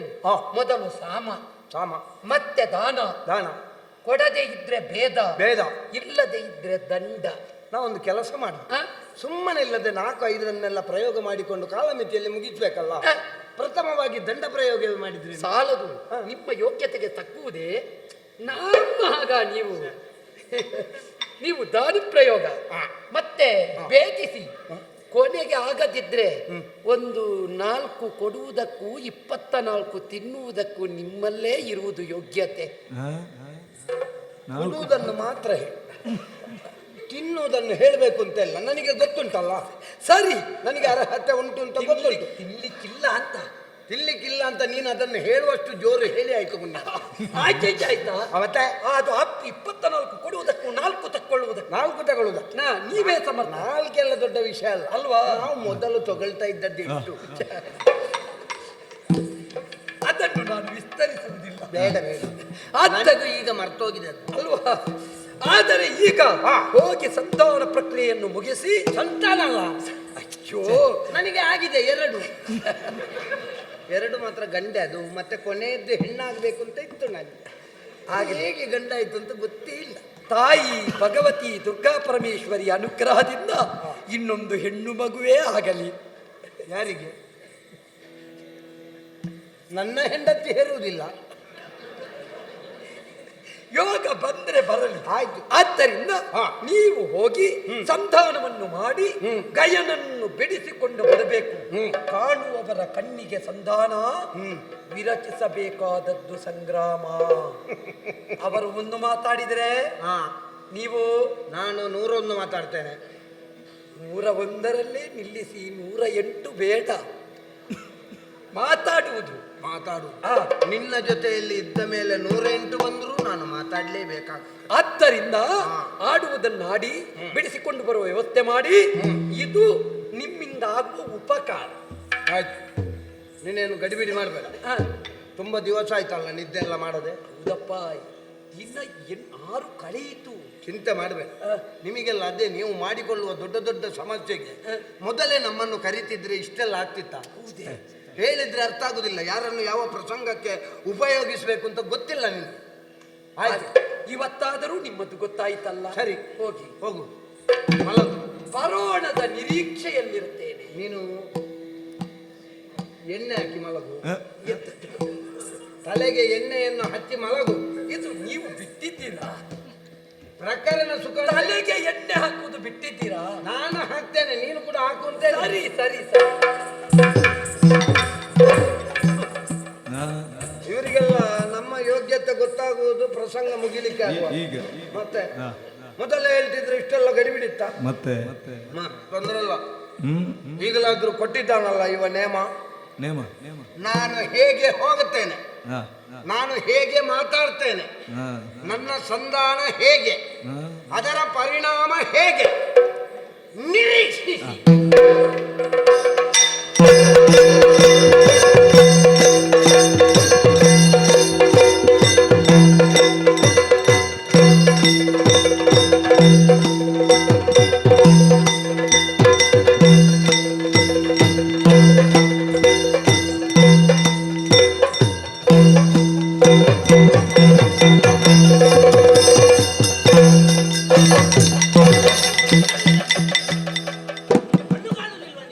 ಯಾರ ಕಣ್ಣು?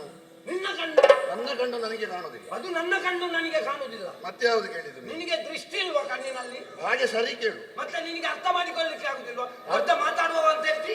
ನೀನೇ ಹೇಳಿದ್ದೆಲ್ಲ ಅರ್ಥ ಆಗುದಿದ್ರೆ ನಾವು ಅರ್ಥ ಮಾಡಿಕೊಳ್ಳುವರಾಗ್ತೇವೆ. ಮತ್ತೆ ಅರ್ಥಧಾರಿ ಅಂತ ಹೇಳಿಕೊಂಡು ಬರಬೇಕು. ನೀನು ಅನರ್ಥ ಮಾತಾಡಿದ್ದಕ್ಕೆಲ್ಲ ಅರ್ಥಧಾರಿಗಳು ಜನವ. ನೀನು ಅದಕ್ಕೆ ಉತ್ತರ ಕೊಡಬೇಕು. ಯಾವುದಕ್ಕೆ? ಅರ್ಥ ಮಾಡಿಕೊಳ್ಬೇಕು. ನಮ್ಮಂತ ಯೋಗ್ಯತಾವಂತರ ಮಾತಿನ ಒಂದೊಂದು ಕ್ಷಾಕ್ಷವನ್ನು ಅರ್ಥ ಮಾಡಿಕೊಳ್ಬೇಕು. ನೀನು ನಿದ್ರೆ ಬಿಟ್ಟು ಎಷ್ಟು ಸಮಯ ಆಯ್ತು? ಯಾರಿಗೆ? ಏನು? ನಾನು ಮನೆಯಲ್ಲಿ ಇವತ್ತು ಸಾಯಂಕಾಲದವರೆಗೆ ಮಲಗಿ ಬಂದದ್ದು. ಹೌದಾ? ಮತ್ತೆ ಮತ್ತೇನು ಹೀಗೆ ಮಾತಾಡುದು ನೀನು? ಯಾರು? ಪಿತ್ತ ವಿಕಾರ ಆದಾಗೆ. ಪಿತ್ತ ವಿಕಾರ ಆದಾಗೆಲ್ಲ ಮತ್ತೆ ನಾವೆಲ್ಲ ದೊಡ್ಡ ವ್ಯಕ್ತಿಗಳು. ಯಾರು? ನಾವು. ಹೌದಾ? ಅವನಿಗೆ ವಿಷಯವೇ ಯಾವುದರಲ್ಲಿ ದೊಡ್ಡ ವ್ಯಕ್ತಿಗಳು? ನಾನು ಎಲ್ಲದರಲ್ಲಿ. ಹೌದಾ? ಮತ್ತೆ ದ್ವಾರಕೆಯಲ್ಲಿ ನನ್ನದೆಲ್ಲ. ನೀನು ಜನ? ನೀನು ಜನ? ದ್ವಾರಕೆಯಲ್ಲಿ ಎಲ್ಲ ನನ್ನದೇ ಅಂತ ಹೇಳಿದ ಮೇಲೆ ಜನ ಯಾರು ಅಂತ ಪ್ರಶ್ನೆ. ಏನು ಮಾಡುವ? ಕೆಲವೊಮ್ಮೆ ಹಾಗಾಗ್ತದೆ. ನೋಡುವ, ಕೇಳುವ. ಮೊದಲು ಬಂದಂತಹ ಕಿವಿಗಿಂತ ನಂತರ ಬಂದ ಕೋಡಿಗೆ ಮಹತ್ವ ಹೆಚ್ಚು. ಈಗ ಮೊದಲು ಬಂದ ಕಿವಿ ಯಾವುದು? ನಾನು. ಮತ್ತೆ ಬಂದ ಕೋಡಿ ಯಾವುದು? ನೀನು. ನಾನು ದ್ವಾರಕೆಯಲ್ಲಿಲ್ಲಲ್ಲ, ನಾನು ದ್ವಾರಕೆಯಲ್ಲಿಲ್ಲಲ್ಲ. ಹಾಗಾದ್ರೆ ಅಲ್ಲಿ ದ್ವಾರಕೆಯವರ ವಿಷಯ ಇದು. ಇದು ನಿನಗೆ ದ್ವಾರಕೆ ಗೊತ್ತುಂಟಾ? ಗೊತ್ತುಂಟು. ದ್ವಾರಕೆ ನೀನು ಸರಿ ಹೇಳು, ದ್ವಾರಕೆ ಅಲ್ವಾ ಅದು? ಹೌದು. ಅದು ಬೇರೆ ಹೇಳ್ತದೆ. ಯಾವುದು? ದ್ವಾರಕೆ. ದ್ವಾರಕೆ ಸರಿ. ದ್ವಾರಕೆಯಲ್ಲಿ ದ್ವಾರಕೀಶ ಅಂತ ಗೊತ್ತುಂಟಾ? ಇಷ್ಟು ಉದ್ದ, ಇಷ್ಟು ಉದ್ದ. ಹೌದು. ನೀನು ಹತ್ತಿರದಿಂದ ನೋಡ್ಲಿಲ್ಲ, ನೀನು ದೂರದಿಂದ ನೋಡಿದ್ದಲ್ಲ, ಅದು ನಿನಗೆ ಕುಳ್ಳಗೆ ಕಾಣುದು. ಹಾಗಲ್ಲ, ದ್ವಾರಕೀಶ ಅಷ್ಟು ಉದ್ದದ ಹೆಸರು. ನನ್ನ ಹೆಸರು. ಹೌದಾ? ಮತ್ತೆ ನನ್ನ ಹೆಸರು ದ್ವಾರಕೆಗೆ ದ್ವಾರಕೆ ಅಂತ ಹೆಸರು ಬಂದದ್ದು ಹೇಗೆ? ಹೇಗೆ? ನಾನಲ್ಲಿ ಇದ್ದದ್ದರಿಂದ. ಹೌದಾ? ಮತ್ತೆ ನಿನ್ನ ಹೆಸರು ಹೇಗೆ? ದಾರುಕೇಶ್ವರನವರು. ಯಾವಾಗ ಸಿಕ್ಕಿದ್ದು ನಿನಗೆ ಈಶ್ವರ ಪದವಿ? ಯಾರು? ಬಹುಶಃ ಶನೀಶ್ವರನಿಗೆ ಕೊಟ್ಟವರೇ ಕೊಟ್ಟಿರಬೇಕು. ಯಾರು ಕೊಟ್ಟದ್ದಲ್ಲ, ಮತ್ತೆ ನಾನೇ ಇಟ್ಟುಕೊಂಡದ್ದು. ಗೊತ್ತಾಯ್ತು. ಏನು ಬಂದೆ? ಏನು ನಾನು ಯಾಕೆ ಬೇಕಾದ್ರೂ ಬರ್ತೇನೆ. ನಿನಗೆ ಒಂದು ದೊಡ್ಡ ವ್ಯಕ್ತಿಗಳು ಬರುವಾಗ ಒಂದು ಸ್ವಲ್ಪ ಗೌರವ ಕೊಡಲಿಕ್ಕೆ ಕಲಿಬೇಕು. ಗೌರವ ಕೊಡ್ಲಿಕ್ಕೆ ನಾನು ನನ್ನ ಜಾಗದಲ್ಲಿದ್ದೇನೆ, ನೀನು ನಿನ್ನ ಜಾಗದಲ್ಲಿದ್ರೆ ನಾವೆಲ್ಲ ಆನೆಗಳ ಹಾಗೆ. ಆನೆಗಳು ಬರುವಾಗ ಇರುವೆಗಳು ಬದಿಗೆ ನಿಲ್ಬೇಕು. ಹೌದಾ? ಕಾಲು ಸ್ವಲ್ಪ ಆನೆ ಕಾಲ ಆಗಿದೆ. ರೋಗ ಪುಣ್ಯಾತ್ಮ, ನನಗೆ ಆಗ್ಲಿಲ್ಲ. ಕಾಲು ಸ್ವಲ್ಪ ಆನೆ ಹಾಗೆ ಬಟ್ ಕಟ್ಟಿ ಹೆಜ್ಜೆ ನೀನು. ನೀನು ಮೊದಲೇ ನನ್ನ ಬಗ್ಗೆ ಅಪಪ್ರಚಾರ ಉಂಟು. ನೀನು ಇಲ್ಲದ್ದೆಲ್ಲ ಹೇಳಿ ಸುಮ್ಮನೆ ಎಲ್ಲಿಗೂ ಕರೆಯದ ಹಾಗೆ ಮಾಡಬೇಡ. ಆ ಶಬ್ದ ಒಂದು ಸರಿ ಮಾಡು. ಯಾಕೆ? ಅಪಪ್ರಚಾರ ಅಲ್ಲ, ನಿಜವಾದ ಪ್ರಚಾರ. ಸಪ್ರಚಾರ. ಎಂತದ್ದು ಸಪ್ರಚಾರ? ಅಪಪ್ರಚಾರ ಅಂದ್ರೆ ಇಲ್ಲದೇ ಇರುವುದು. ನಿನ್ನ ಬಗ್ಗೆ ಇರುವುದೆಲ್ಲ ಸಪ್ರಚಾರ. ಇರ್ಲಿ, ತೊಂದರೆ ಇಲ್ಲ. ಏನಾಯ್ತು? ನೀನು ಹೇಳಿದ ಮಾತನ್ನು ಕಹಿಯಾದರೂ ಸ್ವೀಕರಿಸಿದ್ದೆ. ಹೌದಾ? ಹಾಗೆ ಕಹಿ ಎಲ್ಲ ಸ್ವೀಕರಿಸಿ ನಿನಗೆ ಅಭ್ಯಾಸ ಉಂಟು. ಅಭ್ಯಾಸ ಉಂಟು. ಸಾಕು. ಇದು ನಿನ್ನಲ್ಲಿ ನನಗೆ ಮಾತಾಡ್ಲಿಕ್ಕಿಲ್ಲ. ಮತ್ತೇನು ಮಾಡ್ಲಿಕ್ಕೆ ಉಂಟು? ನನಗೆ ನನ್ನನ್ನು ಕಳುಹಿಸಿದವನದ್ದು ಅಪ್ಪಣೆ ಆಗಿದೆ. ಏನೆಂದು? ಹೋಗಬೇಕು, ಕೊಡ್ಬೇಕು. ಹೌದಾ? ಅರ್ಜುನ ಸಿಕ್ಕಿದ್ರೆ ಹಿಂದೆ ಮುಂದೆ ನೋಡ್ಬೇಡ, ಕೈ ತೆಗೆದು ಕೊಡು. ನನ್ನ ಪರಿಚಯ ಸಿಕ್ಕಿದ್ದಾನೆ ಹೇಗೆ? ಯಾರು? ನಾನು ಯಾರು ಅಂತ ಗೊತ್ತಾಯ್ತಾ? ಇಲ್ಲಿಯೋ ಮಸುಕು ಮಸುಕು ನೋಡಿದ ನೆನಪು. ಅದು ಕೊನೆಗೆ ಕಂಸನಿಗೂ ಹಾಗೆ ಆಗಿದೆ. ಸ್ವಲ್ಪ ಮಸುಕು ಮಸುಕು ಆಗಿದೆ. ಮರು ದಿವಸ ಹೋದದ್ದೆ ಅವ. ಅವ ಸತ್ತಿದ್ದಾನಲ್ಲ. ಹೌದು, ಹಾಗೆ ಮಸುಕು ಮಸುಕು ಆಗೋದು ಕೊನೆಯ ದಿವಸಕ್ಕಿಂತ ಮುಂಚಿನ ದಿವಸ. ಹೌದಾ? ಹಾಗಾದ್ರೆ ನಾಳೆ ಇಲ್ಲ ನಾಳೆ ಬಹುಶಃ ಒಂದು ನಮಗೆ ಮೌನ ಪ್ರಾರ್ಥನೆ ಮಾಡಲಿಕ್ಕೆ ಒಂದು ಅವಕಾಶ. ಅಷ್ಟು ಸುಲಭದಲ್ಲಿ ಸಾಯ್ಲಿಕ್ಕೆ? ಮತ್ತೆಂತದ್ದು? ನೀನು ಸುಲಭದಲ್ಲಿ ಸಾಯ್ಲಿಕ್ಕಿಲ್ವ? 4 ಹುಳಾದ್ರೂ ಆದೀತ?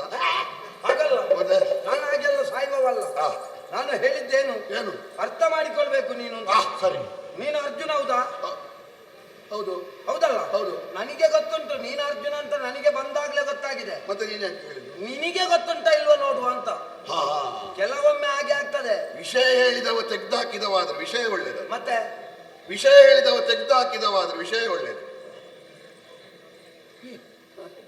ನೀನು ನನಗೆ ಹೇಳಿದ್ದ ಹಾಗಲ್ಲ, ವಿಷಯ ಯಾರೇ ಹೇಳಿ ನಮಗೆ ನಾವು ಯಾರು ಅಂತ ಗೊತ್ತಿರಬೇಕು. ತನ್ನರಿವೇ ಗುರು. ಸ್ವರೂಪ ಜ್ಞಾನ ಬೇಕು. ನೀನು ಒಳ್ಳೆಯವ ಅಂತಲ್ಲ, ವಿಷಯ ಒಳ್ಳೇದು.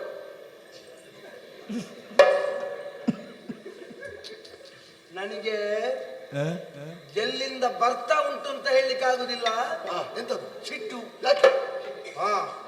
ನೀನು ದಪ್ಪ ದಪ್ಪ ಮಾತಾಡ್ತಾ ಇದ್ದಿ ನನ್ನಲ್ಲಿ. ಮತ್ತೆ ತೆಳು ತೆಳು ಮಾತಾಡೋದು ಹೇಗೆ? ತೆಳು ತೆಳು ಅಂತ ಹೇಳಿದ್ರೆ ನಾನು ಕೇಳಿದ್ದಕ್ಕೆ ಅಷ್ಟನ್ನೇ ಕೊಡ್ಬೇಕು. ಸರಿ ಸರಿ. ನೀನು ಕೇಳಿದ್ದು ನನಗೆ ಅರ್ಥ ಆಗೋದಿಲ್ವಾ? ನಿನ್ನ ದೊಡ್ಡ ಅರ್ಥ ಆಗುದಿಲ್ಲ ಮತ್ತೆ ಹೇಳ್ತೀನಿ ನಾನು ಅರ್ಥದಾರಿ ಅಂತ. ಅದು ಅರ್ಥ ಆಗದಾಗೆ ಮಾತಾಡುವವರೇ ಅರ್ಥದಾರಿ. ಇರ್ಲಿ, ನನಗೆ ನಿನ್ನಲ್ಲಿ ಮಾತಾಡ್ಲಿಕ್ಕಿಲ್ಲ. ಮತ್ತೆ ನೀನು ಅರ್ಜುನ, ನೀನು ಕೊಡ್ಲಿಕ್ಕೆ ಬಂದದ? ಕೊಡ್ಲಿಕ್ಕೆ? ಹೌದು. ಕೊಡ್ತೀಯ ನೀನು? ಏನು ಕೊಡದೆ?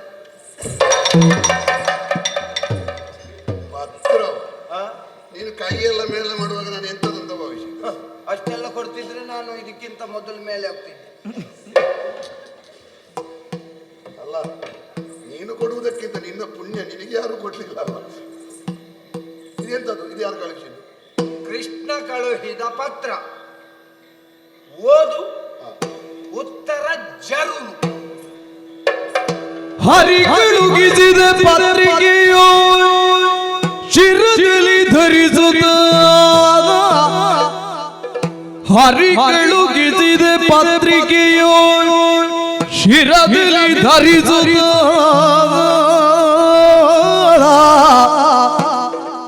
ಕಲಿಪಾರ್ಥನು ಭಕ್ತಿಯಳು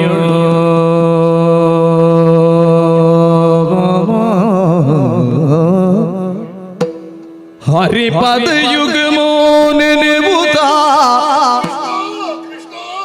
ಹರಿಪದ ಯುಗಮೋ ನೆನೆಬುದ ಬರೆದು ಗಿಣಿಯೋದಿದನ ಸಭೆಯಳು ಮುದದ್ಯೋ ಹರಿಗಳು ಹಿಡಿದ ಪತ್ರಿಕೆಯೋ ಶಿರದಲ್ಲಿ ಧರಿಸುತ್ತ ಕಲಿಪಾರ್ಥನು ಭಕ್ತಿಯಳು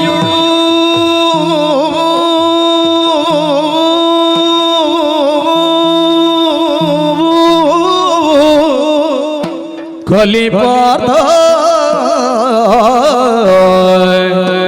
ಕೃಷ್ಣ ಕೃಷ್ಣ ಕೃಷ್ಣ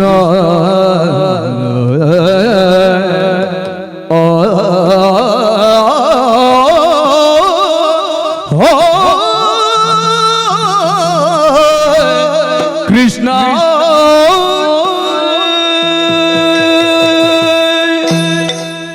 ಕೃಷ್ಣ ಕೃಷ್ಣ ಕೃಷ್ಣ.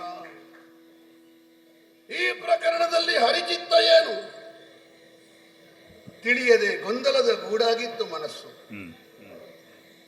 ಆದರೆ ಪತ್ರಿಕೆಯೊಂದನ್ನು ಕಳುಹಿಸಿ ತನ್ನ ಅಂತರಂಗವನ್ನೇ ನಮ್ಮ ಮುಂದೆ ತೆರೆದಿತ್ತನೋ ಎನ್ನುವ ಹಾಗೆ ಸ್ವಾಮಿ ಮಾಡಿದಂತಹ ಅನುಗ್ರಹ ಇದು.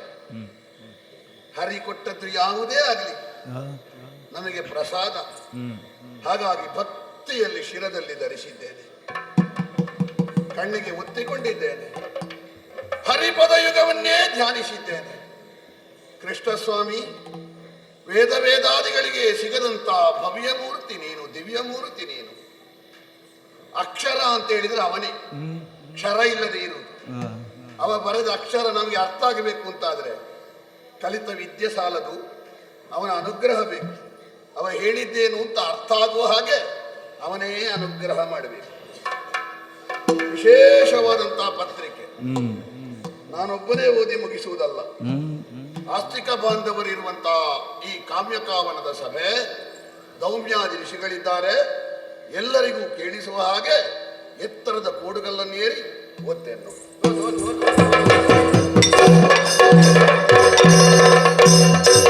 ಹೇಮಲೋಭಿಸು ಬತ್ಸರದ ಚೈತ್ರ ಶುದ್ಧ ಕಳೆದು ಮಹಾವಾದಿ ಸೋಮಗ್ರಗಣ ತಮಯೋಗ ಮಗಾದ್ಭುತ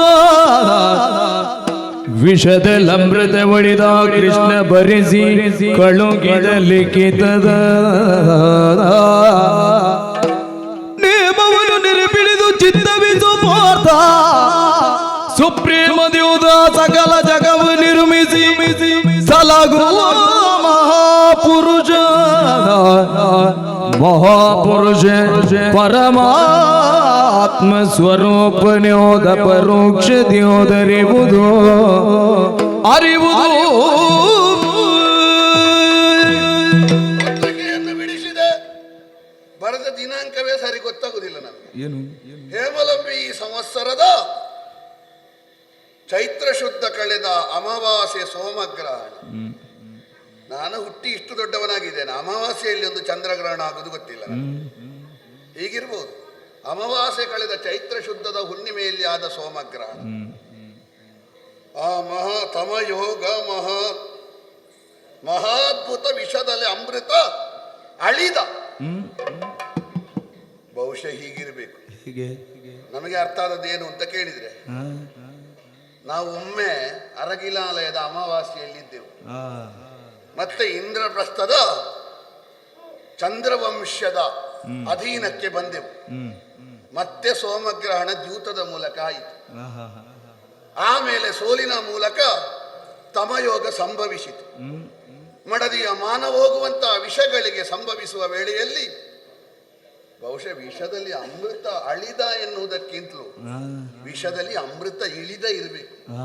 ಕೃಷ್ಣಾನುಗ್ರಹದಿಂದ ಅಮೃತ ಇಳಿದ ಅಂತ ಆ ಒಂದು ಪ್ರಕರಣವನ್ನು ನೆನಪಿಸಿ ಎಲ್ಲೆಲ್ಲ ನಮಗೆ ವಿಷ ಅಂತಾಗಿದೋ ಅಲ್ಲಿ ಅಮೃತವನ್ನು ಕೊಟ್ಟ ಕೃಷ್ಣ ಸ್ವಾಮಿ ಬರೆದ ಪತ್ರ.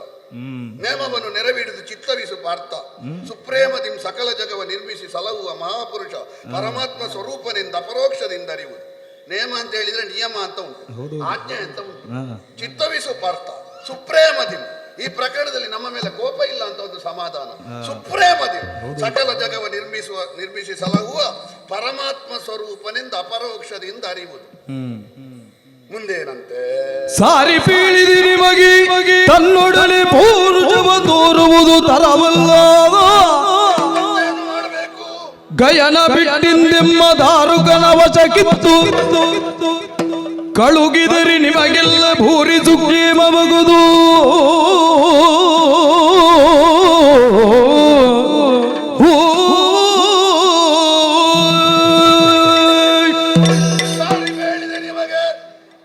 ಸಾರಿ ಬೇಳಿದೆ ಅಂತ ಹೇಳಿದ್ರೆ ಒಮ್ಮೆ ಸುಭದ್ರೆಯನ್ನು ಕಳುಹಿಸಿದ, ಇನ್ನೊಮ್ಮೆ ದಾರುಕನನ್ನು ಕಳುಹಿಸಿದ ಹಾಗೆ ಹೇಳಿದ್ದ, ಅಥವಾ ಈ ಹಿಂದೆ ಸಾರಿ ಸಾರಿ ಬೇರೆ ಬೇರೆ ವಿಷಯವನ್ನು ಹೇಳಿದ್ದಾನೆ ಅದನ್ನು ಹೇಳುವುದ?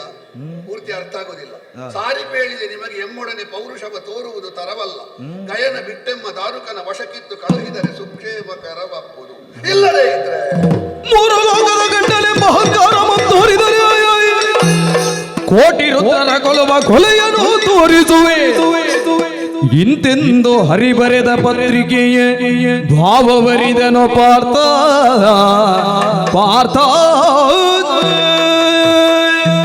ಲೋಕದ ಗಂಡನೆಂಬ ಅಹಂಕಾರವನ್ನು ತೋರಿದಡೆ ಕೋಟಿ ರುದ್ರರ ಕೊಲ್ಲುವ ಕೊಲೆಯನ್ನು ಕಾಣಿಸುವೆ. ಓಯ್, ಇದು ಒಂದೊಂದು ಸಲ ಎಲ್ಲ ಓದಿದ್ರೆ ಗೊತ್ತಾಗುದಿಲ್ಲ. ನೇಮವನ್ನು ನೆರವೇರಿದು ಚಿತ್ತವಿಸು ಪಾರ್ಥ, ಸುಪ್ರೇಮದಿಂ ಸಕಲ ಜಗವ ನಿರ್ಮಿಸಿ ಸಲಹುವ ಮಹಾಪುರುಷ ಪರಮಾತ್ಮನೆಂದು ಅಪರೋಕ್ಷದಿಂದ ಅರಿಯುವುದು. ಪರೋಕ್ಷ ಅಂದ್ರೆ ಎಂತದ್ದು? ಪರೋಕ್ಷ ಅಂದ್ರೆ ವೇದಾದಿಗಳಿಂದ ಅರಿಯುವುದು. ಅಪರೋಕ್ಷ ಅಂದ್ರೆ ಎಂತದ್ದು? ಪ್ರತ್ಯಕ್ಷ ದರ್ಶನ ಅಂತ ಅರ್ಥ. ಸಾರಿ ಬೇಳಿದೆ ನಿಮಗೆ ಎಮ್ಮೊಡನೆ ಪೌರುಷವ ತೋರುವುದು. ಅಲ್ಲಿಗೆ ನಿಲ್ಲಿಸಿದ್ರೆ ಹೇಗೆ? ಅಲ್ಲಿಗೆ ನಿಲ್ಲಿಸುವ. ತರವಲ್ಲ ಗಯನ ಬಿಟ್ಟೆಮ್ಮ ದಾರುಕನ ವಶಕ್ಕಿತ್ತು ಕಳುವುದು. ಸುಕ್ಷೇಮ ಕರವಪ್ಪುದು ಮೂರು ಲೋಕದ ಗಂಡನೆಂಬ ಅಹಂಕಾರವನ್ನು ತೋರಿದರೆ ಕೋಟಿ ರುದ್ರರ ಕೊಲೆಯನ್ನು ಕಾಣಿಸುವೆ. ಒಬ್ಬ ರುದ್ರನನ್ನು ಮೊನ್ನೆ ನೋಡಿದ್ದೇವೆ ನಾವು. ಹೌದು. ಪಾಶುಪತ ಪಡೆಯುವಾಗ ರುದ್ರ ಅಂದ್ರೆ ಅರ್ಥ ಎಂತದ್ದು? ಏನು? ಒಂದು ರುದ್ರ ಅಂತ ಹೇಳಿದ್ರೆ ಭಯಂಕರ ಅಂತ ಅರ್ಥ. ಹೌದು. ಮತ್ತೊಂದು ಕಣ್ಣೀರು ಒರೆಸುವ ಅಂತ ಅರ್ಥ. ಹೃದಂ ದ್ರಾವಯಿತಿ ರುದ್ರ. ಕೋಟಿ ರುದ್ರರ ಕೊಲ್ಲುವ ಅಂದ್ರೆ ಅರ್ಥ ಎಂತದ್ದು? ಏನು? ಅಂದ್ರೆ ದುಃಖವನ್ನು ಪರಿಗಣಿಸುವ ಒಬ್ಬ ರುದ್ರನಿಗೆ ಕೋಟಿ ರುದ್ರ ಸಮವಾದಂತಹ ಒಂದು ಪ್ರಕಾಶ ಬಂದ್ರೆ ಹೇಗಿರ್ಬಹುದು? ಅಂದ್ರೆ ಸಕಲರಿಗೂ ಆನಂದ ಕೊಡುವ ವಿಶ್ವರೂಪ ದರ್ಶನ ಅಂತ ಇರ್ಬೇಕು. ಆ ವಿಶ್ವರೂಪ ದರ್ಶನದ ಯೋಗ ಉಂಟು ಅಂತ ಹೇಳಿದಿರ್ಬೇಕು. ಪೂರ್ತಿ ಅರ್ಥ ಆಗ್ಲಿಲ್ಲ, ಸ್ವಲ್ಪ ಸ್ವಲ್ಪ ಅರ್ಥ ಆಗಿದೆ. ಏನು ಮಾಡುದು? ಸ್ವಲ್ಪ ಸ್ವಲ್ಪ ಅರ್ಥ ಆದಕ್ಕೆಲ್ಲ ಮಾತಾಡ್ಲಿಕ್ಕೆ ನಾನು ಅರ್ಜುನ ಅಲ್ವಾ? ಅರ್ಧಂಬರ್ಧ ಅರ್ಥ ಆಗಿ ಮಾತಾಡ್ಲಿಕ್ಕೆ ನಾನು ದಾರುಕನ. ಸುಮ್ಮನೆ ಅಳಿದರೊಳಗೆ ಎದ್ದು ದಾರುಕನ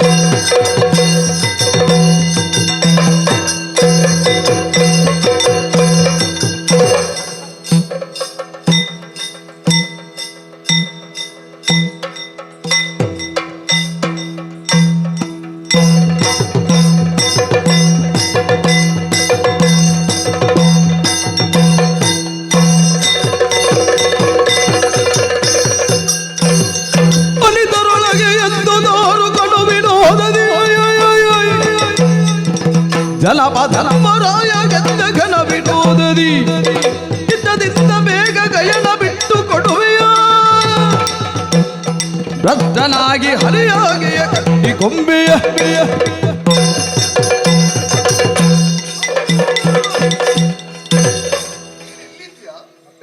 ನಾನು ಅಲ್ಲಿದ್ದವ ಎಲ್ಲಿ ಸತ್ತೆ ಅಂತ ನೋಡು. ನನಗೆ ಸಿಟ್ಟು ಬಂತು. ಹೌದಾ? ನೀನು ಹೇಳದಿದ್ರೆ ಗೊತ್ತೇ ಆಗುದಿಲ್ಲ. ಯಾಕೆ ಸಿಟ್ಟು ಬಂತು? ಯಾಕೆ? ಮೂಳೆ ಓದಿದಿ, ಹೌದು, ಎಲ್ಲರಿಗೆ ಕೇಳುವ ಹಾಗೆ ಹೇಳಿದಿ, ಹೇಳಿದೆ, ಸುಮ್ಮನೆ ಹೌದು. ಹಾಗಾದ್ರೆ ನನ್ನನ್ನೊಬ್ಬನನ್ನು ನೀನು ನಿರ್ಲಕ್ಷ್ಯಗೊಳಿಸಿದೀಯಾ? ನಿರ್ಲಕ್ಷ್ಯ ಇದ್ದದ್ದು. ಅರ್ಥವಾಯಿತು. ಏನು? ಅರ್ಜುನ, ಓ, ನೀನೊಬ್ಬ ದಶನಾಮಧಾರಿ ಹೌದು. ಎನ್ನುವಂತಹ ಅಹಂಕಾರ. ಹ? ನನಗೆ 10 ಹೆಸರುಂಟು ಅಂತ ಅಹಂಕಾರ. ಅದು ಅಹಂಕಾರ, ವಾಸ್ತವ ಅಲ್ವಾ? ಎಂತ ವಾಸ್ತವ? ಮತ್ತೆ ಅರ್ಜುನ, ಅರ್ಜುನ ಕಲಿಬರ್ತ, ಈಗಲೂ ನೀನು ಕಲಿಪಾರ್ಥ. ಹಾ, ಹಾ, ಕುಂಟಿ ಮಗ. ನಿನ್ನ ಕಣ್ಣು ಹೊಡೆದು ಹೋಗ್ಲಿಕ್ಕೆ ಎಂತದು? ಕುಂಟಿ ಮಗ, ಕುಂತಿ ಮಗ. ಹಾ, ಹಾ, BMS. ಅಡಿಗೆ ಬೀಳ್ಬೇಕು ನೀನು. ಶ್ವೇತವಾಹನ, ವಿಭಸ್ಸು. ವಿಭತ್ಸು. ಹಾ, ಶ್ವೇತವಾಹನ. ಹಾ, ಶ್ವೇತವಾಹನ. ಹಾ, ಹಾ, ವಿಜಯ, ವಿಜಯ. ಗಿರ್ಗಿಟಿ. ಅದು ಮತ್ತೆ 3-4ಕ್ಕೆ ಹೋದ್ರೆ ಹಾಗೆ ಆಗುದು. ಕಿರೀಟಿ. ಕಿರೀಟಿ. ಹಾ, ಸವ್ಯಸಾಚಿ. ಸಾವ್ಯ. ಅದು ನೀನಲ್ವಾ? ನನ್ನದೇ. ಮತ್ತೆ ನೀನೇ ಹೇಳ್ತಿ. ನನ್ನದೇ. ಹಾ. ಮೊದಲು ನೀನು, ಹಾ, ಸರಿ. ಮತ್ತೆ ನಾನು. ಹಾ, ಸರಿ. ನಾನಂದ್ರೆ ಎಲ್ಲದಕ್ಕೂ ಆಗ್ತದೆ. ಹೌದು. ಓಡಿಸ್ಲಿಕ್ಕೂ ಆಗ್ತದೆ, ಹೊಡೆದಾಟಕ್ಕೂ ಆಗ್ತದೆ. ಸೌತೆಕಾಯಿ ಹಾಗೆ ಉಪ್ಪಿನಕಾಯಿಗೂ ಆಗ್ತದೆ, ಹುಳಿಗೂ ಆಗ್ತದೆ. ನೀನು ನನ್ನನ್ನು ಸಣ್ಣದು ಮಾಡಿದ್ದು. ಇಲ್ಲ ಇಲ್ಲ, ಸೌತೆಕಾಯಿಯನ್ನು ದೊಡ್ಡದು ಮಾಡಿ. ಹಾ, ಇರ್ಲಿ. ಏನೇ ಹಾ, ಆಯ್ತಾ? ಇದು ನಿನಗೆ ದಶನಾಮ. ಹೌದು. ಸಾಕಾಗುದಿಲ್ಲ. ಮತ್ತೆ 3 ನಾಮ ನಾನು ಹಾಕ್ತೇನೆ. ನೀನು 10ರಲ್ಲಿ ಅಹಂಕಾರ ಉಂಟು ಅಂತ ಹೇಳ್ತಿ, ಪುನಃ 3 ಕೊಡ್ತೇನೆ ಅಂತ. 3 ನನ್ನ ಲೆಕ್ಕದ್ದು. ಹೌದಾ? ಸರಿ, ಕೇಳುವ. ಹಣೆ ಬರ ಕೆಟ್ಟ. 1, ನಾಚಿಗೆಟ್ಟವ. 2, ಮಾನಗೆಟ್ಟವ. ಅರ್ಜುನ, ಏನು ಸ್ವರ ತಗ್ಗಿಸುವುದು ನೀನು? ಯಾವಾಗಲೂ ಹಾ, ನಾವು ಸಿಟ್ಟಿನ ಕೈಯಲ್ಲಿ ಗುಬ್ಬಿಯನ್ನು ಕೊಡಬಾರ್ದು. ಗುಬ್ಬಿ ಬುದ್ಧಿ ಬುದ್ಧಿ ಹಾ, ಕೊಡಬಾರ್ದು. ಹಾ. ಯಾವುದೇ ವಿಷಯವನ್ನಾದರೂ ಹಾ. ಕಣ್ಣಾರೆ ಕಂಡರೂ ಪರಂಪರಿಸಿ ನೋಡಬೇಕು. ಪರಾಂಬರಿಸಿ ನೋಡ್ಬೇಕು. ನೋಡ್ಬೇಕು. ಹೌದೇನು? ಹಾ? ನೀನು 3 ಹೆಸರು ಕೊಡುವುದು ಸರಿ. ಹಾ. ನಿನಗಿರುವುದೆಲ್ಲ ನನಗೆ ಯಾಕೆ ಕೊಡುವುದು ನೀನು? ಯಾಕೆ? ನೀನು 3 ಹೆಸರು ಕೊಟ್ಟಿ ಅಲ್ವಾ? ನನ್ನದಲ್ಲ. ನಿನ್ನ ಸ್ವಂತಕ್ಕಿರುವುದನ್ನು ನನಗೆ ಯಾಕೆ ಕೊಡುವುದು? ನನ್ನದಲ್ಲ, ಮತ್ತೆ ನನಗೆ ಬೇರೆ ಉಂಟು. ಹೌದಾ? ಹಾ, ಇದು ನಿನಗೆ ಅಂತಲೇ ನಾನು. ನಿನ್ನ ಸ್ವಂತ ಮನೆಯಿದ್ದೇನೆ. ಅರ್ಜುನ, ಓ, ನೋಡಪ್ಪ, ನಾನು ಯಾವಾಗಲೂ ಅರ್ಥಕ್ಕಾಗಿ ಅರ್ಥ ಮಾತಾಡುವವಲ್ಲ. ಮತ್ತೆ ಅರ್ಥ ಇಲ್ಲದೆ ನಾನು ಅರ್ಥ ಮಾತಾಡುವುದಿಲ್ಲ. ಹೌದಾ? ಹೌದು. ಆದ್ರೆ ಅರ್ಥ ಇದ್ರೂ ಕೆಲವೊಮ್ಮೆ ಬರುವುದಿಲ್ಲ. ಇಲ್ಲ, ಹಾಗೆ ಹಾ, ನಾನು ಅರ್ಥ ಇಲ್ಲದೆ ಯಾವ ವಿಷಯವನ್ನು ಹೇಳುವುದಿಲ್ಲ. ಹೌದಾ? ಹಾ. ನಿನಗೂ ಒಂದು ಅರ್ಥ ಉಂಟು ಅಪಾರ್ಥಕ್ಕೆ. ಮತ್ತೆ ಹೌದೇನು? ಹಾ. ಹಣೆ ಬರ ಕೆಟ್ಟವ ಅಂತ ಹೇಳಿದ್ಯಲ್ವಾ? ಹೌದು. ಯಾಕದು? ನೀವು ಯಾರು? ಯಾರು? ಪಾಂಡು ಚಕ್ರವರ್ತಿಯ ಮಕ್ಕಳು. ಹೌದಾ? ಹೌದು. ನೀವು ಹರಮನೆಯಲ್ಲಿ ಹುಟ್ಟಬೇಕಾದವರು. ಓ, ಹರಮನೆಯಲ್ಲಿ. ಅರಮನೆ ಅಲ್ಲ, ಹರಿಮನೆ. ಹರಿಮನೆ. ಅರಮನೆ. ಹಾ, ಹಾ. ಹರಮನೆಯಲ್ಲಿ ಅರಮನೆ ಹುಟ್ಟಬೇಕಾದ ನೀವು ಹಾ.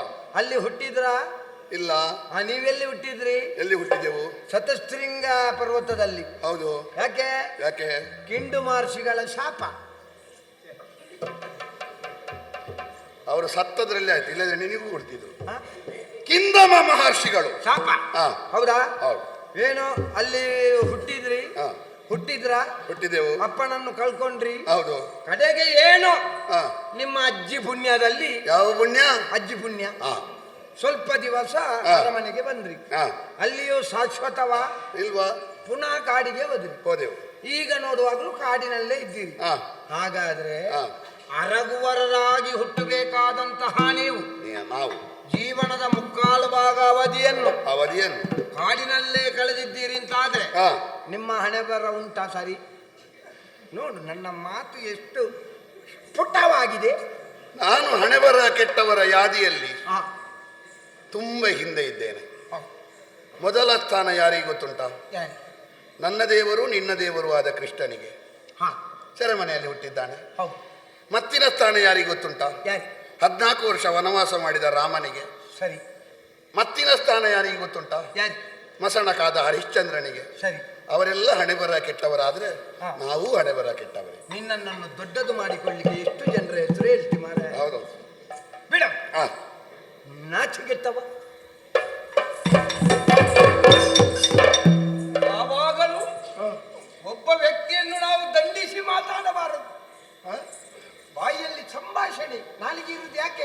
ಸಂಭಾಷಣೆ ಮಾಡ್ಲಿಕ್ಕೆ. ಮತ್ತೆ ಒದರ್ತಿ ನೀನು ಸಂಭಾಷಣೆ ಮಾಡೋದು ಬಿಟ್ಟು ಯಾವುದು?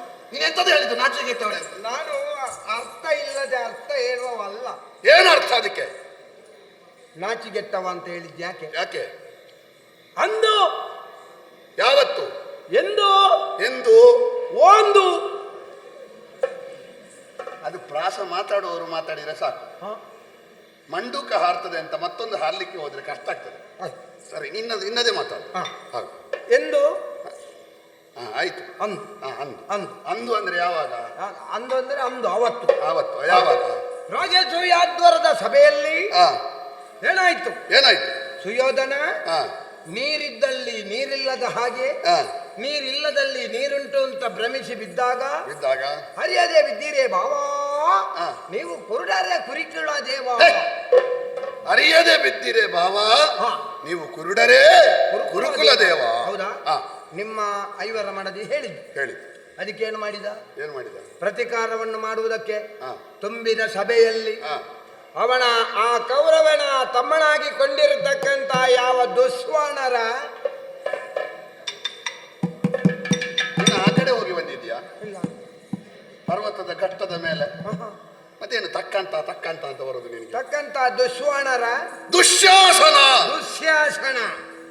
ಆ ದುಶ್ಯಾಸನನ್ನು ತೆಗ್ದಿಯಲ್ವ ಪುಣ್ಯಾತ್ಮ ನೀನು? ನಾನಲ್ಲ, ತೆಗ್ದವ್ರು ಬೇರೆ. ಅಲ್ಲ, ನಾನಿರುವಾಗ ಈಗ ಇಲ್ಲಿ ವಿಳಾಸ ಇಲ್ಲದ ಹಾಗೆ ಮಾಡಿಬಿಟ್ಟು. ಹೌದು, ಪಾಪ. ಹಾ. ಆಯ್ತಾ? ಹಾ. ಅವ ತುಂಬಿದ ಸಭೆಗೆ ಎಳೆದುಕೊಂಡು ಬಂದು ಹಾ. ನಿಮ್ಮ ಐವರ ಮಡದಿಯಾಗಿ ಕೊಂಡಿರತಕ್ಕಂತಹ ಯಾವ ಪಾಂಚೋಳಿ. ಹೀಗೆ ಮಾತಾಡಿದ್ರೆ ಹೋಗ್ತದೆ ನಿನ್ನದು. ಯಾವುದು? ನೀನು ಹೇಳಿದ್ದು ಪಾಂಚೋಳಿ, ಪಾಂಚಾಲೆ ಅಥವಾ ಪಾಂಚಾಲಿ. ಆಯ್ತಾ? ಹಾ. ಚಾಳಿ ಇದ್ದದ್ದು ಚೋಳಿ ಆದದ್ದು ಅಷ್ಟೆಲ್ಲ. ಅದು ಹೋದ್ರೆ ಅದು ಹೋದ್ರೆ ಕಷ್ಟ ಆಗ್ತದೆ. ಸರಿ. ಹಾ. ಹಾ. ಪಾಂಚಾಳೆ ಹಾ. ಅವಳ ಸೀರೆಯನ್ನು ದುಶ್ಯಾಸನ ಹಾ. Rug rug rug rug rug rug rug rug rug.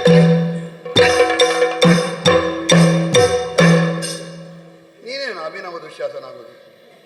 ನಮ್ಮ ಪರಂಪರೆ. ಹಾ, ಸರಿ. ಆಯ್ತಾ? ಹೇಳ್ದ. ಹಾ. ಹೇಳದ. ಹಾ, ನೀವು ಅಲ್ಲಿರ್ಲಿಲ್ವಾ ಸಭೆಯಲ್ಲಿ? ಹೌದು ಹೌದಾ? ಹೌದು. ಒಬ್ಬಳು ಹೆಂಡತಿಯಾದವಳ ಮಾನ ಹೋಗುವಾಗ ಹಾ, ಗಂಡನಾದವ ಕೈಕಾಲಿಲ್ಲದವ ಆದ್ರೂ ತನ್ನ ಹೆಂಡತಿಗೆ ಯಾರಾದ್ರೂ ಮಾತಾಡ್ತಾನೆ ಅಂತಾದ್ರೆ ಹಾ. ಒಮ್ಮೆ ಹೀಗೆ ಮಾಡ್ತಾನೆ. ಹಾ. ನೀವು ಅಷ್ಟು ಮಂದಿ ಇದ್ರಿ. ನಿನಗೆ ಏನು ಗೊತ್ತಾ? ಹಾ. ನಾವು ಯಾಕೆ ಸುಮ್ಮನಿದ್ದದ್ದು? ಯಾಕೆ? ಧರ್ಮ ಧರ್ಮ ಧರ್ಮ. ಎಂತ ಕರ್ಮ ಮತ್ತೆ. ನಿನಗೆಲ್ಲ ಅರ್ಥ ಆಗ್ಲಿಕ್ಕೆ ಇಲ್ಲ. ಆಯ್ತು ಆಯ್ತು. ಆಯ್ತಾ? ಆಯ್ತಾ? ಹಾ. ಮಾನಗೆಟ್ಟವ.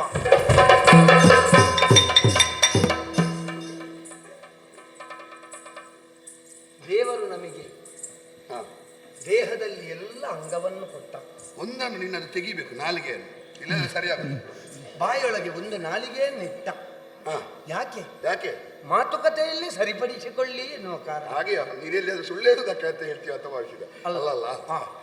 ನಾನು ಯಾವಾಗಲೂ ಅರ್ಥ ಇಲ್ಲದೆ ಮಾತಾಡುವುದಿಲ್ಲ. ಕೇಳುವ, ಇದನ್ನೊಂದು ಕೇಳಿ ಕೇಳಿ ನನ್ನ ತಲೆ ಚಿಟ್ಟು ಹಿಡಿದು ಹೋಯ್ತು. ಯಾಕೆ? ಯಾಕೆ? ನಾನು ಯಾರು? ಯಾರು? ದಾರುಕೇಶ್ವರ. ಹಾ. ಬೇಡ. ಹಾ. ಒಬ್ಬ ಸಾರಥಿ. ಹೌದಾ? ಹಾ. ನಾನು ಅವತ್ತು ನೀನು ಗಡ್ಡ ಕಟ್ಟಿಕೊಂಡು ದ್ವಾರಕೆಗೆ ಬಂದದ್ದು. ಕಟ್ಟಿಕೊಂಡದ್ದಲ್ಲ, ಅದು ಬಂದದ್ದು. ಹೌದಾ? ಬಂದು ನೀನಲ್ಲಿ ಸನ್ಯಾಸಿ ವೇಷ ಮಾಡಿ ಕೂತಿದ್ದಿ. ಹೌದು.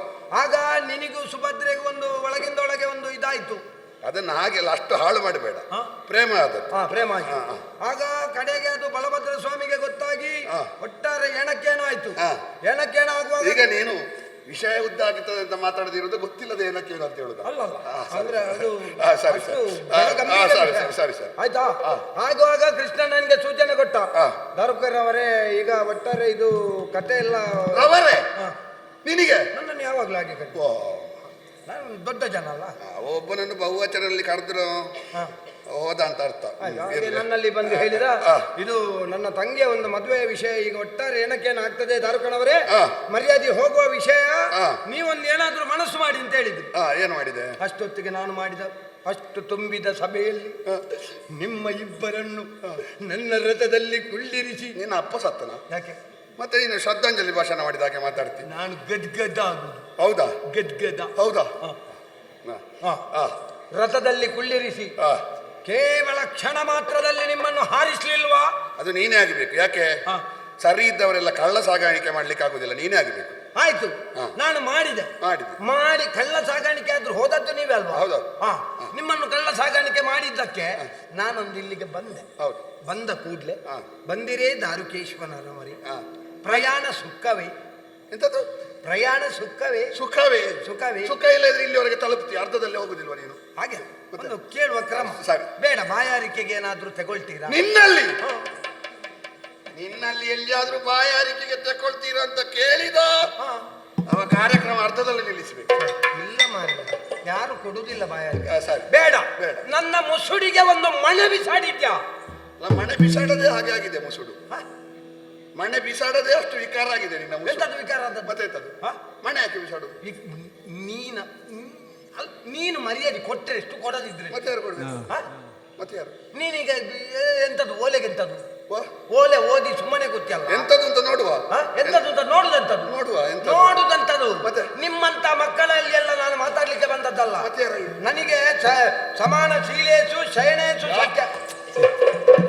ಅದೊಂದು ತಪ್ಪು ಹೇಳಬೇಡ, ದನದ ಮಾಂಸದಿಂದ ದೋಷ ಬರ್ತದೆ. ಯಾಕೆ? ಸಮಾನ ಶೀಲ ವ್ಯಸನೇಶು ಸಖ್ಯ. ನನಗೆ ಸರಿ ಸಮಾನನಾದವ ಅಲ್ಲಿ ಕೂತಿದ್ದಾನಲ್ಲ ಧರ್ಮಕ್ಕೆ.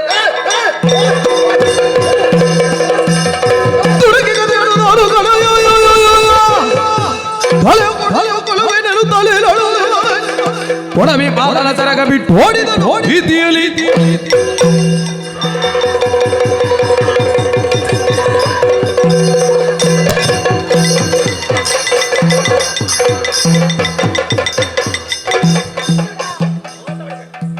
ಮಕ್ಕಳಲ್ಲಿ ನೀನು ಮಾತಾಡಬೇಡ, ಅಲ್ಲಿ ಮಾತಾಡ. ಅರ್ಜುನ ಮಾತಾಡಿದ್ರೆ ಜಾಗ ಕಾಪಿಡು. ಕಾಪಿಡು ಮಾತಾಡಿದ್ರೆ ಮುಖಕ್ಕೆ ಬಾರಿಸಿ ಕಾಪಾಡು. ನೀನು ಯಾರ ಸೆರಗಿಗೆ ಕೈ ಹಾಕಿದ್ದು? ಧರ್ಮಕ್ಕೆ. ಧರ್ಮಕ್ಕೆ ಅವನ ಬಗ್ಗೆ ಮಾತಾಡಿದ್ರೆ ನಾಲಿಗೆ ಕತ್ತರಿಸೇನು? ಹೌದೇನು? ನಿನಗಿಂತ ದುಶ್ಯಾಸನ ಆಗ್ಬೋದು. ಅವಾದ್ರೂ ಹೆಣ್ಣೆ ಮಕ್ಕಳ ಸೆರಗಿ ಕೈ ಹಾಕಿದ್ದು. ಅವನ ವಿಷಯವನ್ನು ನೀನು ತಿಳಿಯದೆ ಹೋದೆಯಾ? ತಣ್ಣೀರನ್ನಾದರೂ ತಣಿಸಿ ಕುಡಿಯುವಂತಹ ಧರ್ಮದ ಸಾಕಾರ ಮೂರ್ತಿಯಾದಂತಹ ಧರ್ಮರಾಯನ ಸೆರಗಿಗೆ ಕೈ ಹಾಕಿದೆಯ ಮೂರ್ಖ, ನಿನ್ನನ್ನು ಗದೆಯ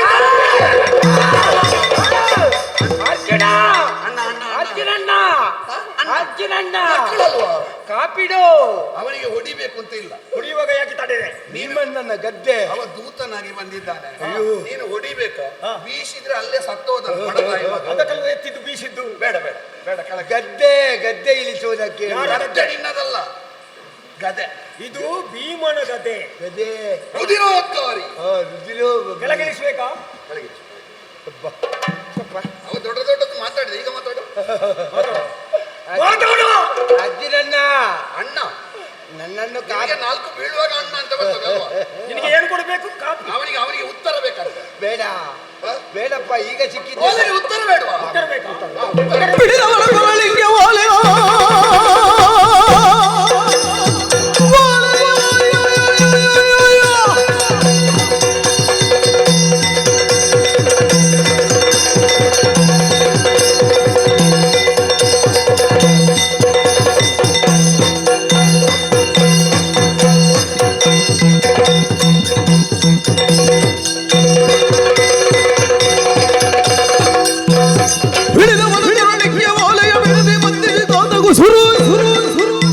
ಎತ್ತೊಡನೆ ಹೊಯ್ದೊಟ್ಟಿದರೆ ಬಂದ ತುರಾರಿಗಿಂದೆಂದ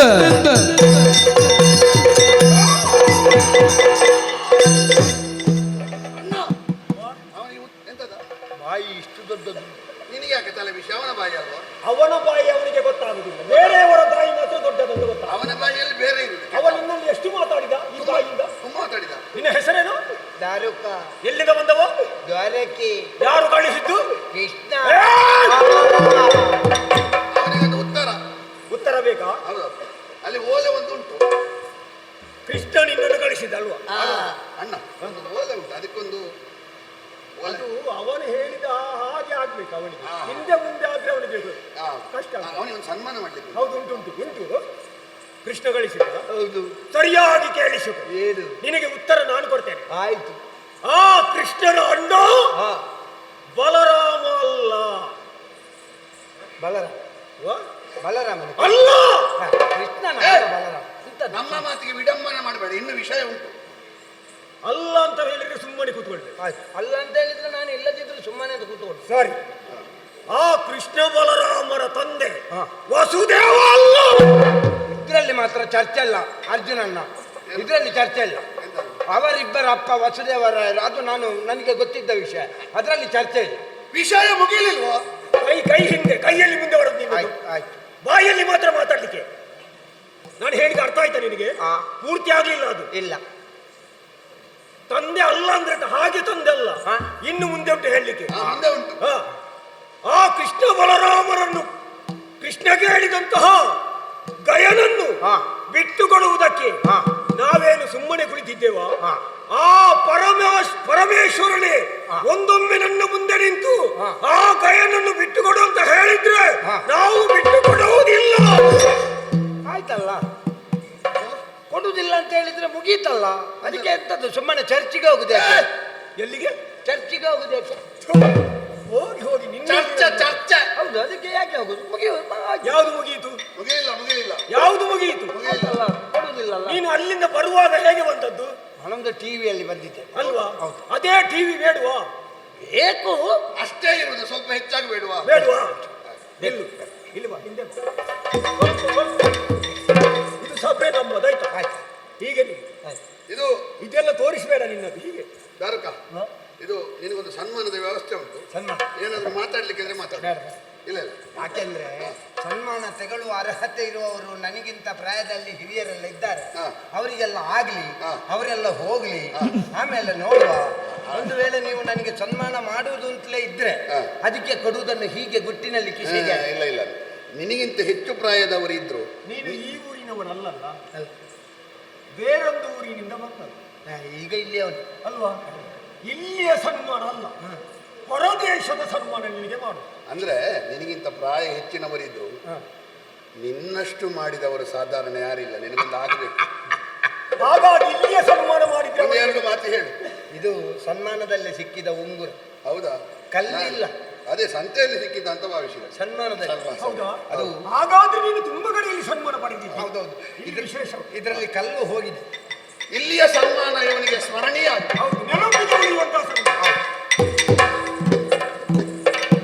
ಅಲ್ಲ, ಸನ್ಮಾನ ನನಗೆ ಬೇಡ ಅಂತ ಹೇಳಿದ್ರೆ ನೀವು ಕೇಳುವುದಿಲ್ಲ. ನೀವೊಂದು ಇಷ್ಟು ಒತ್ತಾಯ ಮಾಡುವಾಗ ನಾನು ಸನ್ಮಾನ ತೆಗೊಳ್ಳದಿದ್ರೆ ನಾಳೆ ನಿಮಗೆ ಬೇಸರ. ಹೌದು, ಎಲ್ಲರಿಗೆ ಕಾಣಬೇಕು ಸನ್ಮಾನ ಮಾಡಿ.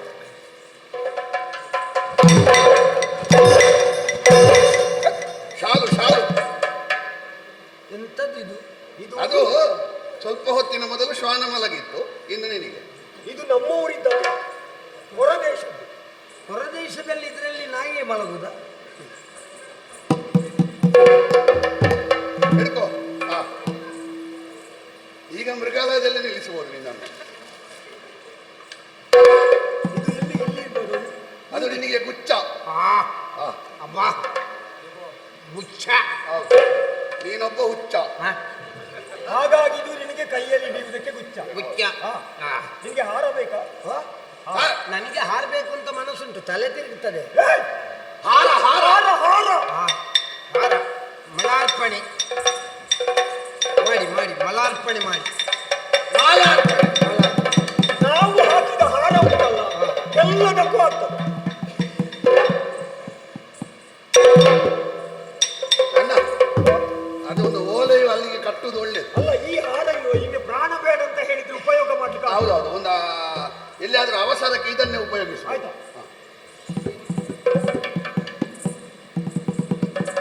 ನೀನು ಬರುವಾಗ ಏನ್ ತಂದದ್ದು? ನಾನು ಓಲೆ. ಅದು ಹೀಗಿತ್ತಲ್ಲ? ಹೌದು. ಇದೆಂತದ್ದು? ಸನ್ಮಾನ ಪತ್ರ. ಹೌದೌದು. ಹೌದು, ಅದು ನೀನು ಮಾತ್ರ ಓದಬೇಕು, ಅವರೆಲ್ಲ ಓದಿದ್ರೆ ಆಗುದಿಲ್ಲ.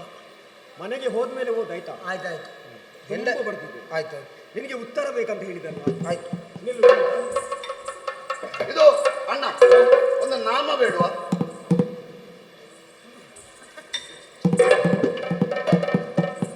ಅದು ಕೂಡ ನಾನೇ ಹಾಕಬೇಕಲ್ಲ. ಏಯ್!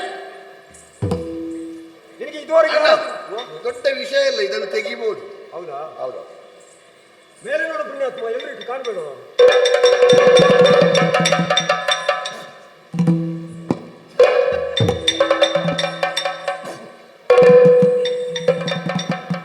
ಹಾಗಾದ್ರೂ ಮನೆಗೆ ಹೋಗಿ ಸ್ನಾನ.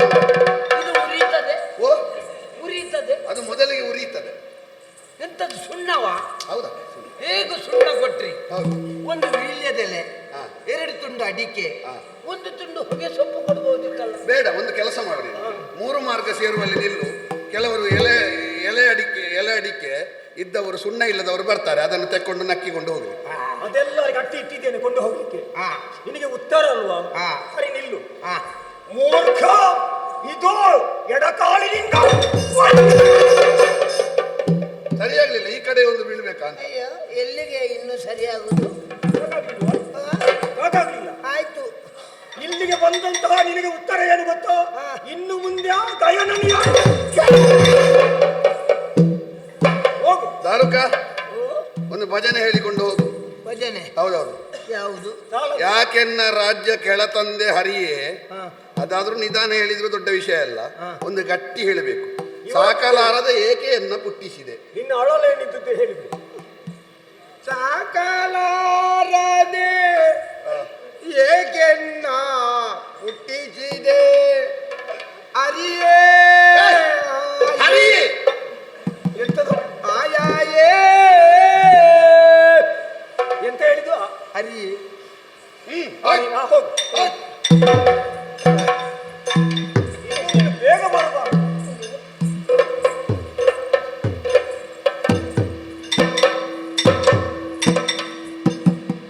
ಸನ್ಮಾನವನ್ನು ಸ್ಮರಣೀಯ ಆಗ್ಲಿಲ್ವಾ? ದೇವರಾಣೆಗೂ ಹೇಳ್ತೇನೆ, ಎಂತ ಒಂದು ಸನ್ಮಾನ ಅಂತ ಹೇಳಿದ್ರೆ ನನ್ನ ಕೊನೆಯ ಉಸಿರಿರುವವರೆಗೆ ಈ ಸನ್ಮಾನ ಮರೆಯಲಿಕ್ಕೆ. ನಿನಗೆ ಸಂಸ್ಮರಣೆಗಾಗ್ತದೆ. ನಿಮ್ಮ ಸಂಸ್ಮರಣೆ ನಿನ್ನದು. ಇನ್ನು ಮುಂದೆ ಏನೆಲ್ಲ ನಡೆಯುತ್ತದೆ ನೋಡ್ತಾ ಇದ್ದೀನಿ.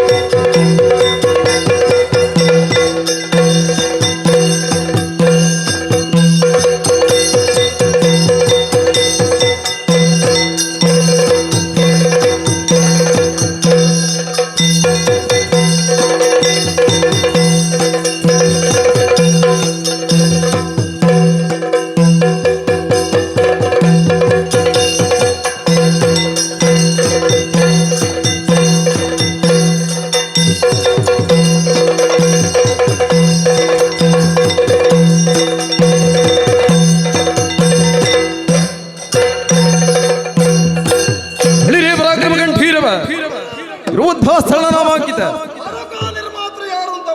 ಬಲರಾಮ ದೇವರೆಂದು ಕೇಳಿ ಬಲ್ಲೆವು. ಏನು ಹೊರಟು ಬಂದಕ್ಕೆ ಶರದಿ ತುಳಿದೆವ ದ್ವಾರಕ್ಕೆ ಪುರಬಾಳುತ್ತಲಿರ್ದ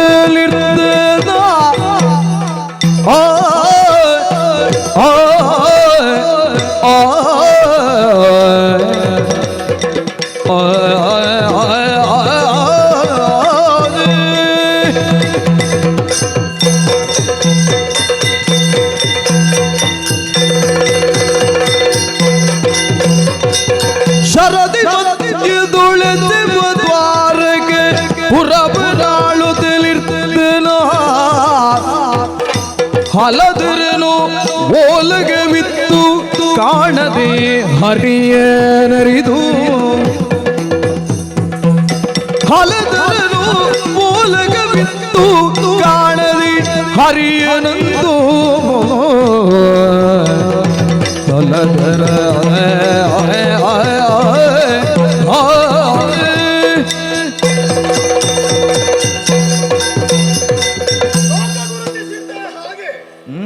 ಯಾದವರು ಯಾವುದಕ್ಕೂ ಆಗದವರು ಎನ್ನುವ ಹಾಗೆ ಸುಳ್ಳಾಗಿಸಿದ್ದೇವೆ ಅದನ್ನು.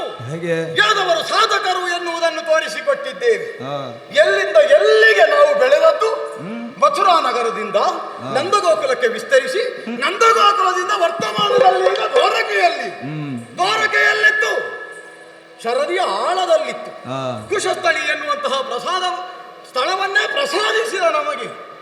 ಅಲ್ಲಿಯೇ ದ್ವಾರಕ ಎನ್ನುವಂತಹ ನಗರವನ್ನು ನಿರ್ಮಾಣ ಮಾಡಿ ಯಾರೆಲ್ಲ ಸಂತ್ರಸ್ತರಾದಂತಹ ಯಾದವರಿದ್ದಾರೋ ಅವರಿಗೆಲ್ಲ ನಿಜವಾದ ಒಂದು ಸ್ಥಾನ ಮಾನ ಗೌರವವನ್ನು ಕೊಟ್ಟವರು ನಾವು. ಫಲಮುಸಲಕ್ಕೆ ವಿಶೇಷವಾದಂತಹ ಮಾನವನ್ನು ಕೊಟ್ಟ ದಿಶೆಯಿಂದಲಾಗಿ ಬಲರಾಮನಾದಂತಹ ಮಾಡದೆ ಇರ್ತಿದ್ರೆ ಈ ದ್ವಾರಕೆಯಲ್ಲಿ ಯಾದವರೇ ಇಲ್ಲವಾಗುತ್ತಿದ್ದರು. ಆದ್ದರಿಂದ ಸಂಸ್ಕಾರಯುತವಾದಂತಹ ಜೀವನವನ್ನು ನಡೆಸುವಲ್ಲಿ ನನ್ನ ಪ್ರಸಾದ ಉಂಟು ಎಲ್ಲವರಿಗೆ ಎನ್ನುವುದನ್ನು ಎಲ್ಲವರು ಆಡುವುದನ್ನು ಕೇಳಿದಾಗ ಸಂತೋಷ ಆಯ್ತು. ಯುವ ಎಲ್ಲಿದ್ದಾರೆ? ಸಭೆಯಲ್ಲಿ ಯುವ ಇಲ್ಲವಲ್ಲ. ಎಲ್ಲಿ ಹೋದರು?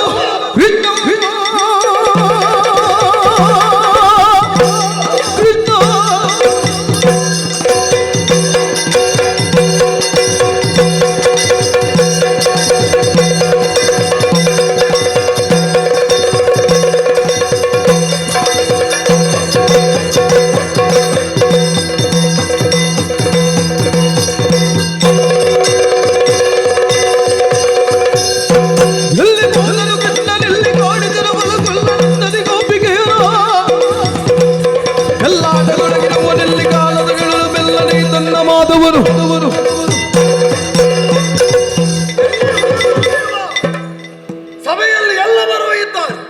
ಒಂದು ಭಾಗದರು ಮಂತ್ರಿ ಮಂಡಲಿಗರು ಇದ್ದಾರೆ ಎನ್ನುವರು. ನನ್ನ ಒಡ ಹುಟ್ಟಿದವ ಕೃಷ್ಣ ಅವ ಮಾತ್ರ ಸಭೆಯಲ್ಲಿ ಕಾಣುವುದೇ ಇಲ್ಲ. ಯಾವಾಗ ನೋಡಿದ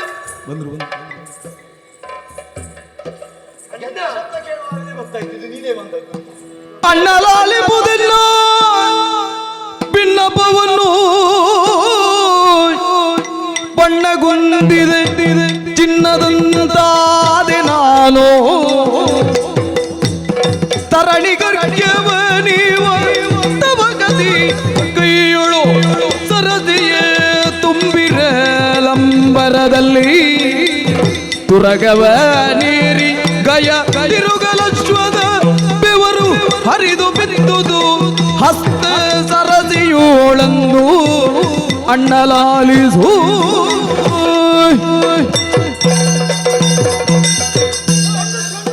ಸಿಟ್ಟು ಬಂದದ್ದು ನನಗೆ ನೀನಿಲ್ಲ ಎನ್ನುವ ಕಾರಣಕ್ಕಾಗಿ. ನೀನು ಬಂದ ಮೇಲೆ ಸಿಟ್ಟು ಕಡಿಮೆ ಆಯ್ತು. ನಾನು ಬರುವಾಗ ಯಾವತ್ತೂ ನಗುತ್ತಾ ಬರುವವ, ಆದ್ರೆ ಇಂದು ಹಾಗಲ್ಲ.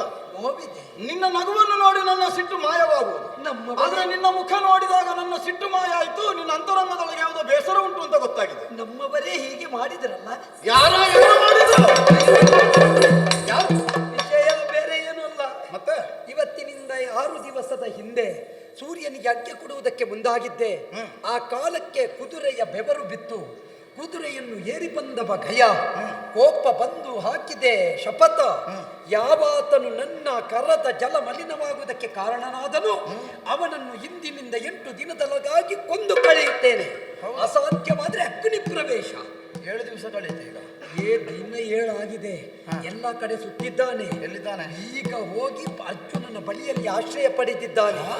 ನನ್ನ ವೈರಿ ಅಂತ ಗೊತ್ತಿದ್ದು ಅರ್ಜುನ ಆಶ್ರಯ ಕೊಟ್ಟಿದ್ದಾನೆ. ಬಿಡಿಸಿಕೊಂಡು ಬರುವುದಕ್ಕೆ ಬೇಕಾಗಿ ಸುಭದ್ರೆಯನ್ನು ಕಳುಹಿಸಿದೆ. ಹೆಂಡತಿಯ ಮಾತು ಕೇಳ್ತಾನೆ ಅಂತ ಕೇಳಲಿಲ್ಲ. ಅವನಿಗೆ ಕ್ಷತ್ರಿಯತ್ವಂತೆ, ಸ್ವಾಭಿಮಾನವಂತೆ. ಮತ್ತೆ ನೇರವಾಗಿ ದಾರುಕನನ್ನು ಕಳುಹಿಸಿದೆ. ಏನಂತೆ? ದಾರುಕನಲ್ಲಿ ಹೇಳಿದ ಮಾತು ನನಗೆ ಹೇಳಲಿಕ್ಕೆ ನಾಲಿಗೆ ಬರುವುದಿಲ್ಲ. ಅಣ್ಣ ಹೇಳು. ಕೃಷ್ಣ ಅಲ್ಲ, ಅವನ ಅಣ್ಣ ಮುದುಕಿಯ ಗಂಡ. ಏನು ಹೇಳಿದ? ಅವನ ನಾಲಗೆಗೆ ದನ ಮೆಟ್ಲಿಕ್ಕೆ ಮುದುಕಿಯ ಗಂಡ ಬಲರಾಮ ಅಲ್ಲ. ಅಲ್ಲ ಅಂದ್ರೆ ನಾನು ಅಲ್ಲ ಅಂತಲ್ಲ. ಛೇ, ನೀನು ಅಲ್ಲ, ಬದಲು ಅವರಪ್ಪ ವಸುದೇವನಲ್ಲ. ಅಂದ್ರೆ ಅವನೇನು ಅದಕ್ಕಿಂತ ಮಿಗಿಲ ಅದು ಅವರೇನು ಎನ್ನುವ ಹಾಗೆ ಭಾವ. ಸದಾಶಿವನೇ ಬಂದರೂ ನಾವು ಗಯನನ್ನು ಬಿಟ್ಟು ಕೊಡುವ ಪ್ರಸಂಗ ಇಲ್ಲ ಅಂತ ಹೇಳಿದ್ದಾನೆ. 1 ದಿವಸ ಇರುವುದನ್ನ ಏನು ಮಾಡುವ?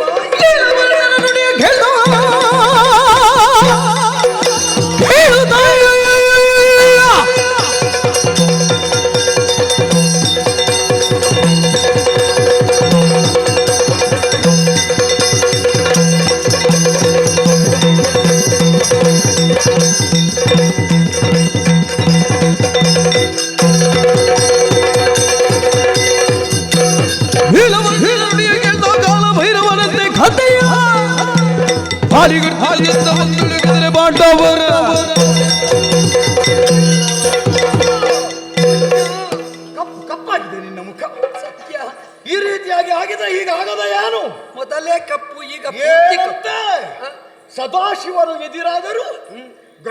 ಬಿಟ್ಟು ಕೊಡುವುದಿಲ್ಲ. ಇಲ್ಲ, ಪ್ರಳಯಾಂತಕನಾಗುತ್ತೇನೆ, ಕಾಲ ಭೈರವನಾಗುತ್ತೇನೆ ನಾನು. ಒಳ್ಳೇದು. ಹಾ, ಈ ಸಲ ಸದಾಶಿವನಿಗಿಂತಲೂ ಮಿಗಿಲಾದ ಈ ಸಲ ನಿನ್ನ ಒಂದು ಅವತಾರ ನೋಡಬೇಕವ. ಬಿಡುವುದಿಲ್ಲ. ಸಿದ್ಧವಾಗಲಿ ಯಾದವ ಸೇನೆ.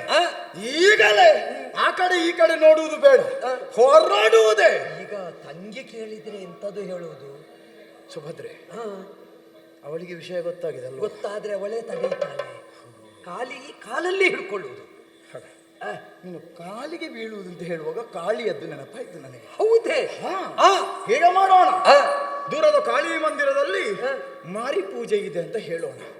ಹೆಂಗಸರು ಮಾರಿ ಪೂಜೆಗೆಲ್ಲ ಬರ್ಲಿಕ್ಕಿಲ್ಲ. ಹಾಗಾದ್ರೆ ಇದೇ ಒಂದು ನೆವನವನ್ನು ಮಾಡಿ ಕಾಮ್ಯ ಕಾವನಕ್ಕೆ ಹೊರಡುವ ಸಿದ್ಧತೆ ಮಾಡು. ಸರಿ.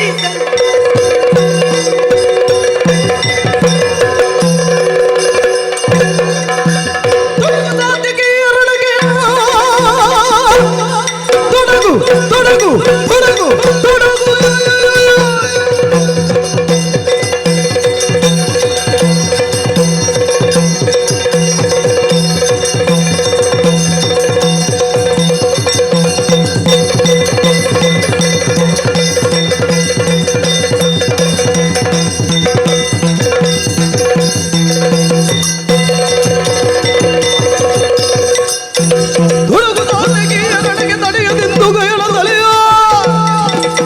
ಮಾಡುವುದು ತರದಿರವ ಗಡಿದು ಜೀಗದಿ ಪ್ರಮುಖರನ್ನು ಸೇರಿಸಿಕೊಂಡು ಬಂದಿದ್ದೇವೆ. ಕಾಮ್ಯ ಕಾವನವನ್ನು ಮುಚ್ಚಿದ್ದೇವೆ. ನಿನಗೆ ಸೇನಾಧ್ಯಕ್ಷ ಪದವಿ ನೀಡಿದ್ದೇನೆ. ಪಾಂಡವರ ಅದಷ್ಟನ್ನು ಇಳಿಸುವುದಕ್ಕೆ ಬೇಕಾಗಿ ತೆಗೆದಿದ್ದೇನೆ ಪಾಂಚಜನ್ಯ. ಯುದ್ಧ ಕಾಲೆ ಮಳಗಿಸು.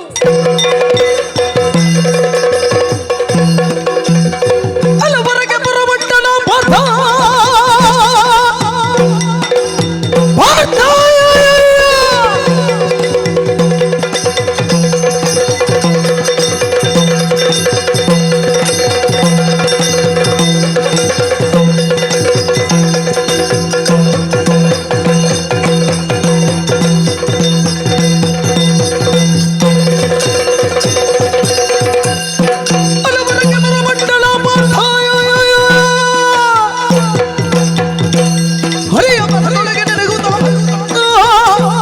ಪುರವಂಟನ ಭಾರತ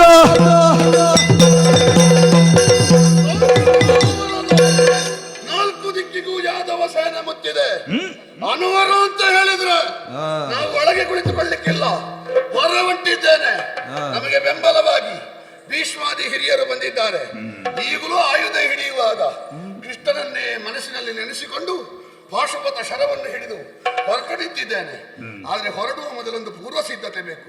ಯಾರಲ್ಲಿ ಕಲಹ ಮಾಯಗಾರನಗಳಗ ನಾನು ಅಪಾಯದೋದಲಿ ಗಯನ ಜೀವವ ಕಾಯದುಳಿದರೆ ಸೋಮಗುಲಕ ಬಕೀರ್ತಿ ಬಂದಿನೋದ ವಾಯು ಸೋಗದ ತೆರದಿಯೋ ಗಯನನು ಸಾಯಗದ ಬಂದ ಬಳಿಕೆ ಎಳಗಿಟ್ಟು ಆಯತದಿ ನೀಡಲು ಬಂದಿಸಿ ನಿಂದ ಹಾವಗಿ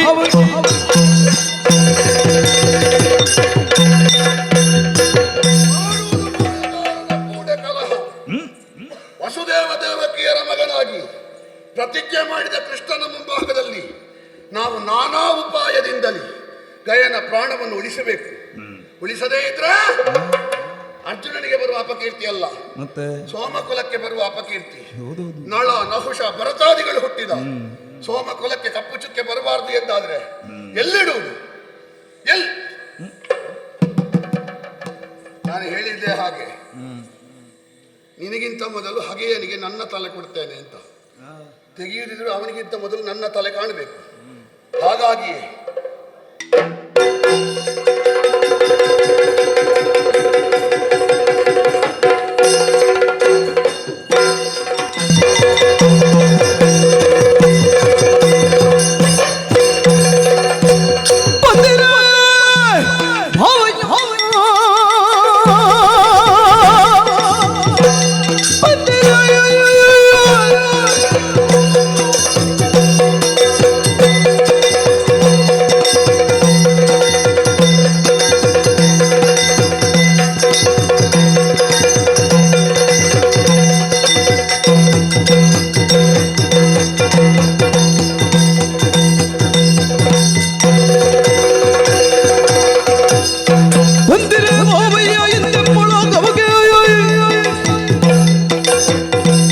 ಇಂಧನ ಬೇಗ ಮರೆತಿಂದು ಒಯ್ದಲಿ.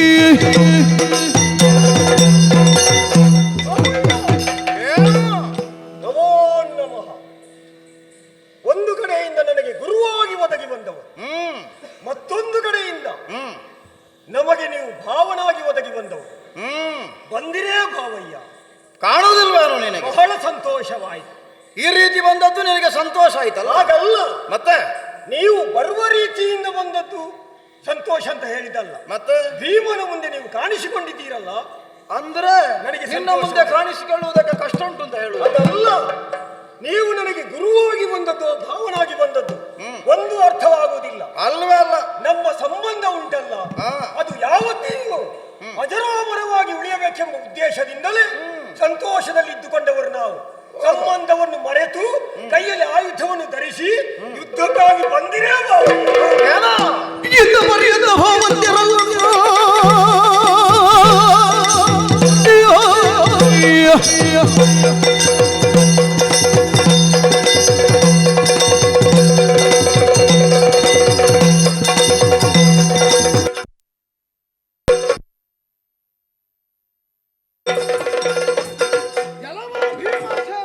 ಏನು ಭಾವನಂಟಸ್ತಿಗೆ ಸಂಬಂಧವನ್ನು ಮತ್ತೆ ನೆನಪಿಸುವುದಕ್ಕೆ ಬಂದದ್ದಲ್ಲವೋ? ಮತ್ತೆ ಹಾಗೆಂದು ಶಿಷ್ಯನ ಮುಂದೆ ಗುರುವಾಗಿಯೂ ನಾನು ಬಂದದ್ದಲ್ಲ. ಮತ್ತೆ ಗುರುಗಳಿಗೆ ಮರ್ಯಾದೆ ಕೊಡುವ ಬಗೆಯೇನೋ ನೀವು ಬಲ್ಲಿರಿ. ಏನು ಏನು ಮಾಡಿದ್ದ ನೀವು? ಏನು ಇಂದಿನ ದಿವಸದಲ್ಲಿ ಏನು ನಡೆಯುತ್ತದೆ ಎನ್ನುವಂತಹ ವಿಚಾರ ಯಾವುದು?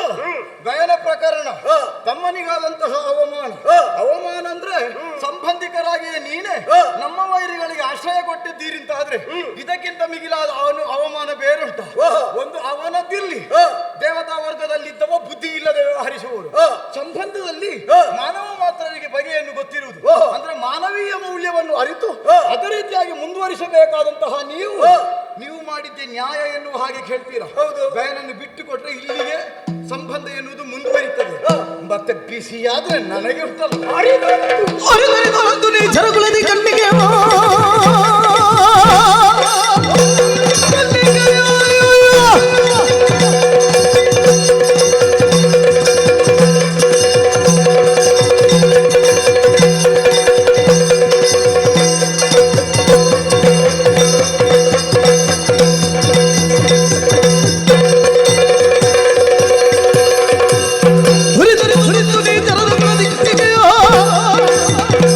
ಕರ ಬಿಡಿದು ನರಳಿಗೆ ಪರಿಗತವಾಯಿತು.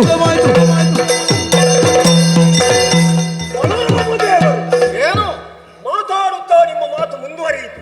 ಮತ್ತೆ ಸಂಬಂಧ ಮಾಡಿಕೊಂಡದ್ದು ತಪ್ಪಾಯಿತು ಎಂಬುದಾಗಿ ಅದು ನಿಮ್ಮ ಬಾಯಿಂದ ಬರಬೇಕಾದವಲ್ಲ. ಅರಿತರಿತು ಯಾದವ ಕುಲ ಅಂದ್ರೆ ನಿಮ್ಮ ಕುಲದ ಕಣ್ಣಿಗೆಯನ್ನು ತಂದು ನನ್ನ ತಮ್ಮನಿಗೆ ಮದುವೆ ಮಾಡಿಸಿದಿರಲ್ಲ. ಕೊಂಚು ಹಾಕಿ ಅವನೇ ಬಂದದ್ದು. ಯಾವುದು? ಮತ್ತೆ ಯಾಕೆ? ನಿಮ್ಮ ನಮ್ಮ ಸಂಬಂಧ ಗಟ್ಟಿಯಾಗಿ ಇರಬೇಕನ್ನುವ ಉದ್ದೇಶದಿಂದಲೇ ಮಾಡಿದ್ದು. ಹೌದಾದ್ರೆ ನೀವು ಇವತ್ತು ಯುದ್ಧಕ್ಕೆ ಬರ್ಲಿಕ್ಕೆ ಇರಲಿಲ್ಲ. ಆದ್ರೆ ಇದನ್ನು ತಿಳಿದು ನೀವು ಮುಂದೆ ಬರ್ತೀರಂತಾದ್ರೆ ಯುದ್ಧಕ್ಕೆ ನಾವು ನಿಂತಿದ್ದೇವೆ. ಮುಂದೆ ಏನಾಗ್ತದೆ ನೋಡಿ. ಏನೋ ತಿರುಗಡಿಗೆ ತಂಗಿಯನು ತಿರುಗಡಿಗೆ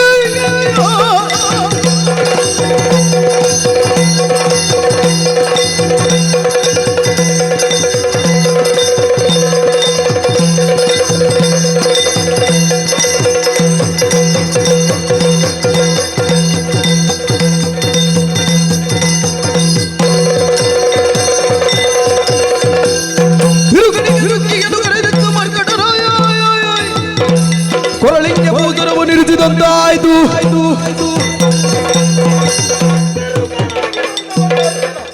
ನಮ್ಮ ದ್ವಾರಕಾ ನಗರಿಗೆ ಮತ್ತಾನು ಬೇಡುತ್ತಾ ಬಂದವನು ತಿರುಗಾಡಿಗೆ ನಮ್ಮ ತಂಗಿಯನ್ನು ಕೊಟ್ಟು ನಾವೇ ಕೈ ಸುಟ್ಟುಕೊಂಡ ಹಾಗಾಯ್ತು. ಮರ್ಕಟನ ಕೈಗೆ ಸುಮಮಾಲಿಕೆಯನ್ನು ಕೊಟ್ಟು ಏನಾಗ್ತದೆ? ಏನು ಈಗ ಗೊತ್ತಾಗ್ತಿಲ್ವ? ಹಾಳು ಮಾಡಿದ್ದು ತಂಗಿ ನಮ್ಮಲ್ಲಿ ಭದ್ರವಾಗಿ ಇದ್ದರು ನಿಮಗೆ ನಿಜವಾದಂತಹ ಬೆಲೆ ಗೊತ್ತಿಲ್ಲ ಎಂದದ್ದು ನಾವು. ಹಾಳಾಗುವ ಬಗೆಗಾಗಿ ಅದೇ ಕಾರಣಕ್ಕಾಗಿರಬೇಕು ಕಾಡಾಡಿಗಳಾದಂತಹ ನಿಮ್ಮ ಜೊತೆ ನಾವು ಕಳುಹಿಸದೇ ಇದ್ದದ್ದು. ಒಂದರ್ಥದಲ್ಲಿ ಏನು ಚೆನ್ನಾಗಿಯೇ ಭವಿಷ್ಯವನ್ನು ಬಲ್ಲವ ಬಂದವನು ನನ್ನ ತಮ್ಮ ನಿಮ್ಮೊಟ್ಟಿಗೆ ಬಂದು ನಮ್ಮ ತಂಗಿಯ ಜೀವನ ಹಾಳಾಗುವುದು ಬೇಡ ಎನ್ನುವುದಕ್ಕಾಗಿ ನಾವು ಸಾಕುವುದು. ನಿಮಗೆ ಆ ಸಂಬಂಧದ ಗುರುತವೇ ಇಲ್ಲ ಎಂದಾದ್ರೆ ಅಹಂಕಾರ ಕಾಲಿಗೆರಗಿದ್ರೆ ಬದುಕುಂಟು ಭೀಮಸೇನ. ಬಲರಾಮ ದೇವರೇ, ಏನು ಮಧ್ಯನ ಮೇಲೆ ನಿಮ್ಮ ಮನಸ್ಸು ಸರಿಯುವುದಿಲ್ಲ. ನಿಮ್ಮ ತಮ್ಮನಾದಂತಹ ಕೃಷ್ಣ ಮಾಡಿದಾದ್ರೆ ಏನು? ನನ್ನ ತಮ್ಮನಾದಂತಹ ಅರ್ಜುನನಿಗೆ ನಿನ್ನ ತಂಗಿಯನ್ನು ಕೊಡಬೇಕೆಂಬ ಉದ್ದೇಶದಿಂದ ವೇಷ ಮಾಡಿ ಬರುವುದಕ್ಕೆ ಹೇಳಿದವರೇ. ಇಂಥ ವಿಷಯದಲ್ಲಿ ಮಧ್ಯಾಹ್ನ ಅಂತಲ್ಲ, ಬೆಳಗಿನಿಂದಲೂ ನನ್ನ ಮನಸ್ಸು ಸರಿಯಾಗುವುದು. ನಿಮ್ಮ ತಮ್ಮನಿಗೆ ನಿಮ್ಮ ಮೇಲೆ ಮನಸ್ಸಿಲ್ಲ. ಯಾರು ಹೇಳಿದ್ದು ಮತ್ತೆ ಮಧ್ಯಾಹ್ನ ಮೇಲೆ ನಿಮ್ಮಲ್ಲಿ ಬಂದು ಮಾತಾಡ್ತಾನವ? ಯಾಕೆ ನೀವು ಸರಿ ಇರುವುದಿಲ್ಲ. ಮಧ್ಯಾಹ್ನ ಮೇಲೆ ತಮ್ಮ ಅಂತಲ್ಲ, ದ್ವಾರಕ್ಕೆ ಯಾರು ಮಾತಾಡ್ಲಿಕ್ಕಿಲ್ಲ. ಹಾಗಾದ್ರೆ ಮಾತಾಡುವುದು ನೀವು ಅವಧಿ ಪೂರ್ತಿ ಸರಿ ಇಲ್ಲ ಅಂತ ಆಯ್ತು. ಹಾಗಲ್ಲ, ಮಾತನಾಡುವ ಅವಧಿ ಅನ್ನುವುದುಂಟು. ನನಗೆ ಬೆಸಿ ಮಾಡಬೇಡ ನೀನು. ಇದರ ಯುದ್ಧವನ್ನು ಸಲ್ಲಿಸಿದ್ದು ನೀವೇ. ಹೌದು, ಮುಖಕ್ಕೆ ಬಂದಿದ್ದು ಗೊತ್ತಾಯ್ತು. ಮುಸಲವನ್ನು ಕಂಡಿದ್ದೀಯ? ನೋಡು.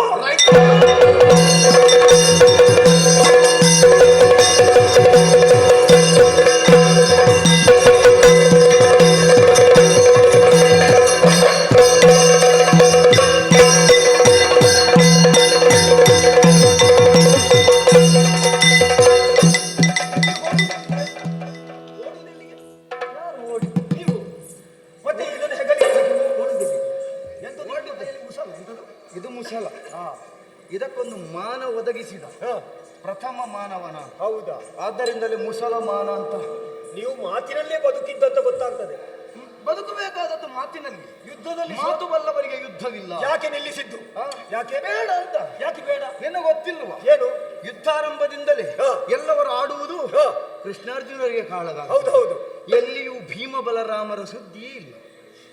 ಬೇಕಾ ನಮಗೆ ಬೇಕ ಪ್ರಚಾರ? ನೋಡು, ನಿನಗೆ ಅರ್ಥ ಆಗ್ತದೆ. ಹೌದು, ಇದೆಲ್ಲ ಪ್ರಚಾರ ಬೇಕಾ ಅಂತ? ಬೇಕಾಗಿಲ್ಲ. ಇಲ್ಲ. ಹಾಗಾದ್ರೆ ನಮ್ಮ ಸಾಮರ್ಥ್ಯ ಏನು ಎನ್ನುವುದು ನಮಗೆ ಗೊತ್ತಿದೆ. ಹೌದು. ಬಹಳ ಅವಸರದಲ್ಲಿ ಓಡಿ ಬಂದದ್ದು ಅಲ್ಲಿಂದ. ಹೌದು.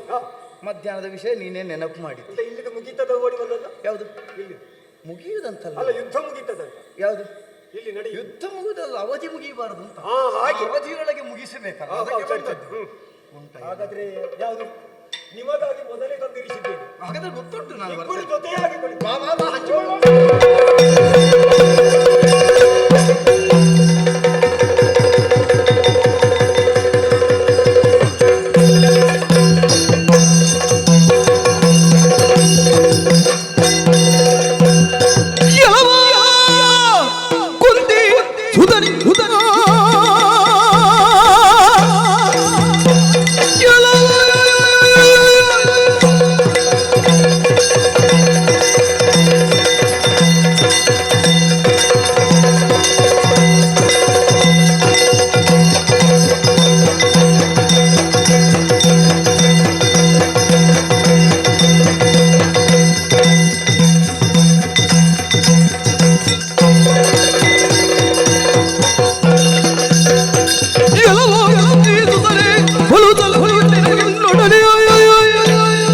ತಲೆಗಡಲಿಗೆ ಬಿತ್ತ ಕೆಳಗಿಳಿದು ಬಿಡುವುದಿಲ್ಲೋ ಪಾರ್ಥ.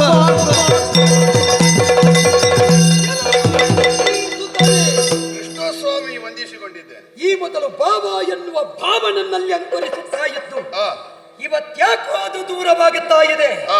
ಕುಂತಿಗೆ ಮಗನಾಗಿ ಸೀಮಿತವಾದೆ ನೀನು. ಕುಂತಿ ದೇವಿಯ ಬಳಿ ಬಂದಾಗ ನಿಮ್ಮ ಇವರನ್ನು ನನ್ನ ಪದಮೂಲಕ್ಕೆ ಕಡಹಿದಳು. ಇನ್ನು ನನ್ನ ಮಕ್ಕಳಲ್ಲ ಇವರು ನಿನ್ನವರು ಅಂತಾಡಿದಳು. ಆ ಕಾಲಕ್ಕೆ ನೀವು ನನ್ನವರು ಅಂತ ನಿಮ್ಮನ್ನು ಪ್ರೀತಿಯಿಂದ ಅಂಗೀಕರಿಸಿದೆ. ಇಷ್ಟರವರೆಗೆ ವ್ಯಕ್ತವಾಗಿಯೂ ಅವ್ಯಕ್ತವಾಗಿಯೂ ನಿಮಗೆ ಸಹಾಯಕನಾಗಿ ಒದಗಿ ಬಂದೆ. ಅದ್ಯಾವುದನ್ನು ಇವತ್ತು ನೀನು ಉಳಿಸಿಕೊಂಡಿರಲಿಲ್ಲ. ಈ ಕಾಲಕ್ಕೆ ಕುಂತಿ ಸುತನಾತ್ಮಗುವುದಕ್ಕೆ ಮಾತ್ರ ಸೀಮಿತವಾಯಿತು ಬಿಟ್ರೆ ಕೃಷ್ಣ ಸಖನಾಗುವಲ್ಲಿ ಅದು ಕಳೆಯಲ್ಪಟ್ಟಿದೆ. ಕಾರಣ ಏನು ಅಂತ ನನಗೆ ಅರ್ಥ ಆಗುತ್ತಾ ಉಂಟು. ಇರುವುದು ಕಾಡಿನಲ್ಲಿ, ರಾತ್ರಿ ಹಗಲು ಈ ಪ್ರಾಣಿಗಳ ಬೊಬ್ಬೆಯಲ್ಲಿ ನಿಮಗೆ ನಿದ್ರೆ ಉಂಟೋ ಇಲ್ವೋ? ಈ ನಿದ್ರೆ ಕಡಿಮೆ ಆದ್ರೆ ಪಿತ್ತ ತಲೆಗೇರುತ್ತದೆ. ಪಿತ್ತ ತಲೆಗೇರಿದ್ರೆ ಏನಾಗುತ್ತದೆ ಅಂತ ಗೊತ್ತಾಗುವುದಿಲ್ಲ. ತಲೆಗೇರಿ ಹುದೆ ಪಿತ್ತ, ಪಿತ್ತ ಏರಿ ಇವತ್ತು ಕಾಮ ಪಿತನನ್ನು ಕೆಣಕಿದ್ರೆ ಕ್ಷಣ ಕ್ಷಣಕ್ಕೆ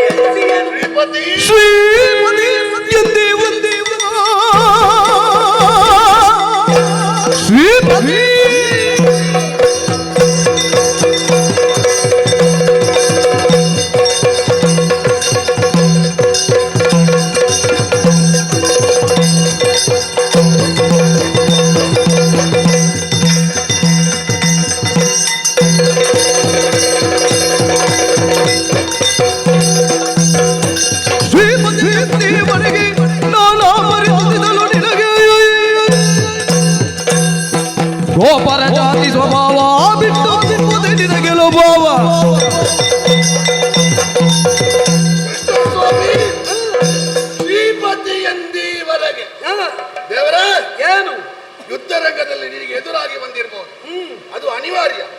ಆದ್ರೆ ನೀನು ಎದುರಿನ ವಸ್ತು ವಿಷಯ ಯಾವುದು ಅಂತ ನೋಡ್ಬೇಕಾದವಲ್ಲ, ನೀನು ಅಂತರಂಗವನ್ನು ನೋಡುವ ದೇವರು. ಇವತ್ತು ನಾನು ಆಯುಧ ಹಿಡಿಯುವಾಗ ಶ್ರೀಪತಿಯನ್ನು ನೆನೆದೇ ಹೊರಟದ್ದು. ಶ್ರೀಪತಿ ಎಂದೀವರೆಗೆ ನಾನಾ ಪರಿ ತುತಿಸಿದೆವು, ಆದ್ರೆ ನಿನಗೆ ಅದು ನೆನಪೇ ಆಗ್ಲಿಲ್ಲ ಅಲ್ಲ. ಯಾಕೆ ನೆನಪಾಗ್ಲಿಲ್ಲ? ನೀನು ದೇವರಾದ್ರೂ ಹುಟ್ಟಿದೆಯಲ್ಲಿ ಗೋಪರ ಕುಲದಲ್ಲಿ. ಗೋಪರ ಕುಲದಲ್ಲಿ ಹುಟ್ಟಿದವನಿಗೆ ಗೋವಳಿಗನ ಸ್ವಭಾವ ಅಂತ ಒಂದುಂಟು. ಏನು ಅಂತ ಕೇಳಿದ್ರೆ, ದನದ ಬಳಿಗೆ ಕರುವನ್ನು ಬಿಡುವುದು, ಆ ದನಕ್ಕೆ ಹೊಟ್ಟೆ ತುಂಬಲಿ ಅಂತ ಬಿಡುವುದಲ್ಲ. ಇವನ ತಂಬಿಗೆ ತುಂಬಬೇಕಾದ್ರೆ ಹಾಲು ಕೊಡ್ಬೇಕಾದ್ರೆ ದನ ಕೆಚ್ಚಲಿಗೆ ಹೋಗಿ ತಲೆಯಿಂದ ಹಾಯ್ಬೇಕಾಗ್ತದೆ. ಈ ಪಾಂಡವರನ್ನು ಕರುವಿನ ಹಾಗೆ ಬಳಸಿ ತಂಬಿಗೆ ತುಂಬಾ ಹಾಲು ತುಂಬಿಸಿಕೊಂಡು ಈಗ ಕರುವನ್ನು ಓಡಿಸುವ ಗೋಪರ ಜಾತಿ ಸ್ವಭಾವ ಯಾಕೆ ಸ್ವಾಮಿ? ಈಗ ಬಾಂಧವ್ಯ ಉಂಟುಂತಾದರೆ ನೀ ಪರಕಾರ್ಯ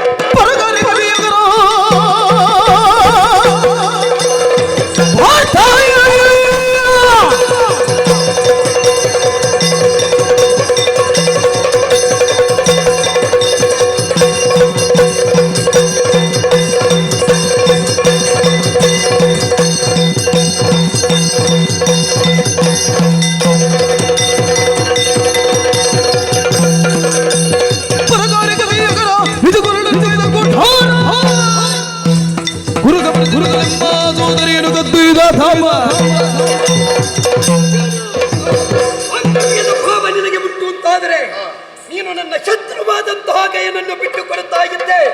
ಪರ ಕಾಂಡಕ್ಕೆ ಬಿಗಿಯಾಗಾರ, ತಲೆಯ ಕೊಯ್ಯುವ ಕುಠಾರ, ನಿಮ್ಮ ತಲೆ ಉಳಿಯಬೇಕು ಎನ್ನುವ ಕಾರಣಕ್ಕೆ ಬೇಕಾಗಿ ಎಷ್ಟು ಮಂದಿ ದುಷ್ಟರ ತಲೆಯನ್ನು ಬಲಿ ತೆಗೆದುಕೊಂಡೆ. ಆದರೆ ಕೃಷ್ಣನ ತಲೆಯ ಬಗ್ಗೆ ಒಂದಿಷ್ಟು ಗೌರವ ಇಲ್ಲದೆ ಕೃಷ್ಣ ಶತ್ರುವನ್ನೇ ನೀನು ರಕ್ಷಣೆಯಾಗಿ ಇಟ್ಟುಕೊಂಡು ಕೃಷ್ಣ ವಿರೋಧವನ್ನು ಕಟ್ಟಿಕೊಂಡಿದ್ದಿ. ಕಾರಣ ನನಗೂ ಅರ್ಥ ಆಗುತ್ತದೆ. ನಿಮಗೆ ಕಾಡಿಗೆ ಹೋದ್ರು ನೀವು ಹಾಕಿದ ವೇಷ, ನೀವು ಮಾಡುವ ಕಳ್ಳತನ ಎಂದು ಮರೆಯುವುದಕ್ಕೆ ಸಾಧ್ಯ ಉಂಟು. ಕಳ್ಳತನದಲ್ಲಿ ಎನ್ನ ಸೋದರಿ ಸುಭದ್ರೆಯನ್ನು ಅವತ್ತು ಸನ್ಯಾಸಿಯಾಗಿ ಬಂದು ಕಾದುಕೊಂಡು ಹೋದ ಕಳ್ಳ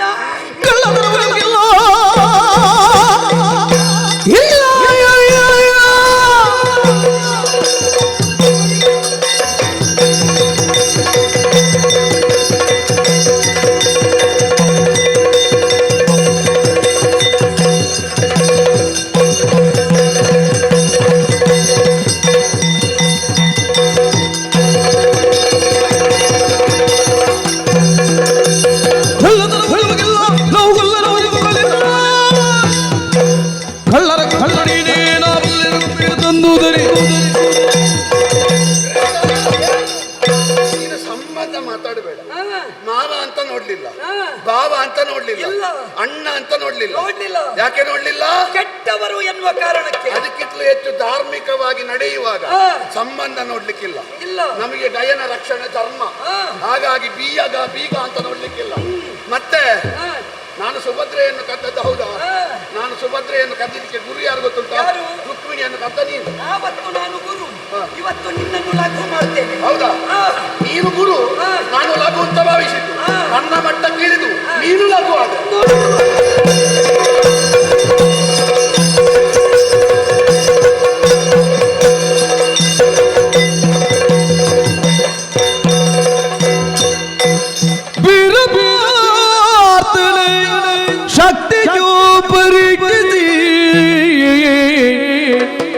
ಮುಂದೆ ಭಾರತವ ಮಲ್ಲ ನಗೋದ್ಯಾವುದು ನಿಶ್ಚಯಿಸಿ ಭೂರಿದು ಜದಿಯು ಮುರ ಮತನ ನಿರಲು ಅದು ದತ್ತ ಭಯ ಸಮಯವಿಲ್ಲ. ಘೋರ ದುಶ್ಯಾಕರಣ ಕೌಶಲದ ಶಕ್ತಿಯೋ ಸಾರತರವ್ಯೂದುಚ್ಚುತ್ತೆ ಆರರಿಯದು ಕುಬೇರಾತ್ಮಜನ ಶಿರವ ಕತ್ತರಿಸಿ ಮಾಯಾವಿ ಕೊಳ್ಳಿರಲು ನರ ನುಡಿದ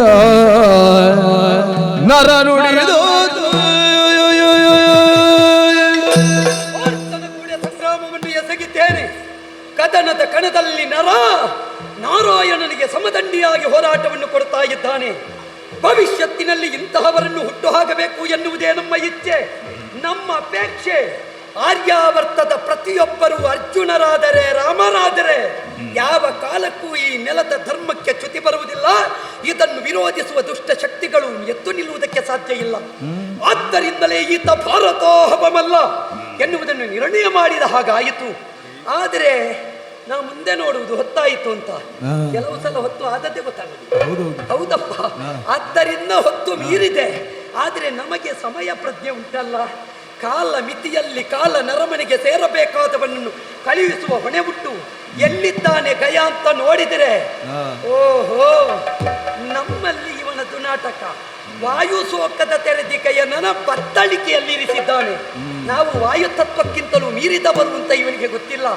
ಆದ್ದರಿಂದಲೇ ಸುದರ್ಶನಿಗೆ ಆದ್ಯ ಕೊಟ್ಟಿದ್ದೇನೆ. ಯಾರರಿಯದ ನದಿ ಆ ಗಯನ ಶಿರವನ್ನು ಛೇದಿಸು. ಗಯನ ತಲೆ ಹೋದಿತು. ಸುಮ್ಮನೆ ನಾವು ದುಡಿದದ್ದೇ ಹೆಚ್ಚು. ಇನ್ಯಾಕೆ ದುಡಿಯುವುದು? ನಮ್ಮ ಕೆಲಸ ಪೂರ್ತಿಯಾಗಿದೆ, ವಿಶ್ರಾಂತಿ ಪಡಿ.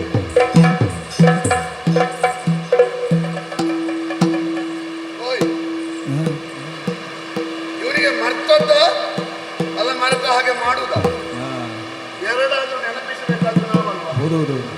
ಬಾವಾ ಹೋಯಿತು ಹೊತ್ತು ನೋಡು ಬಾವಿಯ, ನೋಡು ನೋಡು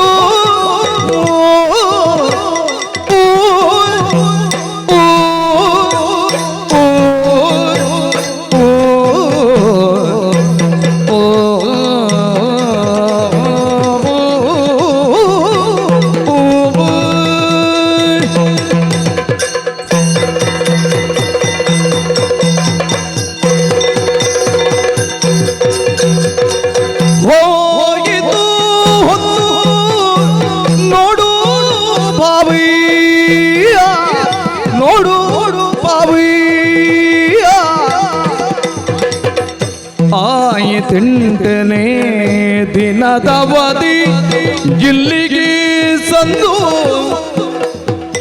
ಆಯಿತು. ಯೋಚನೆ ದಿನದವಧಿ ಇಲ್ಲಿಗೆ ಸಂದು ಹೋಯಿತು. ಹೊತ್ತು ನೋಡು ಭಾವಯ್ಯ, ಹೋಯಿತು ಹೊತ್ತು ನೋಡು ಭಾವಯ್ಯ. ಆಯಿತನೇ ದಿನದವಧಿ ಇಲ್ಲಿಗೆ ಸಂಧೋ ಪದುಮಾ ಪಶ್ಚಿಮ ಬುದಿಗಿಳಿದನು. ನೀನಾಡಿದ ಭಾಷೆ ಪಂಜೆಯಾದುದು ತಡವೇಕೆ ಬೇಗದಿ ಯತ್ನಗೊಂಡವನು. ಮಾಡುವ ಕಾಲ ಒದಗಿದೆ ನೋಡುವುದೇನು. ದಾಕಿಣ್ಯವಿಲ್ಲದೆ ಎಲ್ಲ ಓಲಗಿರುವುದೆನಲು ಸುರಿದನು. ಹೋಯಿತು ಹೊತ್ತು ನೋಡು ನೋಡು ನೋಡು ನೋಡು ನೋಡು ಬಾಬಯ್ಯ.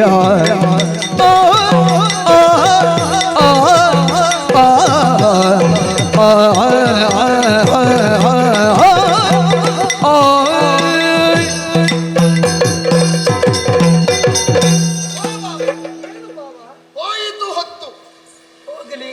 ನೋಡು ಬಾವಯ್ಯ. ನಾನು ಸುಮ್ಮನೆ ಸಮಯ ಮೀರಿದೆ, ಹೆಚ್ಚು ಮಾತಾಡುವುದಿಲ್ಲ. ಬೇಡ ಬೇಡ, ಆಯಿತಿದ್ದಿಗೆ 8ನೇ ದಿನದವರೆಗೆ. ಅವಧಿ ಮುಗೀತಾ ಬಾವ? 8ನೇ ದಿವಸದ ಇನ್ನದ್ದು ಮುಗೀತಾ? ನನ್ನದಲ್ಲ, ನೀನು ಹೇಳಿ. ಹೇಳಿದ ಅವಧಿ. ಹೌದೌದು. ಪದುಮ ಅತ್ತ ಪಶ್ಚಿಮ ಅಂಬುದಿಗೆ ಇಳಿದ. ಇಳೀನಿ. ನೀನಾಡಿದ ಭಾಷೆ ಬಂಜೆ ಆದ. ದಿನೇಶ ಹೋದಿಲ್ಲ. ದಿನೇಶ ಉಪದ್ರ ಮಾಡದೆ ಹೋಗ್ಲಿಕ್ಕೆ ಅದೇ ಇಳಿದ. ಸೂರ್ಯ ಇಳಿದ ಅಸ್ತಮಿಸಿದ. ಬಾವ, ಈಗ ನೀನಾಡಿದ ಭಾಷೆ ಬಂಜೆ ಆಯಿತು ಅಂತ ಬೇಸರ ನನಗೆ. ನಾನು ನನ್ನ ಅತ್ತೆ ಮಾವ ನೀನು ಅವತ್ತು ಪ್ರತಿಜ್ಞೆ ಮಾಡಿದ ಹಾಗಂತೆ. ಮೂರ್ಖಾಗ ವಜ್ಞರ ಗುರುವೆ, ಹಿಡಿದರ್ಗಲಂ ಕೆಡಿಸಿದ ದುರಾತ್ಮನೆ, ಕೇಳು ಎನ್ನಯ್ಯ ಪ್ರತಿಜ್ಞೆಯನ್ನು. 8ನೆಯ ದಿವಸದಲ್ಲಿ ನಿನ್ನ ಶಿರವ ಕತ್ತರಿಸಿದ್ದರೆ ಜ್ವಲಿಪ ವೈಶ್ವಾನರಿಗೆ ಕಾಯವಂ ಪೆರ್ಚಿಸುವೆ. ಇಲ್ಲದಿದ್ದರೆ ದೇವಕಿ ಸುತನ, ದೇವಕಿ ಸುತನೆ ವಸುದೇವನಾತ್ಮಭವನೆ. ಆತ ತಂದೆ ತಾಯಿ 7 ಮಕ್ಕಳನ್ನು ಕಳೆದುಕೊಂಡು ಸೆರೆಮನೆಯಲ್ಲಿ ಕಷ್ಟಪಟ್ಟು ಅವರಿಗೆ ಮಗ ಅಲ್ಲ ಅಂತ ನೀನು ಮಾಡುದು ನನಗೆ ಬೇಸರ ಆಗ್ತದೆ. ಆಗುವುದಕ್ಕೆ ಉಂಟವ. ಎರಡನೇದು ಹೇಳಿದಲ್ವಾ, ಜ್ವಲಿಪ ವೈಶ್ವಾನರಿಗೆ ಕಾಯವನ್ನು ಬೆಚ್ಚಿಸಬೇಕು. ಮೊದಲಿದ್ದಕ್ಕೆ ನನಗೆ ಸಹಾಯ ಮಾಡ್ಲಿಕ್ಕೆ ಆಗಿಲ್ಲ, ಇದಕ್ಕೆ ಧಾರಾಳ ಮಾಡಬೇಕು. ಏನು ಬಾಬಾ, ನಿನಗೆ ಗಂಧ ತಾಜಿತ ಅಲಸಿದ್ದಾನಿದ್ದ ಕಟ್ಟಿಗೆ ಅಲ್ಲ, ಸ್ವಲ್ಪ ಕಳಶದ್ದು ಹಾಕು. ನಮ್ಗೆ ಯಾವುದು ಬೇಡ, ನಮ್ಮಲ್ಲಿ ಆಗ್ನೇಯ ಅಸ್ತ್ರ ಉಂಟು. ಇಲ್ಲಿ ದಕ್ಷಿಣಕ್ಕಾದೀತ, ಪೂರ್ವಕ್ಕಾದೀತ, ಉತ್ತರಕ್ಕಾದೀತ, ಪಶ್ಚಿಮಕ್ಕಾದೀತ. ಒಂದು ಆಗ್ನೇಯ ಅಸ್ತ್ರ ಬಿಡ್ತೇನೆ, ನನಗೂ ನೋಡ್ಬೇಕು. ಬೆಂಕಿಯಲ್ಲಿ ಬೇಯದವ, ಗಾಳಿಯಲ್ಲಿ ಒಣಗದವ, ನೀರಿನಲ್ಲಿ ನೆನೆಯದವ ಹೇಗೆ ಬೆಂಕಿಯಲ್ಲಿ ಉರಿತಾನೆ ಅಂತ ನೋಡ್ಬೇಕು. ಹಾಗೆ ಪ್ರಯೋಗ ಮಾಡುದ. ನಿನಗೆ ಭ್ರಾಂತ ಆರಂಭವಾಗಿ ಭ್ರಾಂತಿ ಕೀಳಾದರಿ ಕಾಜಿಯುಳ್ ಕಲಿಯುಗೆ ಬಂದಿರಿ, ಅಜ್ಞಾನಿಗಳಂತೆ ಹೋರುವೆಯಾಗಿ ಸಂತಿನ ಬಾಜಿಗಳು ಪತ್ತಳಿಗೆ ಇಳಾಂತಿ ಗೂಳನ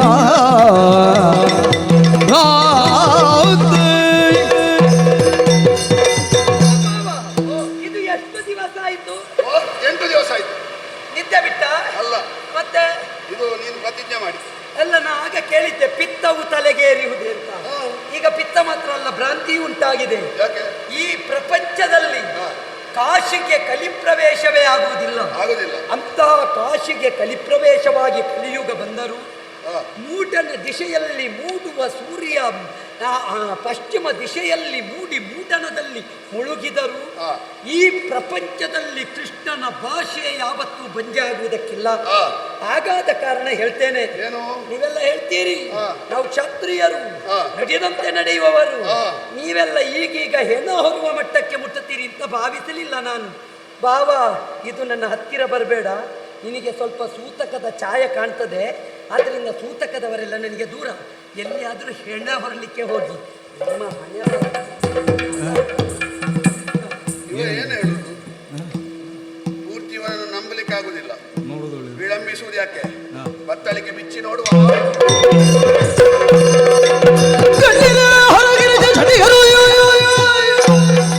ಕಟ್ಟಿರೆ ಸುರನರ ವಿರಿಂಚರು, ಕಂಡಿರೆ ದಿಗದಿ ಮರು ಗಂಧರ್ವಾದಿ ಕಿನ್ನರರು, ಕಂಡಿರೆ ಕರಿವರದ ಮಾಡಿದ ಬಂಡ ಕೃತ್ಯವನೆನುದ ಕಾರ್ಮುಕ ಕೊಂಡು ಕಿಡಿಗೆ ತರುತ್ತ ನುಡಿದನು ಜರೆದು ಶ್ರೀಗಿರಿಯ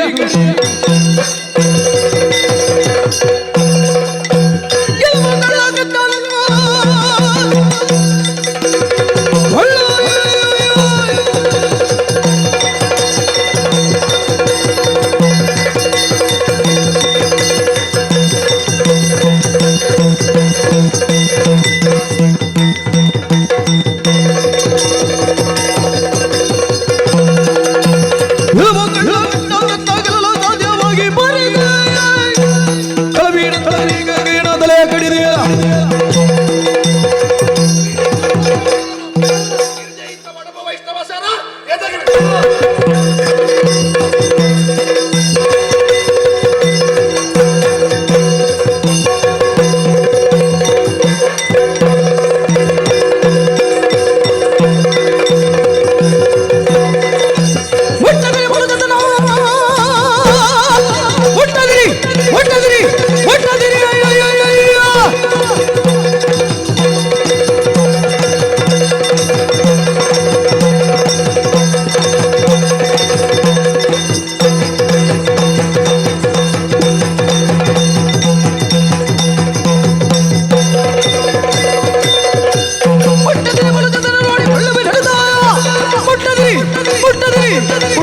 ಕಡಿದೆ ಏನಿದೇನು ದೇವ ಚೋದ್ಯವಿದೇನು ಮನದ ಭಾವ, ನೀನ್ಯಾರು ಸಜಾರು ತುನಿದೋಯ್ತದಿ ಪರಿ ನೀ ಮುನಿದ ಪರಿ. ಏನಿದೇನು ದೇವ ಚೋದ್ಯವಿದೇನು ಮನದ ಭಾವ ದೇವ.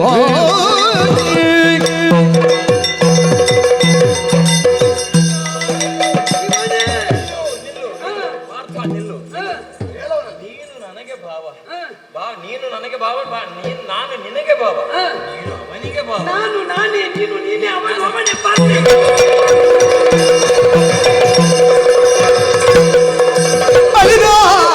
ಗಯನಂದು ಎಪ್ಪಿಸಿ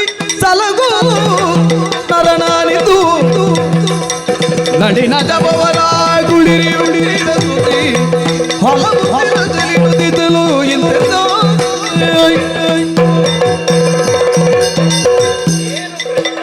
ಏನು ದೇವರೇ?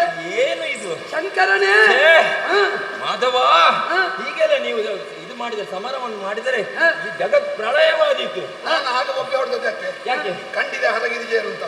ಆಗ ನಿನಗೆ ಕೇಳಲಿಲ್ಲ, ಈಗ ಬೇಗ ಬರಲ್ಲ. ಸಮಾಧಾನ ಸಮಾಧಾನ. ಈಗ ಹೆತ್ತಿ ಕೇಶವ ನಿಲ್ಲು, ಕೇಶವ ನಿಲ್ಲು. ಅಷ್ಟಾದ್ರೂ ಹೇಳ್ಬೇಕಲ್ಲ, ನಾನು ಸದಾಶಿವ ಕೇಶವನೇ ಮುಗಿಸುತ್ತಿದ್ದ. ಕೇಶವನೇ ಬಂದದ್ದು ಅದಕ್ಕೆ. ನೀನು ಶಿವ, ನೀನು ಶಿವ, ನಾನು ಕೇಶವ. ಹೌದು ಹೌದಾ? ಅದು ಎಲ್ಲ ಭಕ್ತರಿಗೆಲ್ಲರಿಗೂ ಗೊತ್ತುಂಟು. ಒಂದು ಸಮಾಧಾನ. ಯಾಕೆ ನೀವು ಸರಿ ಕೇಶವ, ನೀನು ಒಬ್ಬನೇ ಸಿಗು, ಕಲ್ಲು ಹೊಡಿತೇನೆ ನೀನು. ಸರಿ ಸಮಾನರು, ನೀವು ಸಮಯ ಸರಿ ಸಮಾನರು. ಜಗಳ ಬೇಡ, ಸಮರವನ್ನು ನಿಲ್ಲಿಸಿ. ಯಾಕೆ ಈಗ? ಏನು? ನಿಮ್ಮದು ಪಾಯಸಕ್ಕೆ ಒಗ್ಗರಣೆ ಹಾಕುದು ಬೇಡ. ನಾನು ಪ್ರತಿಜ್ಞೆ ಮಾಡಿದ್ದೇನೆ, ಅವನನ್ನು ಉಳಿಸ್ತೇನೆ ಅಂತ. ಈಗ ಸತ್ತಿದ್ದಾನೆ.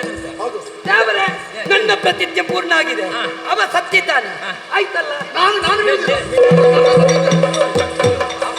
ಸಮಾಧಾನ. ಅವ ಬೇಕಿದ್ರೆ ಹಕ್ಕ ತಕೊಳ್ಳಿ, ನಮಗೆಲ್ಲ ಸರಿ.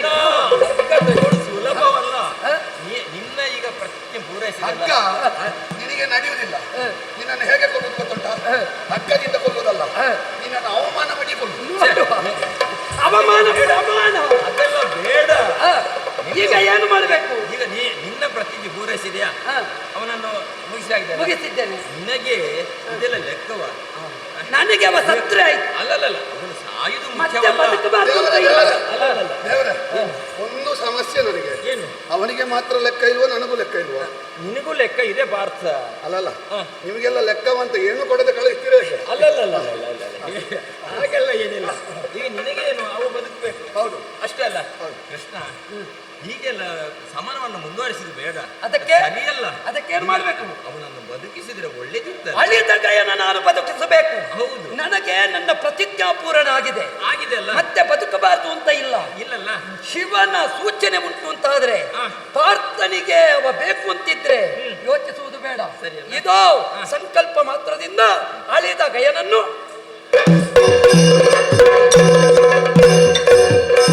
ಅಲ್ಲಿ ಹಿಂದೆ ಕೂತ್ಕೊಂಡು ಇಣುಕಿ ನೋಡ್ತೀಯ. ಇಷ್ಟು ಪ್ರಸಂಗ ಮಾಡಿದ್ದೆ ನೀನು, ಗೊತ್ತುಂಟ ನಿನಗೆ? ಆಯ್ತಲ್ಲ ಪಾರ್ಥ? ಗಯ ಗಯ ಇದಾದರೂ ಯಾರದು? ಎಷ್ಟು ಗಯ ಗಯ ಗಯ ಗಯ ನೋಡಿ, ಕೆನ್ನೆಗೆ ಕೈ ಹಿಡಿದುಕೊಂಡು ಕೂತಾಗಿ ನೋಡಿ. ಪ್ರಶಾಂತ ಚಿತ್ತನಿಗೆ ಹೋಗ್ತಾ ಇದ್ದಾನೆ. ನೋಡಿ, ಇನ್ನಾದ್ರೂ ಮುಖದಿಂದ ಕೈ ತೆಗೆ ಪುಣ್ಯಾತ್ಮ, ಇಷ್ಟು ಮಾಡಿಸಿದ್ದಿ. ಹೌದು, ಅವನಿಗೆ ಕೊನೆಗಾಗುವಾಗ ಒಂದು ಧನ್ಯವಾದವು ಹೇಳಬೇಡ, ನೀನು ನಿದ್ದೆ ಮಾಡು. ಇದಕ್ಕೆ ಒಂದು ತಲೆ ಬಿಸಿಯೇ ಇಲ್ಲ. ಎಷ್ಟು ಮಾಡಿದ್ದೇವೆ, ನಿನಗೆ ಬೇಕಾಗಿ ಗೊತ್ತುಂಟ ನಿನಗೆ? ಅವ ಯಾರ್ಯಾರ ಮುಖ ನೋಡ್ತಾರೆ. ಅದು ಎದುರು ಕುಳಿತುಕೊಂಡು ನಿದ್ದೆ ಮಾಡ್ತಾನೆ ಅವ. ಸಮರವನ್ನು ಬಿಡಿ, ಆಯ್ತಾಗಿರೋಣ. ಯೋಚನೆ ಮಾಡಬೇಡ, ಧನಪತಿ ತನಯ, ನಿನಗೆ ಅದುವೇ ಸುಖ. ಅರ್ಜುನ, ಸ್ವಲ್ಪ ಹೆಚ್ಚಾಯಿತು. ಯೋಚನೆ ಮಾಡಬೇಡ, ನಿನ್ನಿಂದ ಹೆಚ್ಚಾಗಬೇಕು ಅಂತಲೇ ಇಷ್ಟು ಕೆಚ್ಚು ಭರಿಸಿದ್ದು. ಭವಿಷ್ಯದಲ್ಲಿ ಭಾರತಾಹವಮಲ್ಲ ನೀನು ಹೌದು ಅಲ್ಲವೋ ಎನ್ನುವುದು ಇತ್ಯರ್ಥ ಆಗಬೇಕಿತ್ತು. ಜೊತೆಯಲ್ಲಿ ನಿನ್ನಲ್ಲಿದ್ದ ವೈಷ್ಣವಾಸ್ತ್ರ ನನ್ನದ್ದೇ ಎದೆ ಸೇರಬೇಕಾಗಿತ್ತು. ಭವಿಷ್ಯದಲ್ಲಿ ಅದು ನಿನ್ನಲ್ಲಿ ಉಳಿಯಕೂಡದು. ಅದನ್ನು ಅಂಗೀಕರಿಸಿದ್ದೇನೆ. ಸಮರ ಸಮರ್ಥ ಅಂತ ಒಪ್ಪಿದ್ದೇನೆ. ವೀರ ಧೀರೋದ್ಧಾರ ಕೌಂತೆಯ ಭಾರತಾಹವಮಲ್ಲ ನೀನು ಹೌದು ಹೌದು ಹೌದು ಅಂಗೀಕರಿಸಿದ್ದೇನೆ. ದೇವರೇ, ನಿನ್ನೊಟ್ಟಿಗಿರುವಾಗ ಎಷ್ಟೆಲ್ಲ ಪರೀಕ್ಷೆ ಬರ್ತದೆ. ಧರ್ಮ ಪರೀಕ್ಷೆಯಲ್ಲಿ ಗೆದ್ದಿದ್ದೆವು, ಈಗ ಶಕ್ತಿ ಪರೀಕ್ಷೆಯಲ್ಲಿ ಗೆದ್ದೆವು. ಇನ್ನು ಭಕ್ತಿ ಪರೀಕ್ಷೆಯಲ್ಲಿ ಹೇಗಾಗ್ತದೆ, ಯಾವಾಗ ಮುಗಿಯುತ್ತದೋ ದೇವರಿಗೆ ಗೊತ್ತು. ಯೋಚನೆ ಮಾಡಬೇಡ, ಭಕ್ತಿ ಪರೀಕ್ಷೆ ನಿನ್ನ ಇನ್ನೊಂದು ಮುಖ ಅಂತ ಕಾಣಿಸ್ತೇನೆ. ಹಾಗಾದ್ರೆ ನಿನಗೆ ಇನ್ನು ಬಂದ್ರು ನಾನು ಬರುವುದಲ್ಲ, ನನ್ನ ಇನ್ನೊಂದು ಮುಖ ಬರು. ಸರಿ ಸರಿ.